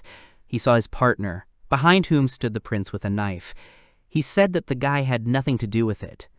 The soldier looked at him in fear. Having dealt with his partner, Chris said seriously that if he was looking for someone who was sniffing around here and asking questions about them, then he found him. After these words, he took off his hood. The soldier didn't realize how long he had been there. He looked at his partner, who had fallen to the ground, and gritted his teeth. He ordered him to stay put. He had to drop his weapon or his friend would lose his life. Chris looked first at her dagger and then at the man. He asked again, didn't he say that the guy had nothing to do with it? That's why he ordered to let him go right away. The man didn't understand what he was talking about. He asked him irritably what he was going to do with this toothpick. He was the one giving orders. Chris didn't understand why he was afraid of his weapon then. These words made the man very angry. Veins stood out on his face with rage. He swung his sword at Eric, saying that since they wanted to part with their lives, he would help them do it. Eric was very scared again. The prince, meanwhile, moved his fingers, after which the screaming man was left without his hands. His eyes were filled with amazement. Looking at his hands, he began to scream loudly, not understanding what had happened to him. After that, Chris grabbed him by the throat, saying that this was amazing. He added that he was a demon, but he did not recognize magic even when he saw it. He thought that magic was a normal thing for them. The soldier clenched his teeth in anger. He did not understand how a man like him had such power. Suddenly, he recognized something about him. After that, the prince dealt with the man, and Eric looked at him in shock, asking who he really was. Chris kept silent with a serious face. Eric backed away in horror and called his friend. He wanted to know who he was. Chris did not turn around. He said that he had found the horses. They were nearby. They needed to leave here quickly. He asked him if he knew how to ride. Later, they rode on horseback along a deserted road. There was only dark forest around them. Chris rode a little ahead, and Eric rode behind him with a thoughtful face. The protagonist tried to start a conversation with an uncertain voice. However, the prince interrupted him, saying that he understood him, but he did not know where to start. The Gladio Kingdom is a nation that occupied this territory. They are representatives of the demon race. He asked him if he remembered what Chris had told him when they met. He had been forced to flee from home and eventually came to this city. Gritting his teeth, he said that they had done all this. They had destroyed his home and everyone he cared about. Eric listened quietly to his story. The prince, his brows furrowed in anger, said that he would never forgive them. That's why he would fight them. Eric replied that it was all right, but what could one man do? The boy replied that it had only been a month since the war began. There must still be places where the kingdom has not reached. There must be people there who think like him. He will find those who will join him to fight the kingdom. The guy screamed that it was simply unrealistic, because he himself said that it was a kingdom. No matter how many people he gathered, no army would be enough to defeat the state. Chris replied that he was not talking about full-scale battles. Even a small army could win a guerrilla war, and destroying the command should be enough to neutralize the bulk of their forces. Eric said that was crazy. After all, not everyone is as strong as he is. Without turning around, Chris told him that he was right, but even those who couldn't fight were useful. For example, They could lure a couple of soldiers into the open, like bait. These words shocked the protagonist. He realized with shock that he was waiting to be attacked.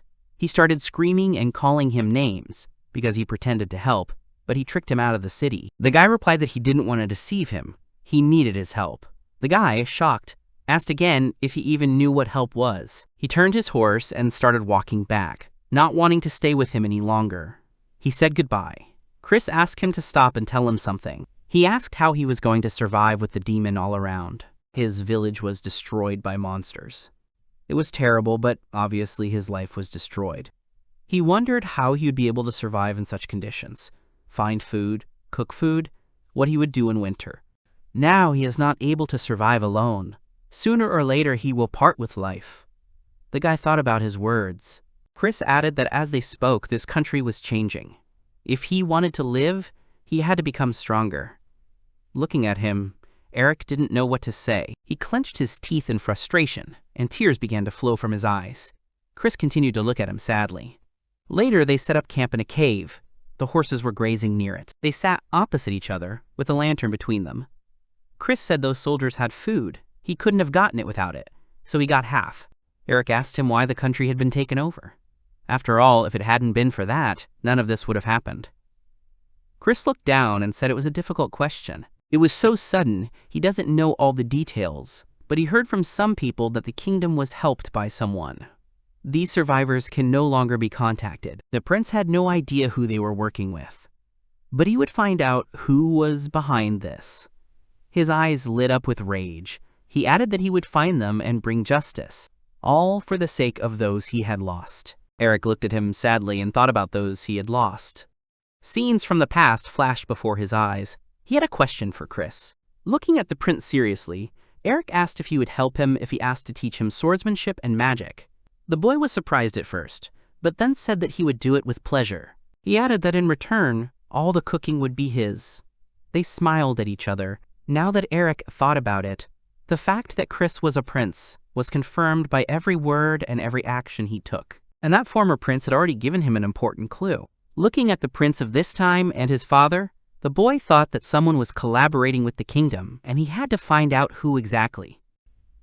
Jerry was sitting in his office, at his desk. Behind him was a bookcase with a lot of books. He was writing something down on paper. He sighed from fatigue and stretched his shoulders. He thought about the fact that Eric was looking for his best friend named Chris. He searched everywhere, but only found one person who matched the description. And it was Prince Christopher, who preferred to be called Chris. He was the same age and appearance as Eric had described. These thoughts haunted the commander. He remembered what had happened earlier, how the prince had shouted his indignation at his father today about why they couldn't start hunting right now. The king had replied that such meetings were necessary to prevent misunderstandings. You can't just go hunting, you have to prepare. Jerry thought about how it didn't seem like Prince Christopher and Eric had ever met before.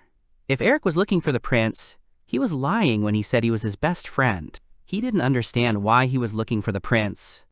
Could it be to destroy the prince? There are many people who encroach on the lives of kings and princes, but he is one of those who suggested that Eric join. And if Eric knew that the prince was a prince, he wouldn't have needed to look for him.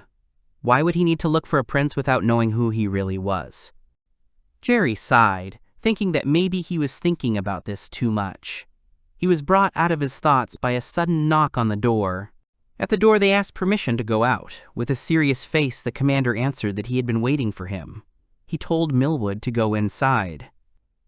At this time, a large number of people had gathered in the common dining room. Sitting at their tables, they chatted and ate. Tina, putting a basket of food on the table, said that she had prepared lunch for everyone. Eric replied that he had not thought he would have the opportunity to enjoy her cooking while he was a knight. The girl replied that Vivienne's deputy had arranged for her to use the kitchen.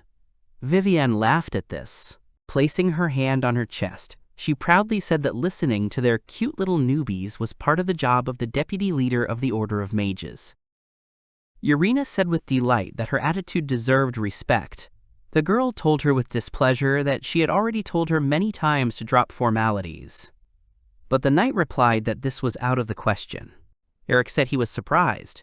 The commander said that the leader of the Order of Magicians was incredibly strict. so he expected the deputy to be the same. Vivienne sighed and remembered Anna. Leaning back in her chair, the girl replied that she was trying to take things easy. Besides, a smile would make everyone feel better. Winking, she asked Tina if she was telling the truth, and Tina awkwardly confirmed her words. Turning to Miss Kashpal, Tina asked her for forgiveness for that day. Urina was surprised to hear her words. Tina added that she hoped she could apologize, and if she liked, she could treat herself to lunch. The girl asked if she really could. Tina confirmed and said that she wanted to get to know her better. After all, she hoped that they could become friends. Urina first looked at her in shock, and then tears gushed from her eyes. Wiping her tears with her sleeve, she apologized to them. No one had ever asked her to be friends before. She was so happy that you couldn't hold back your tears. Taking Tina by the hands, she said that she would be happy to be her friend. She asked to call her simply Urina, without all these formalities. The girl happily replied that she would do so. Vivienne said that was just wonderful, and since that was the case, they shouldn't forget about the deputy. Everyone at the table laughed, and Urina was contentedly eating her sandwich. At that moment, someone called Eric. Jerry approached them and asked the guy to take a break for a minute.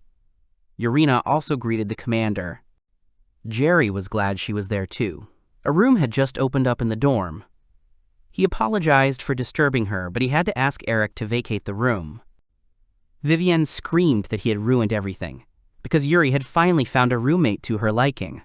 The commander answered her that he understood her displeasure. He looked away and replied that they had their reasons. Eric and Kashpal's proximity was only a temporary measure. There was no need for it now. It would be fair to eliminate these privileges. The girl pouted her lips in displeasure. Yuri told Deputy Vivienne that everything was fine. After all, she was not a child, and not even an aristocrat here. Tina looked at the girl with concern, at her with different emotions. She then asked Commander Jerry if Eric's new neighbor was standing right behind him. Turning around, the man replied that she was absolutely right. The man who came up said that they were having a lot of fun here. He suggested that now was the time to introduce himself. All eyes were on the newcomer. He looked at Eric and said with a smile that it was nice to meet him. His name was Elion Millwood. The people present looked at him in shock. Tina screamed in horror that it was another girl. Urina quickly asked her to wait and calm down. The commander said that he was one of the most experienced knights. He added with a smile that he also had excellent grades. He was sure that the two of them would get along. His sister shuddered when she realized that it was a guy. Elion smiled awkwardly, embarrassed by their reaction. A few hours earlier, a subordinate approached his commander. He asked what he meant when he wanted him to follow him, because the commander said that he wanted to know what Eric usually does. The guy said that his subordinate was as smart as always, and that this is exactly what he wanted. Millwood asked him why he wanted it and if he suspected him of something. The commander replied that this was not the case, and that it was not the issue, but he was simply curious. The guy said he was only 16, was born and raised in a small town, and was incredibly curious about how he became so strong. However, he was always busy and could only see him during group training, so he would like Millwood to be his new roommate. The guy said that if the commander wants it so much, then he will do everything. Millwood asked if that was the only reason. He apologized and said it was too selfish a motive. The commander asked if he would do it in the end. The guy said he would do everything, and admitted that he himself was interested in Eric. The commander thanked him and said that he appreciated his support. Millwood bowed to him and began to leave the office. The guy slammed the door and exhaled. He said the hero's name out loud. Millwood escorted Eric to the room, saying that he would be staying here from now on. He said that this place was smaller than his previous one, but he hoped that he didn't mind. Eric replied that it was okay and that he felt comfortable in such rooms. One of the heroes asked if this was a standard room for the Knight's Order. The girl replied that it was smaller than the Magician's room. Millwood replied that they had a special case and that it was harder to join the Order of Magicians, so there were fewer of them than knights. The hero replied that it was so, and the use of magic itself makes each mage special. The girl agreed with this. Eric asked if he could use the table. The guy replied that he could also use the closet. He thanked him. Eric thanked the heroes and said that he was very grateful to them for finding books for him in the library, and asked them to let him treat them sometimes. They replied that he helped them a lot, so he shouldn't do that. Millwood thought that Julina had become much softer since Eric came along. He was surprised how one person could influence another in such a short period of time. The boy thought that Eric could serve as a role model for others, because he behaves with dignity, despite looking down on others. He behaves very maturely, and Millwood does not believe that he is 16 years old. The hero thought that it was not for him to say this, because he was the complete opposite of Eric. Millwood saw the history books of their country, neighboring countries, geopolitics, books about monsters and tactics. He said that the hero studies hard, but usually such things are taught in the classroom. However, this cannot be learned by simply living a normal life. Eric missed out on school, but he is very smart and somehow has the necessary knowledge. The girl turned to the guy. She said that the vice commander had given her permission to use the kitchen every day. If he wanted, he could have lunch with them tomorrow. She would bring her own food. He asked if he could. They answered yes. She asked if they would all come. Eric apologized and said he would be busy tomorrow. The girl was surprised and asked why. He answered that he was going on a mission tomorrow. She asked what the mission was. Eric replied that he couldn't say. Juliana told the girl that she couldn't ask people about their missions, because not every mission could be talked about. She apologized. The guy was surprised about the mission, because no one had told him about it. If Commander Jer really wanted him to keep an eye on Eric, then he should have signed him up for the same mission. But he didn't. So that means he doesn't fully trust him. The guy thought it was offensive. However, he just needed to keep working until he completely won his trust. The hero exclaimed that this was excellent and they would go hunting. The others started telling him to be quiet. They were going on a mission, so let him be quiet for a second. He agreed with them and said his name was Chris. The guy cleared his throat and asked if he could say, Eric is the only one assigned to accompany the prince, but for greater security, all the others will escort him through the city. They do not want everyone to know that the prince has left the palace, so they will all pose as merchants. The boy asked if everything was clear. The prince answered that it was. He specified that he had to act not like a prince and said that it was not a problem. The commander threw his head back and addressed Eric. He said he was leaving Prince Christopher in his charge. The boy replied that he understood. Chris said that they needed to leave and asked everyone to follow him. Everyone was surprised. They couldn't let the prince ride in front. The commander asked Eric to take care of him. The commander turned to the prince and Eric. He said he wanted him to take this before he left. It contains information about the location and details about the monsters. Eric unrolled the scroll. The prince saw that it was a request from the guild. The boy asked again. He asked if the guild was a trade association and if they really needed a third person to hunt monsters. They answered yes. Jer said that all merchants have their own territories, and even the Order of Knights is not allowed to enter them without special permission. And today especially, because the prince is with them and they cannot afford to overlook even the smallest detail. There is no problem more serious than the problem related to money. The principal asked him to wait a second and asked if this was considered collusion. The old man turned to him and said that it would be more correct to call it a division of labor. The commander said that they are primarily focused on hunting monsters, which allows the Knight Order to devote its resources to other matters. The prince said that he really didn't understand anything. He asked if they were ready and suggested that Eric go. The guy hesitated. The commander said he could go and asked him to look after the prince. Eric nodded and said goodbye. The man turned to the commander and asked if he would really let them leave alone just like that. He replied that he would not. The old man asked if he was going to pursue them, and what would happen if the king found out about it. He replied that they were all worried about the prince. The commander replied that in that case, none of them would snitch. The men stared at him, awkwardly agreeing. The prince lay on the grass and said that absolute freedom was the best thing in the world. Eric asked the prince if hunting was the reason they were there. Chris replied that it was. Eric replied that following the guild's information, 2 orcs had raided the village's crops. It was also the main trading area, so the wagons had also suffered. He added that the people were counting on their help and asked how the prince could just lie there. Chris said again that they had come to hunt. He explained that if they didn't know where the orcs were, they couldn't hunt them, and clarified that the peasants had already been evacuated. So for him, just doing nothing is a good thing. Eric thought that wasn't what he meant. The prince asked to stop calling him that, and told to address him by his name. Eric said he didn't think it was appropriate for his status. The prince replied that it was an order and the boy had to accept it. Eric said that they didn't come here to mess around, but Chris interrupted his further speech. The prince started spinning around him. Eric asked why he was doing this. Chris said the guy was too tense and asked him to relax. He started tickling him. Eric started laughing and asked the prince to stop. Chris noticed that the hero began to address him informally. The prince said he was joking, but if he doesn't want to follow his instructions, he'll keep poking at him. The guy said he understood and addressed the prince by name. Chris said that was cool. Eric thought that he was a nice guy, but sometimes his behavior embarrassed him. The prince saw that orcs were approaching them and asked his comrade to look. He said that there was one more of them and asked Eric if he was ready. He replied that he was ready. The guy said he would take his position and added that the prince would come and finish them off when he put them on the ground. Chris replied that Eric's job was to accompany him, not babysit him. He said he knew, he wouldn't let anything happen to him because he was a prince. Chris didn't like being guarded all the time. Eric tried to stop the prince. He replied that he did not need guardianship. Chris said that he was annoyed by the resemblance to his old man. But the thing is, he never let anyone accompany him because he needed someone to protect him. Eric asked him what he meant. The prince replied that he was a little ashamed to admit it. He said that he would take care of those monsters first, and the guy could relax for now. Eric thought the prince was making fun of him. A group of orcs ran towards the prince, and Eric shouted his name.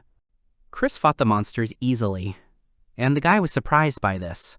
Eric thought that made sense. Chris was incredibly strong when he met him in his past life. The future only began to change significantly after the attack on the village, so it stands to reason that the prince is strong in this life as well. He had completely forgotten about it, but Chris was still Chris. The prince turned to Eric and said that he did not need a nanny. The guy asked him if he was sure.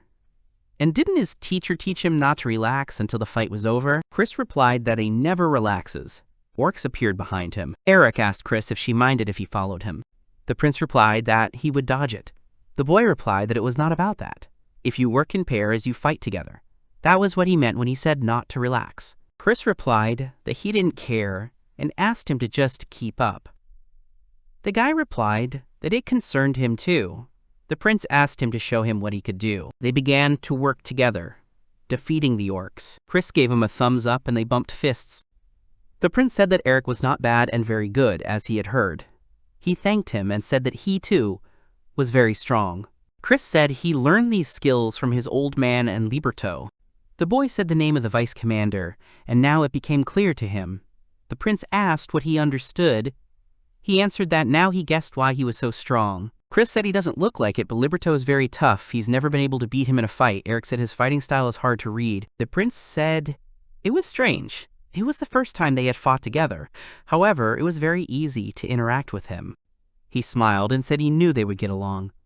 Eric smiled back. The prince suggested going for a couple of drinks. Eric said he was sorry and couldn't. Chris said he would have fun. He said his job was simply to get him safely back to the castle. A couple of bottles wouldn't change anything if he was alive and well. Eric refused. The prince continued to persuade him. He said that it was just the two of them and no one would know why they returned late. Chris asked not to tell him that he didn't want to drink with him. Eric replied that it wasn't about that. The man addressed the honorable gentlemen of the kingdom and thanked them for coming. Today he gathered them here to discuss the future of their country. When he ascended the throne, he chose a peaceful path for their state to develop, not to fight with neighboring countries. And they built especially friendly relations with Begonia. Felix's attempted attack on Begonia's territory traumatized this relationship. They were lucky to avoid the worst outcome. Well, if they had severed relations with the Begonia, their kingdom would have become completely isolated.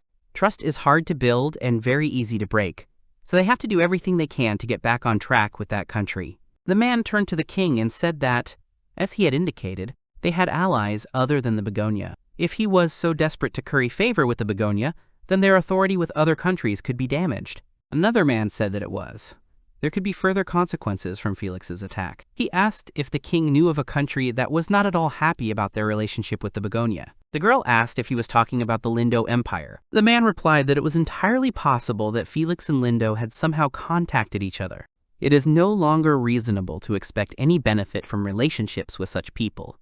Their only remaining option is to form an alliance with the Begonia. The man asked again and said that the king was joking. He started shouting that this would only make things worse for them with Lindo. It would be an excuse for them to declare war. The man said they didn't need any allies.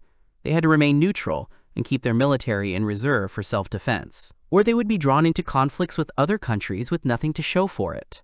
The girl turned to the old man and said that he had not listened. When Felix conspired with Lindo, they were already embroiled in an interstate conflict. The man asked again. The girl continued. She asked if he thought that taking a neutral position would solve everything. The The man said that he had not said that. They needed to be careful and maintain military strength. He asked her if she understood how much their country had given for unification. They wouldn't last a second in a war with another country. The girl said he wasn't listening. She said it was too late and they were already at war. The king shouted and asked everyone to be quiet. He said that arguing and fighting with each other is exactly what Lindo is after. They all have one goal, one desire, to protect the people of their country, and that is why they must stand shoulder to shoulder. The man said that this was the only way. The guy asked why they didn't just keep Felix in check so nothing would have happened. The girl turned to her father and said that he was tired and had not slept well.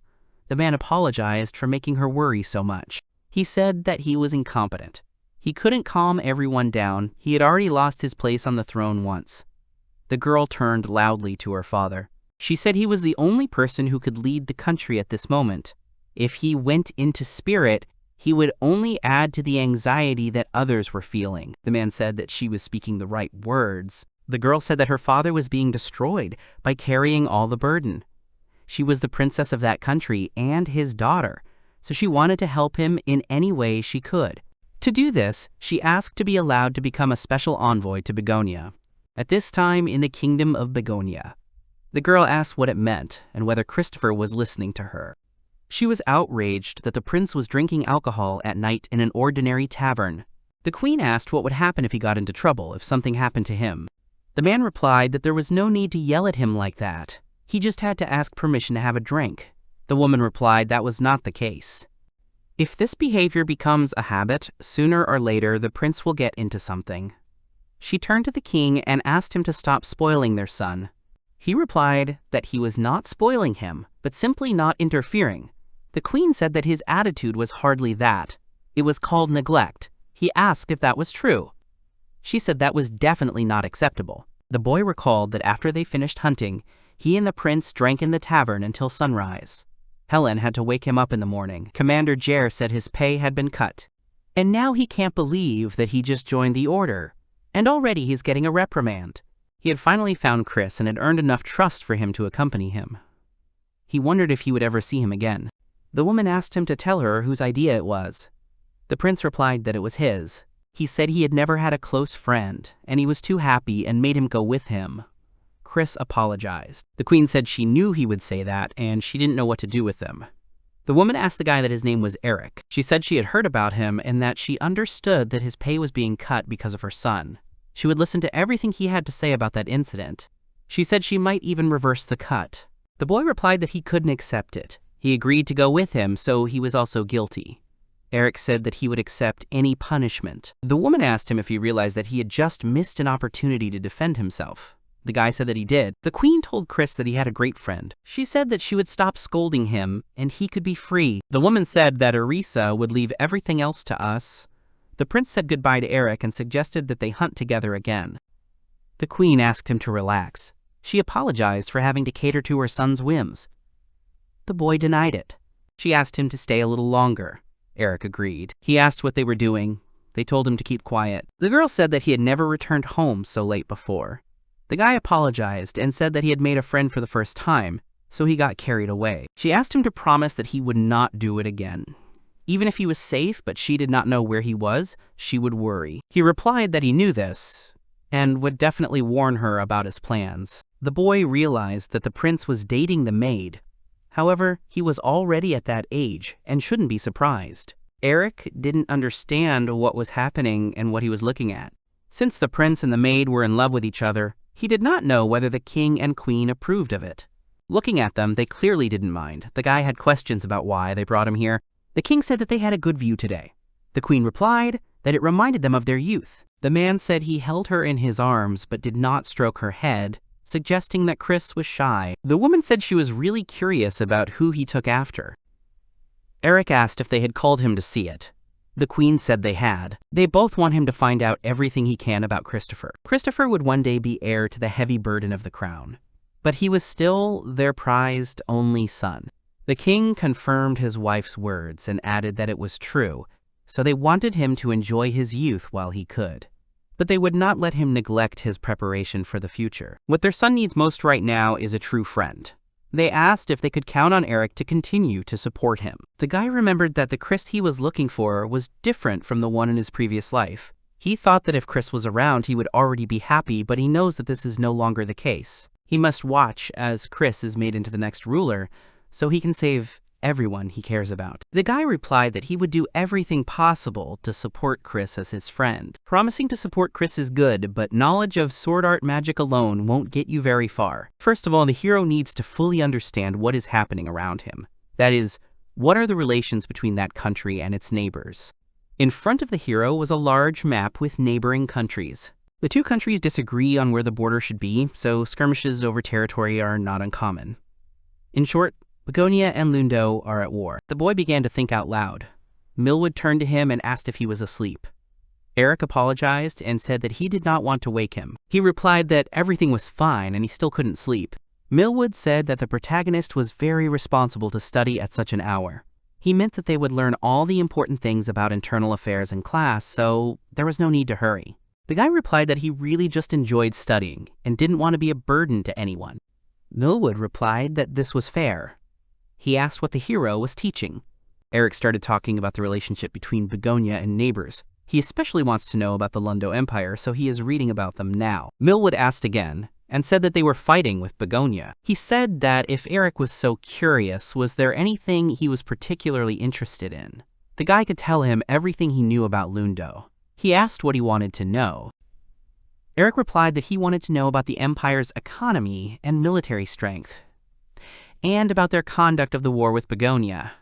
Millwood decided to begin his story with the history of the kingdom. The guy asked why he needed to know the history of Begonia, and the hero replied that he would find out later. Begonia is a country founded by people who came from overseas. Initially, those lands were so deserted that nothing could grow there. But when gold was found there, everything changed. People appeared who quickly developed those lands, changing them completely. People began to fight mercilessly for possession of the territory. The leader of those then won, became the first king of that land. This is the story of the origin of Begonia. Eric asked what Lundo had to do with it. Millwood replied that before humans settled there, another people had already called the land home. People called those people demons, and they were the ones who originally lived on that continent. But the number of people grew rapidly, which eventually pushed them with their backs to the wall. They had no choice but to unite the countries themselves. This is how the second side of demons appeared, Halcyon and Lundo. People tended to gather together, but each tribe had its own unique customs. In fact, they were more disunited than humans, so uniting them all under one banner was far from easy. The price for uniting their countries was blood.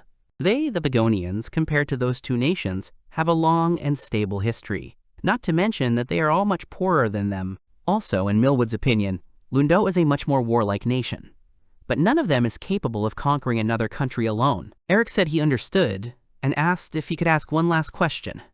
The guy said he could. The protagonist began to think that if Lundo still decided to conquer Begonia, then how exactly they would do it. Millwood replied that they would try to seek help from their demon neighbors in Halcyon. At least, that was what he would do. The boy replied that he was tired. Eric thanked him for his help. Millwood wished him good night. The hero began to think that, in his previous life, Chris mentioned that Felix was collaborating with someone, and it must be the Lundo Empire. Also looking at the geography, if Lundo and Gladio conspired, then Begonia would be attacked from two fronts at once. In that case, if the kingdom falls within a month, it wouldn't be surprising. But the hero defeated Felix in this life, thus preventing a war on two fronts. This means he also thwarted Lundo's plans. If the operation fails, it will greatly undermine Begonia's reputation. Such a situation will only worsen the country's already bloodthirsty nature, and they will have only one way to restore their lost authority to regain the people's favor. Otherwise, they are finished. The commander said he had a mission for the two of them. It was top secret, so not a word about it could leave that room. The man replied that he understood, and asked if they were accompanying Chris. Jur said that they would be accompanying Christopher.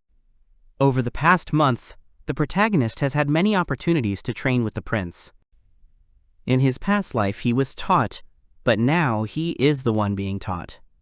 The boy told him about that mission during one of their lessons. Eric asked if the prince would go to another country. He replied that he would go in secret from everyone, Chris has been secretly traveling to other countries since last year. Visiting other countries and seeing their towns and villages is a tradition of that royal family and part of learning about different aspects of the world. On any other day, a foreign prince would not visit those cities. So by going there without telling anyone, the prince can see exactly how they function in everyday life. Chris said that although it was a secret, they were going to saddle him with bodyguards. He usually goes with 2 or 3 people. Eric asked if he wanted him to be one of them. Eric is a newcomer, who has only been among the knights for a month. The prince replied that the boy is strong, and that is more than enough. His father does not mind at all. The boy replied that it was an honor for him to accompany the prince. Chris replied that he was glad that Eric was with them. This situation happened a couple of days ago, so the main character has one guess as to why Commander Jer called him there. The man asked if Eric was going with anyone else. He was told that this was an order from the deputy commander of the mages, Viviana.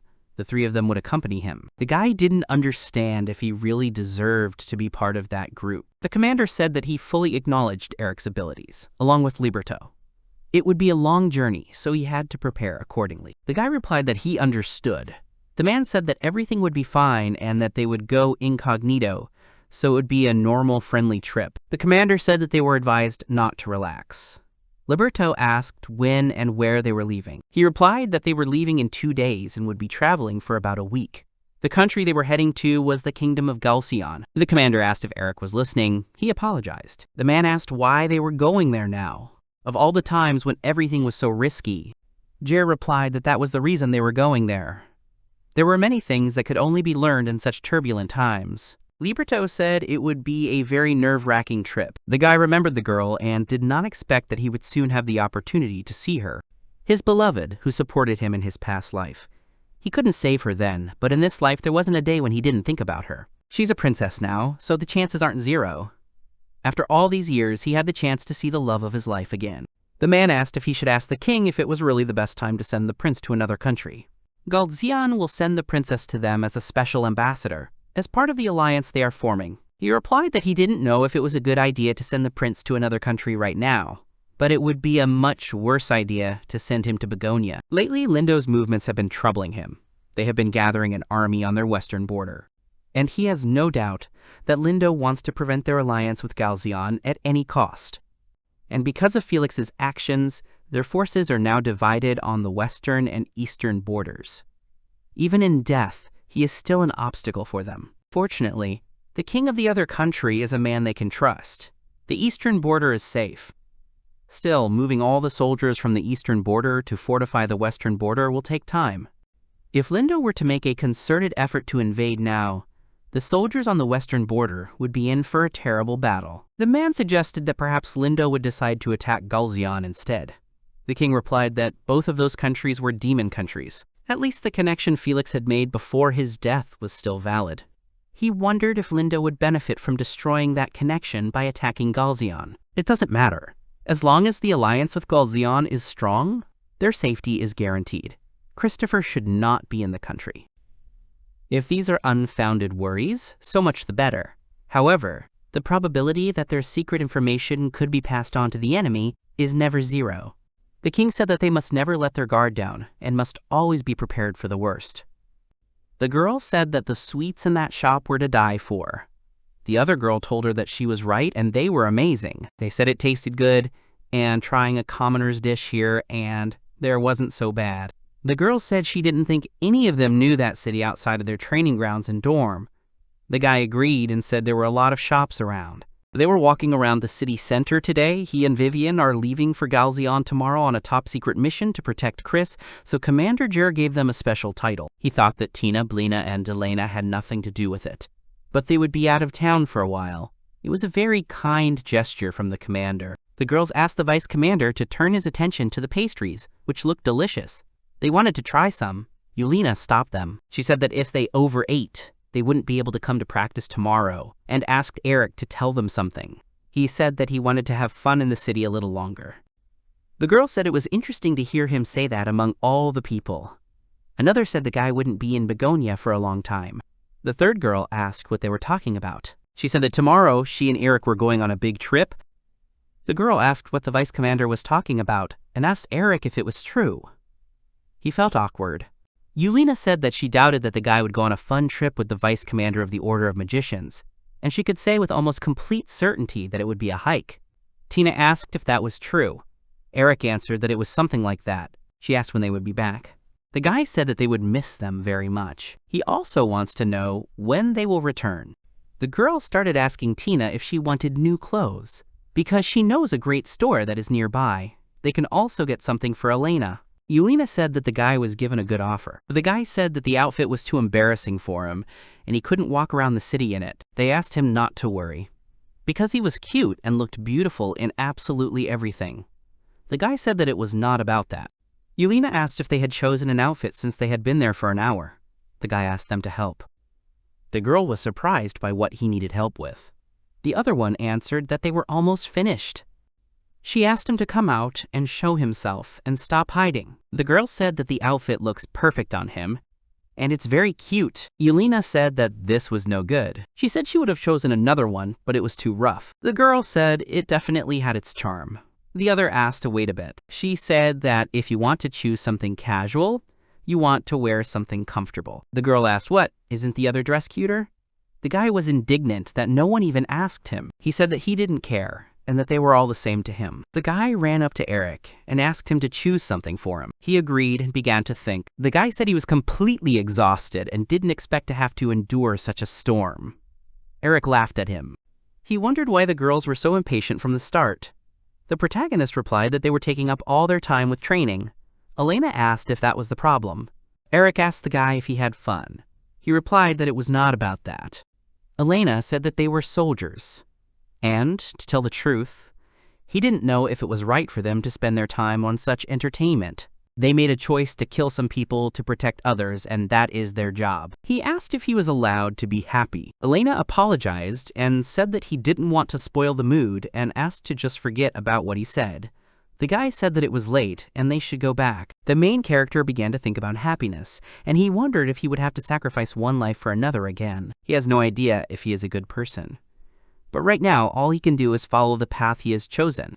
As long as all the innocent people who were brutally killed in his past life are alive and well now, he is happy.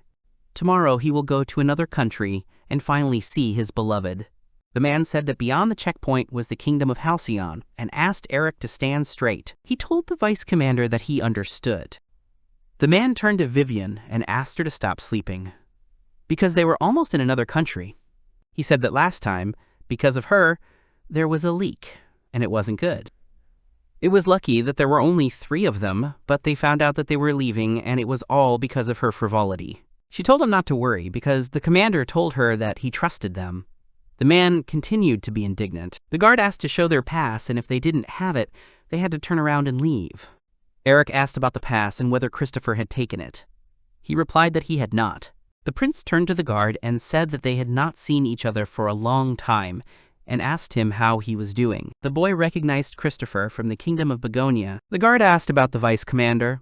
He replied that he was. Chris introduced Eric, who had recently joined them, and said that his presence was approved by him and Liebert. The guard asked to open the gate. He said that they should know that after the incident with Felix, the kingdom of Halcyon is in a precarious position and the monsters have become much more active. Their kingdom will not bear any responsibility for whatever happens to them, and if they understand, they can pass. The commander was asked about the secret mission and how the guards and princes knew about it. He replied that before Felix came, Begonia and Halcyon were on good terms.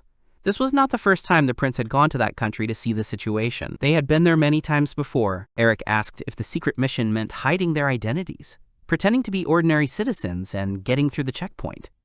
He didn't see why they'd have to endanger themselves. The commander said it was not his fault that the prince had revealed his identity. The man asked if he was aware of his situation. Chris asked why he was always so serious. The girl asked him to stop yelling and let her sleep. The main character thought that everything was much more complicated than he imagined, and he didn't want to think about it. Now he understands why the Begonia kingdom was destroyed in his past life. The man asked Eric why they had stopped. He replied that they were surrounded. Libertus saw a group of orcs in large numbers. They saw the largest one and assumed that he was the orc general. Orcs are smart enough to gather others into groups. They'll have to try. The man asked if Eric would go. He said no problem. At that moment, a girl jumped out of the carriage. The guy told the girl that she was a magician and it was dangerous for her, asking her to get back into the carriage. She said that he didn't know her well and she couldn't handle it, so she asked him to leave the orcs to her. Vivian asked if Libertas would mind. The men began to support the girl, and Eric was very surprised. Vivian said she doesn't like it when people think she can't do it, so she'll prove them wrong. She said she would defeat the orcs in a couple of seconds. The girl used a fire projectile. She defeated all the orcs and asked if it was fast enough. The men started saying that she had done it not in a couple of seconds, but in 10. Vivian said that they were deliberately increasing it. The girl said that she was going to take a little rest. The man asked Eric if he was tired. The prince said he could replace him. The guy thanked Chris. The protagonist began to think that although she was not as strong as Vivian, Irene could also use similar magic. He wanted to meet her. The guy said he was interested in how strong the girl was. She said she was stronger than most people. The guy asked if she was weaker than demons. The girl thought about it. She thinks it depends on the species and their characteristics. Vivian asked if he had heard that Princess Alcyone was good at magic. The prince said that Irene was beautiful, good, and perfect. Eric asked how he knew Irene. Chris said that he himself is a prince and they once met. The guy asked what kind of princess. The prince asked if Eric was her devoted admirer. Chris said that everything was clear with the guy because the princess was popular and beautiful, so there was nothing wrong with that. The girl suggested telling Alice that the prince had called another girl beautiful. The guy started saying that it wasn't true at all and asked how she knew about them. The man apologized for interrupting their fun and asked for her attention. Chris asked about the demons. Liebert answered negatively and asked to take a look. The prince said that the sun would soon set and they were lucky. They could spend the night there. The man said that it was too early to draw conclusions and asked to take a look. The prince said that things were bad for them. Eric asked what was going on there. He let the guy look at it too. The main character looked into the tube and was surprised. The village was under attack. He said they needed help. The man said their job was to protect the prince, not save villages. Liebert apologized to Eric and said that it was not up to him to decide. He asked the prince what they would do. Chris replied that he wanted to help those people. Eric was inspired. The girl said she was in. The prince said they had to win. The man agreed with Chris's order.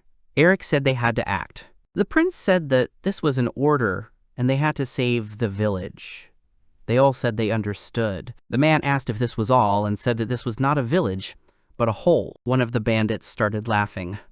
The chief replied that it was wrong to hurt the girls. The villagers began to insult the bandits. A man hit the speaker. One girl wanted to tell them something.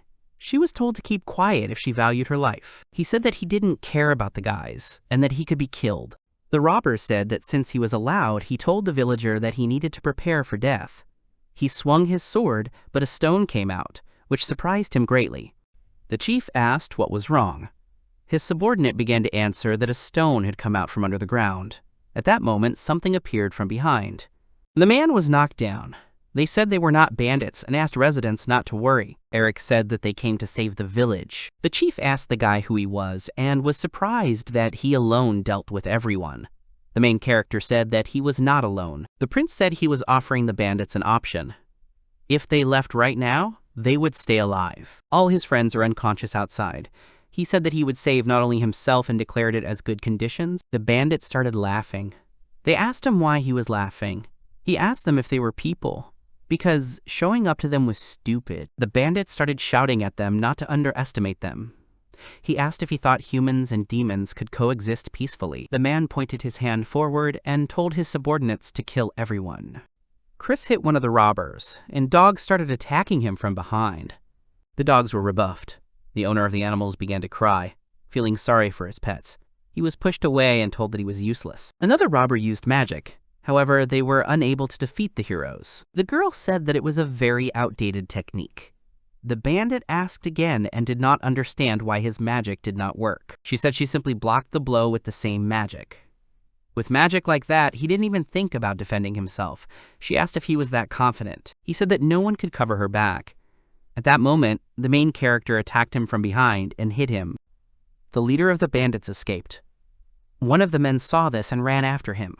The villagers asked the heroes if they were really human, because they had never seen people like them. The girl asked them not to be afraid. She said that he was safe and sound, asking who else needed help.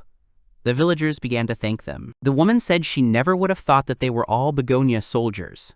They saved their entire village, and the villagers were very grateful to them. The old man asked what the begonia soldiers had forgotten there. He began asking whether they had come on an excursion or were on a reconnaissance mission. It was the village chief. The girl said that the heroes had helped them, and they owed them for this help. She asked him to show respect. The prince said that the chief was right, and the old man was surprised. Chris said that Begonia and Halcyon had been slowly developing a friendly relationship for some time. This included trade and military exchanges. The old man said that when Felix began to prepare to take the throne, all this stopped. The prince agreed with his words. He said that, unfortunately, the effects of Felix's actions continue despite his departure. In the current unstable situation, they need a clear understanding of the internal affairs of the Halcyon. The old man said that he understood what they were talking about, but they were too frank for soldiers. He said so they wouldn't get the wrong idea, and he didn't want to hurt them. The heroes saved them, and he couldn't be mad about it. However, none of the villagers liked Felix from the start. They were glad that the Begonia outplayed him. He asked to be allowed to thank them. He said that it was already getting dark, and if they wanted, they could spend the night in the village. The prince was surprised. The old man confirmed this, and said that they were not expecting guests, but they could come to his house. Chris thanked him and said that they could help him clean up the damage the bandits had done. The village chief said that he would be happy to accept their help. The village chief began to say that if he were stronger, this would never have happened. The girl ran up to him, beginning to calm him down and ask him not to say such things. She said that it was all Felix's fault, because he had fun destroying their country, and now they had to pay for it. The old man agreed. He said he knew full well how dangerous he was, but did nothing to stop him. He started saying that there was nothing he could do. The old man was very scared, so he just closed his eyes to everything. He stood up abruptly and said he'd had enough. It didn't look like the situation could get any worse. Flexie's homeland was his homeland. Eric asked again about Felix. A man ran up to the old man. He said that he was listening attentively. He began to ask to guess who had come. The chief understood immediately. In front of them stood a girl named Nina. The man began to greet the girl and asked where she had been all this time. She asked him again and said it was obvious. Nina was checking the monster traps. The guy told her that she had been gone for a few days, and bandits had attacked the village while she was gone. Nina said she didn't care. The man started blaming her and asked if she knew how many people died, because she was not there. The girl got angry. He told her that she was looking for Felix again. The guy accused her of being stubborn and said that all she did was look for a bad man, putting them at risk. The man asked her if she understood that he was dead and told her to give up. The girl was not pleased that he was lecturing her. She said he plays the victim, blaming everyone around him. The strong make the rules in this country and he should be able to protect himself. And if he can't do this, then he has no right to slander her brother's name. Nina was very angry. Liebert turned to Eric. The protagonist immediately understood him. Everyone looked at Nina. She exclaimed what they needed. The old man asked her to listen and said that a group of heroes had driven away the bandits and that they were soldiers from Begonia. Nina clarified. She noticed that several people were tied to a tree near the village, and now everything became clear to her. She said that this was clearly not a decision that a demon would make. The prince said that they, as inhabitants of Begonia, were not able to pass such a judgment there, even for the wicked. They were from Halcyon, so they should be judged by the law of that country. She said that this is true if the law works, and asked why they decided that their law was right. The man asked the girl to stop, and she replied that the weak had no pleasure in that country. Nina said that all they can do is make noise and run away or meekly submit to the strong like cowards. That's why the girl chose to be strong. She said that if there had been any real order in that country, she wouldn't have had to try so hard. The residents were surprised by the huge dome over the village. Nina asked if the heroes would spend the night there. The head confirmed her words. She said that she understood everything and then it would be right if she showed their guests due courtesy. As long as the girl was there, the village was safe. The prince asked that the place where they were now was Felix's home village. Eric was silent, and Chris stared at him. Then he asked Vivian how she knew what spell the girl had used. She replied that it was an improved barrier. Barrier spells are very difficult. And even the lower rank spells are too difficult for most mages. Vivian admitted that this also applies to her. Plus, the spell affects the entire village, so she is real. Liebert said that it sounded appropriate for Felix's younger sister, and asked what they should do, since apparently the girl was looking for Felix herself. The prince said it might be a good idea to fly away before the situation got out of control. He didn't want to get into more trouble. At that moment, there was a knock at the door, and the prince asked who was there. Nina's voice was heard from behind the door, and she said that she wanted to ask them something. The prince asked Eric what he thought about this, and he allowed the girl to enter. She thanked them and asked what country they were from. Nina asked if they knew anything about the whereabouts of Felix Gladio. Eric replied that she should know it better than them. The girl asked what he meant by that and why she should ask them about it then. Eric replied that Felix was dead. Nina started screaming that the guy was lying. She said there was no evidence and no one saw anything. Eric said he saw it personally because he defeated Felix himself. The girl was horrified. She asked Eric about him defeating her brother. Nina said she couldn't believe it because her brother couldn't lose. She gritted her teeth and asked where, when, and how Eric defeated her brother. He said that Felix sent a large number of monsters to his village. It is a village on a hill, near the border. He fought to protect his home and defeated it. She confirmed that her brother often controlled monsters, and he went to attack his village. Nina asked if her brother was strong. Eric answered positively. He said that Felix was very strong, and he had never met anyone stronger than him. If he had not been helped, he would have lost. The girl said that she understood everything. She thanked the guy and said goodbye. The girl asked if it was worth telling Nina everything as it was, and if it would not have been better if she had not known anything. The prince said that he had to tell her all this. He said that he was very worried, and now Nina is angry with them. Liebert confirmed this and said that if he sympathized with her, then none of this mattered. Eric said that he knew this. The fight with Felix is an important moment in his life. He said that sometimes there may not be enough words to express what it was like to be fighting for his life. Eric said that Nina had every right to know what happened to Felix. Since she asked, he should have told her. The man said there was something to it, and asked the boy to remember something. He told him that he was no longer alone, and that what he did and said affected many more people than he thought. The boy thought about what Felix had told him, that he had never been blessed by the Allies. He came to the conclusion that nothing could justify his actions. Even though he understood this, he still felt uneasy. The old man said that perhaps he wanted to transform this land more than anyone else. However, this desire arose from deep darkness, and a dark desire could never lead to positive change. Felix only sowed house around, and as a result, he found himself alone. It is not difficult to guess that all his followers were selfish fools, attracted by his influence. But Nina was different. She was one of the few who truly shared Felix's life and supported him sincerely, and this is what worries the village chief. Eric was lying on his bed, and the girl quietly opened the door, approaching him with a knife.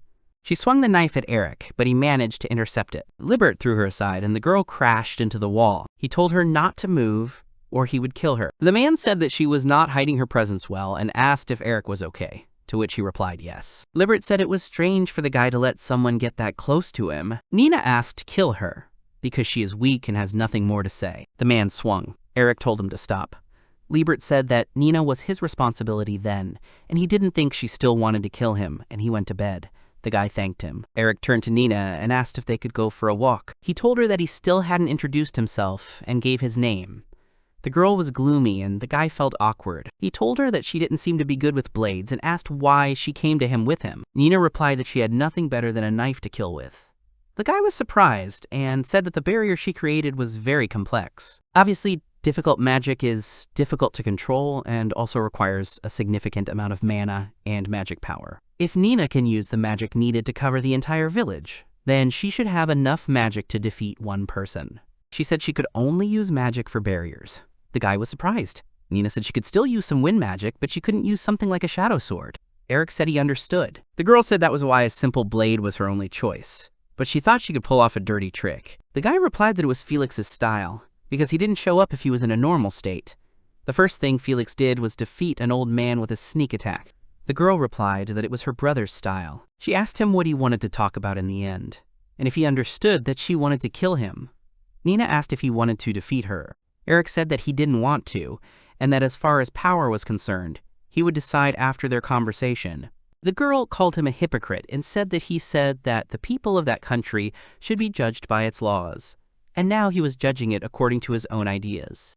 The guy replied that the girl said that the weak there obey the strong. Eric asked her to tell him about her brother, because he wanted to know him better. The girl was surprised and asked why he needed it, if her brother was already defeated and he did not need to know anything about him. He said he doesn't usually ask such questions. However, Felix is the one who took everything from his past life. The people living here were killed by the thought of him becoming king. He doesn't feel the slightest regret about defeating him, and he doesn't intend to regret it. Eric said that Felix is important to him in some way. The boy asked that if the girl was his younger sister, she should have grown up with him. He wants to know why Felix wanted to become king. Nina replied that she had not grown up with him. The guy was surprised and said that she was his sister. The girl replied that he was her brother, but not by blood. She simply saw him as her brother, and she was like a sister to him. She began to remember that the first time they didn't meet, she was 10 years old. Nina fell into the capital's slums when Felix appeared and saved her. He turned to her and asked if she was alive. The girl knows nothing about her parents. When she came to, she lived in an underground city, looking for scraps to survive. The royal capital seems like a beautiful city on the surface. Well, so dirty that it makes you wonder if this is the same city. She was born in that underground part. Different people live in the underground city. People who came there after a failure on the surface, as if rolling down. People who got hurt somewhere and can't work anymore. People like her, she doesn't know if her family was abandoned, but she ended up there somehow. They were all together, but there was no light in their eyes. For children in the same situation as her, the underground city is hell. If someone has food, it can be stolen, and you can be defeated. You can be defeated by adults simply because something irritates them. Beautiful children can be taken away. These children have a very difficult fate. It seems that most of them are forced to lead a life in which death would be a blessing. Once she was also about to be kidnapped, but she managed to escape. However, at that moment she was exhausted and hungry due to the conditions and collapsed, ready to accept the inevitable. Because in the underground city there is not a single person who would help another, and she is no exception. But Felix was different. He told her that if she was still alive, she needed to raise her head. The girl stood up and attacked him with a knife, but he threw it away. He said she was a good fighter, and he liked her passion. Felix told her that if she was going to survive there, she better be in good shape, because living alone is very difficult. He said she had a chance. The guy threw an apple into her hands. In the underground city of the royal capital, she felt something for the first time. She thought it could be called kindness. For her, who hated the capital, it was pointless to be in the underground city. In the end, she had no place to go, so she decided to go with Felix. Eric asked if this was the village Felix was from and why he went to the capital. She replied that he wanted to see the underground life of the capital. It was a good place to learn about the current state of affairs in the kingdom. The guy replied that he understood. He said it was unexpected because Felix didn't look like someone who would act in tandem with someone. The girl said that's what everyone says about him. Her brother had his own beliefs. Eric asked what those beliefs were and what happened after he left the underground city. After this, they wandered through the cities and villages of the kingdom to see with their own eyes the real state of affairs in the country. Felix said that the current king only cares about the external shine, but he closes his eyes to the dark sides. If so, then he will take over the government of that country and wipe out both the shine and the darkness from the face of the earth. Nina said that to become king, you need to defeat the current king in a duel, and she knows that Felix is very, but worried. He told her that weaklings should remain weaklings. He doesn't like those who don't try to become stronger and just watch from the sidelines. Felix said that Nina survived the underground city and understands it. If the current king of the country is no good, then there must be someone else. He asked her why she thought people were born in such rotten places, an underground city, and why no one could unite. She asked why. He replied that it was because there was no common enemy, and therefore no common. The girl asked about the common enemy. Felix began to think what would happen if he became king. Then he would like to conquer the neighboring kingdom of Begonia. The girl told him that not everyone wants to fight. Felix replied that he knew that. He told her that fighting does not only mean a violent clash. Those who want to cultivate the fields should do so. Those who want to learn should have the opportunity to do so. The battlefield changes according to the people. Although, in that country, it seems, there are no normal places for education, and therefore schools will have to be built. There was a lot of work for him. Having said this, her brother headed towards the royal capital to challenge the king of the country to a duel. In the first fight, her brother was defeated, but he did not give in. To become stronger, he spent several years in training days. And then her brother challenged the king again. Felix became so strong that he was able to defeat the king, but there was no smile on her brother's face. Felix began to tell the king that he had become weaker than the last time they fought. And this was because he only fought weaklings. He asked him why he thought he had become stronger. In that country, being strong is considered right. He asked him why he wasn't getting stronger. Tillich said that he was leaving but would be back soon, so he asked her to wait for him. The girl asked if she needed to go too. He answered that she needed to because such a neglected village could easily be destroyed. Felix asked the old man if he had come to see him off. He asked Felix to reconsider his decision. He told him that if he wanted to stop him, he should show it not with words, but with force. Even if he invited everyone to fight him, he wouldn't mind. Felix said that you can't convince anyone with words, that's why you need force. You need to remember this. He said that if no one goes, then he leaves and asks Nina to live well. She said goodbye to him. Felix said that now the country will change because he will rule it. This is exactly the appearance of her brother, whom she saw for the last time. She asked Eric if he had defeated her brother. He replied that he had. The girl asked what her brother's last appearance had been and what he had said. The guy replied that Felix called the fight fun. The girl said that was good. The last time a fun fight with him. She apologized, and he told her everything was fine. He knew the pain of losing those you love, but no apology needed. Felix in his previous life killed everyone he loved for no reason. He got a chance to start over and he fought Felix, won and protected them. In this world where the strong defeat the weak. So he can't say anything to this girl, who probably also carries the same pain as he does. He can't do anything about it. The girl turned to him. I asked him why Eric was crying too. He apologized and said he shouldn't cry. Nina called him kind. Eric replied that he wasn't, and I told him that he was just thinking about the sister of the enemy who tried to destroy his homeland, and he was crying because of it. Nina added that there were few such people. He told her that he was not such a good person. For him, it was just sympathy. She said that sympathy or anything else was good. If he was killed by someone who could shed tears for such a person, then her brother would be rewarded. She said she loved her brother, but she couldn't agree with his views when he became king. The boy understood that. She said that, indeed, as her brother says, if there were enemies outside the country, then perhaps there would be no conflicts within. But she knew that if a war began, the suffering would exceed all limits. She also felt like somewhere deep down she sympathized with her brother. Even if it was the wrong path, she still thought that maybe it would lead to something better than now. She thought that surely her brother knew that he was wrong. However, her brother did not stop because he had her.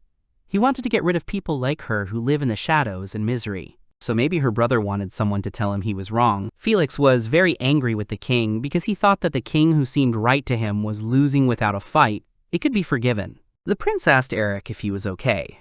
The boy asked what he was getting at. He asked about the girl who attacked him yesterday. The protagonist replied that she was completely fine. Liberto said Chris didn't even notice the threat, he slept all night, so he understands why he's worried. The prince was outraged by the man's comments. Chris said it was unlikely that anyone would feel threatened and Eric was just awful. The guy replied that if we were to talk about horrors, then the vice commander Liberto was much more terrible. Even being in another room, he felt threatened. The man said that he felt uncomfortable. Chris started to get upset about their jokes, as if it was very funny. Liber told the prince to come to them, and then they would have fun together. The prince asked him to shut up. The man asked if Bakemon, who was always sleeping, was awake. Eric asked if he needed to be woken up. Liberto replied that he did. They were approached and asked if they were already getting ready.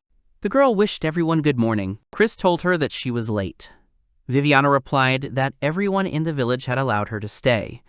She confirmed this with the old man. He said that they didn't even have time to express their gratitude to him and asked them to rest a little more. Liberto said their attention is appreciated, but they have their own plans. The prince said that they would return there after visiting the capital, and then perhaps they could rest. The old man understood them and told them to be sure to come by when they returned. Nina asked if they were going to the royal capital after this. Eric wished her good morning and asked if she had been able to sleep after what had happened. The girl replied that she had not. She made a request to him. When they went to the capital, they should look not only at the front, but also at the dark side. The girl asked him to tell her later what he felt. She asked if he would return to the village. He confirmed that he would return. Everyone became alert and asked what had happened. The girl asked if they were robbers. The man told her to look more closely. It was the armor of the soldiers from Harujian. Nina assumed that some aristocrat had arrived, and it turned out to be true. The guy saw his beloved, and he had no doubt that this could be a mistake. The guard stopped him and said that they would not forgive him for causing trouble in front of the princess.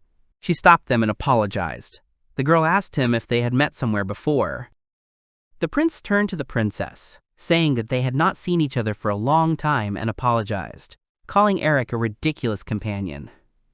The girl recognized him. Chris asked why she was in such a place.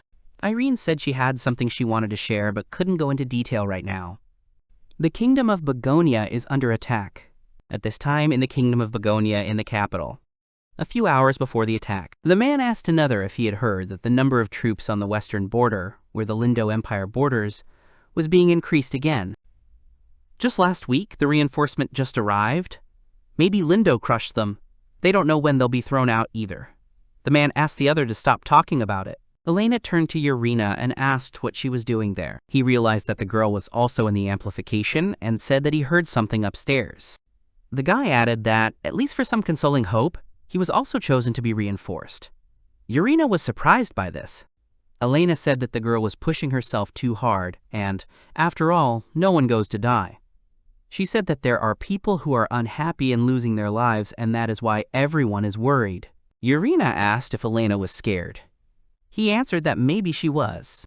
In fact, he is even glad to be recognized and to be able to do his real job as a knight. Urina said that he is very strong. He replied that maybe he just wasn't that afraid, and that didn't make him truly strong. He alone cannot save anyone, and he is not given such power either. Urina said that this is why he has comrades, companions. He replied that this was true, because they were friends. The magician turned to the girl and said that she had very good skills. She added that that was enough for today. Besides, if she can improve the quality, even lower spells will become powerful. Also, if she learns a higher level of magic, who will be able to use it with less magic expenditure?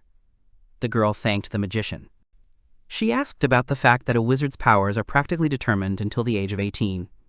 She was told that this is true, but that does not mean that abilities cannot improve. The girl gave herself as an example and said that she was quite grown up but still trying.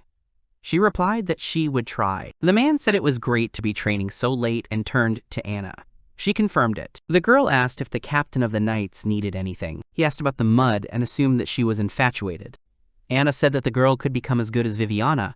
However, she clearly lacks combat experience for this. She said that they too had decided to go west to help. The man said he was listening and asked them to reconsider their decisions. The girl said they had already made their decision. Their magic powers are the best of the best. Especially with the absence of Libretto and Viviana as the prince's guard, it would be good if they stayed in the capital. Anna asked if he knew what they said about their magical order, an elite group of highly paid, incapable of achieving significant results. She said that in contrast, knights can truly excel on the front lines, and ultimately have to provide support from the rear for their exploits. He said that at least the knights had the opportunity to take turns on the front lines, but the magical order did not have such luxury. Anna asked him to stop. She said she didn't like his military appearance. The man told her she looked like the commander of a magical order. Anna said she hated it. She assumed that when you became a soldier, that was the only way you could think. The girl asked Eric if he was okay. The man asked what was going on. She asked what the light was in the north.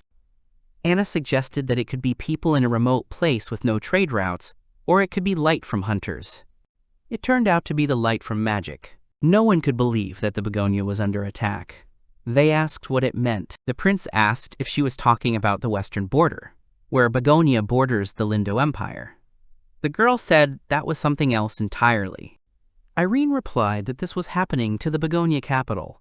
No one could believe it. The man said that they left the country only 3 days ago.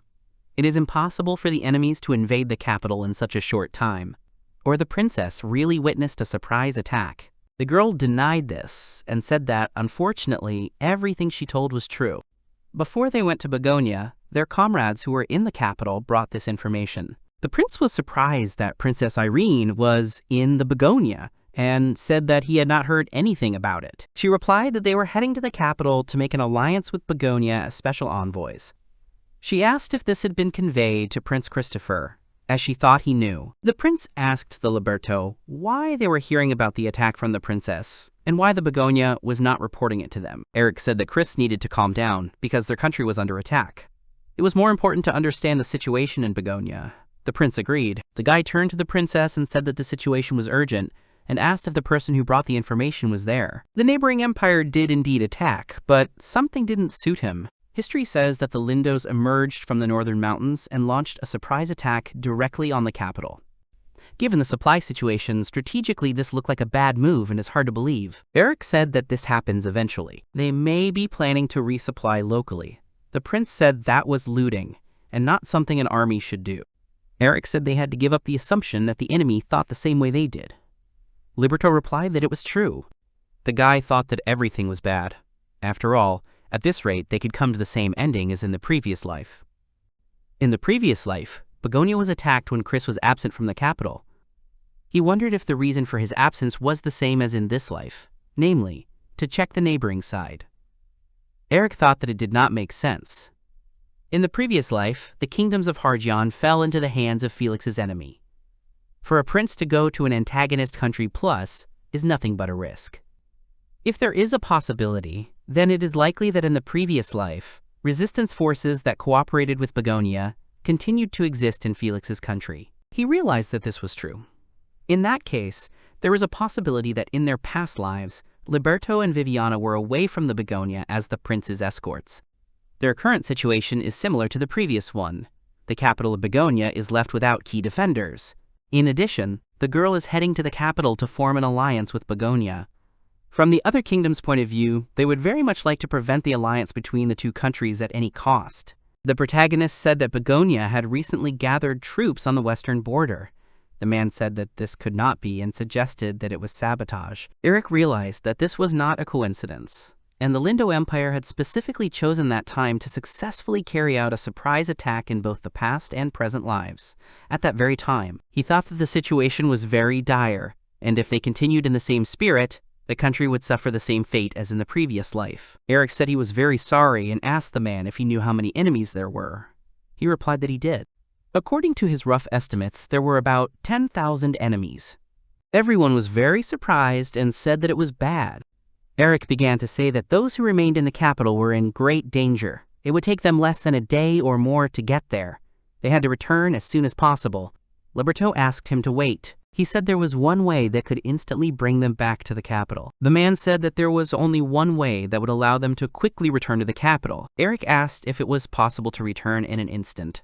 Chris said it was Viviana's magic. She said it was different. Even she can't use such specialized magic. He asked what she could do. The girl reached into the box. She took out 2 magic balls from there and showed them to the boys. The prince asked what it was. This was a so-called magic tool, an object imbued with magic. The abilities depend on magic, and this one has the ability to teleport. The prince shouted that she should lend it to him and tried to snatch the magic balls from her hands. The girl asked to wait for him for at least a minute. She only had 2 of them. That is, only 2 people could return to the capital. Chris started asking about the number of people. The girl replied that it was still a prototype and she did not plan to use it unless things went badly. The prince replied that they needed to prepare enough people. He said that the lack of report of the attack on the capital by the Begonia and the lack of magical tools to return for so many people was done intentionally by his old man. He couldn't think of any other explanation. Liberto agreed with him. He said Chris was the Prince of Begonia and under no circumstances should anything happen. The guy started to get indignant that he shouldn't silently watch his country being attacked, and he couldn't accept being indifferent. Liberto gritted his teeth in anger. The man took the prince by the collar of his cloak and said that if something happens to the king, he will inherit the throne. However, if both disappear, everything will end very badly. The kingdom of Begonia will be finished. The prince took the man's hand in his and began to say that everything was not so bad. He suggested that Eric and Vivian return to the capital. They looked at each other and nodded in agreement. Liberto said that it was a good option. He asked the girl to teach Eric how to use the magical tool. She saluted and set to work. Streams of magic began to swirl around the protagonist. At that moment, Chris turned to Eric, and he turned around. The prince said that he entrusted the royal capital to them. The boy understood the full responsibility. The girl began to ask if it was because he was stronger than the libretto. The man replied that one of the reasons was that he was more capable than he was now, and he would be a valuable asset. He defeated him. The girl asked the guy's name. Eric introduced himself to her. She shrank and said that, thanks to him, the kingdom was saved, and asked to be allowed to express her gratitude. The girl thanked him. The guy smiled in response to her words. She asked him to make sure he came back alive. The guy was inspired by her words. The main character was very serious, and his look was full of determination. He answered her that he would definitely return. They both disappeared, and everyone said that we should believe in them. Everyone who saw the heroes off stood with a serious face. The prince turned to the princess and asked if he could ask her something. She agreed. He asked if she had ever met a guy before. The princess asked again. The girl replied that she was pleased to meet them for the first time. The prince did not believe her and said that he thought Eric knew her. The princess felt awkward about this. She asked if it could be because she was a princess. The prince denied this theory. He told her that the guy knew her as if they had already met. The girl was very surprised. She said that she also met different people in her position as a princess. The girl tries to remember faces and names, but she does not remember Eric, and they meet for the first time. However, despite this, she has the feeling that they are not meeting for the first time. The prince said that Princess Irene had the same feelings. She was surprised and wanted to add something, but she was interrupted. Started to approach them and asked the girl why, when she heard the name Felix, this name did not mean anything to her. The princess looked at her questioningly. She introduced herself and said that she was Felix's sister. The guards began to separate the girl from her. Nina turned to the princess and said that she would be very glad if she would talk to her a little.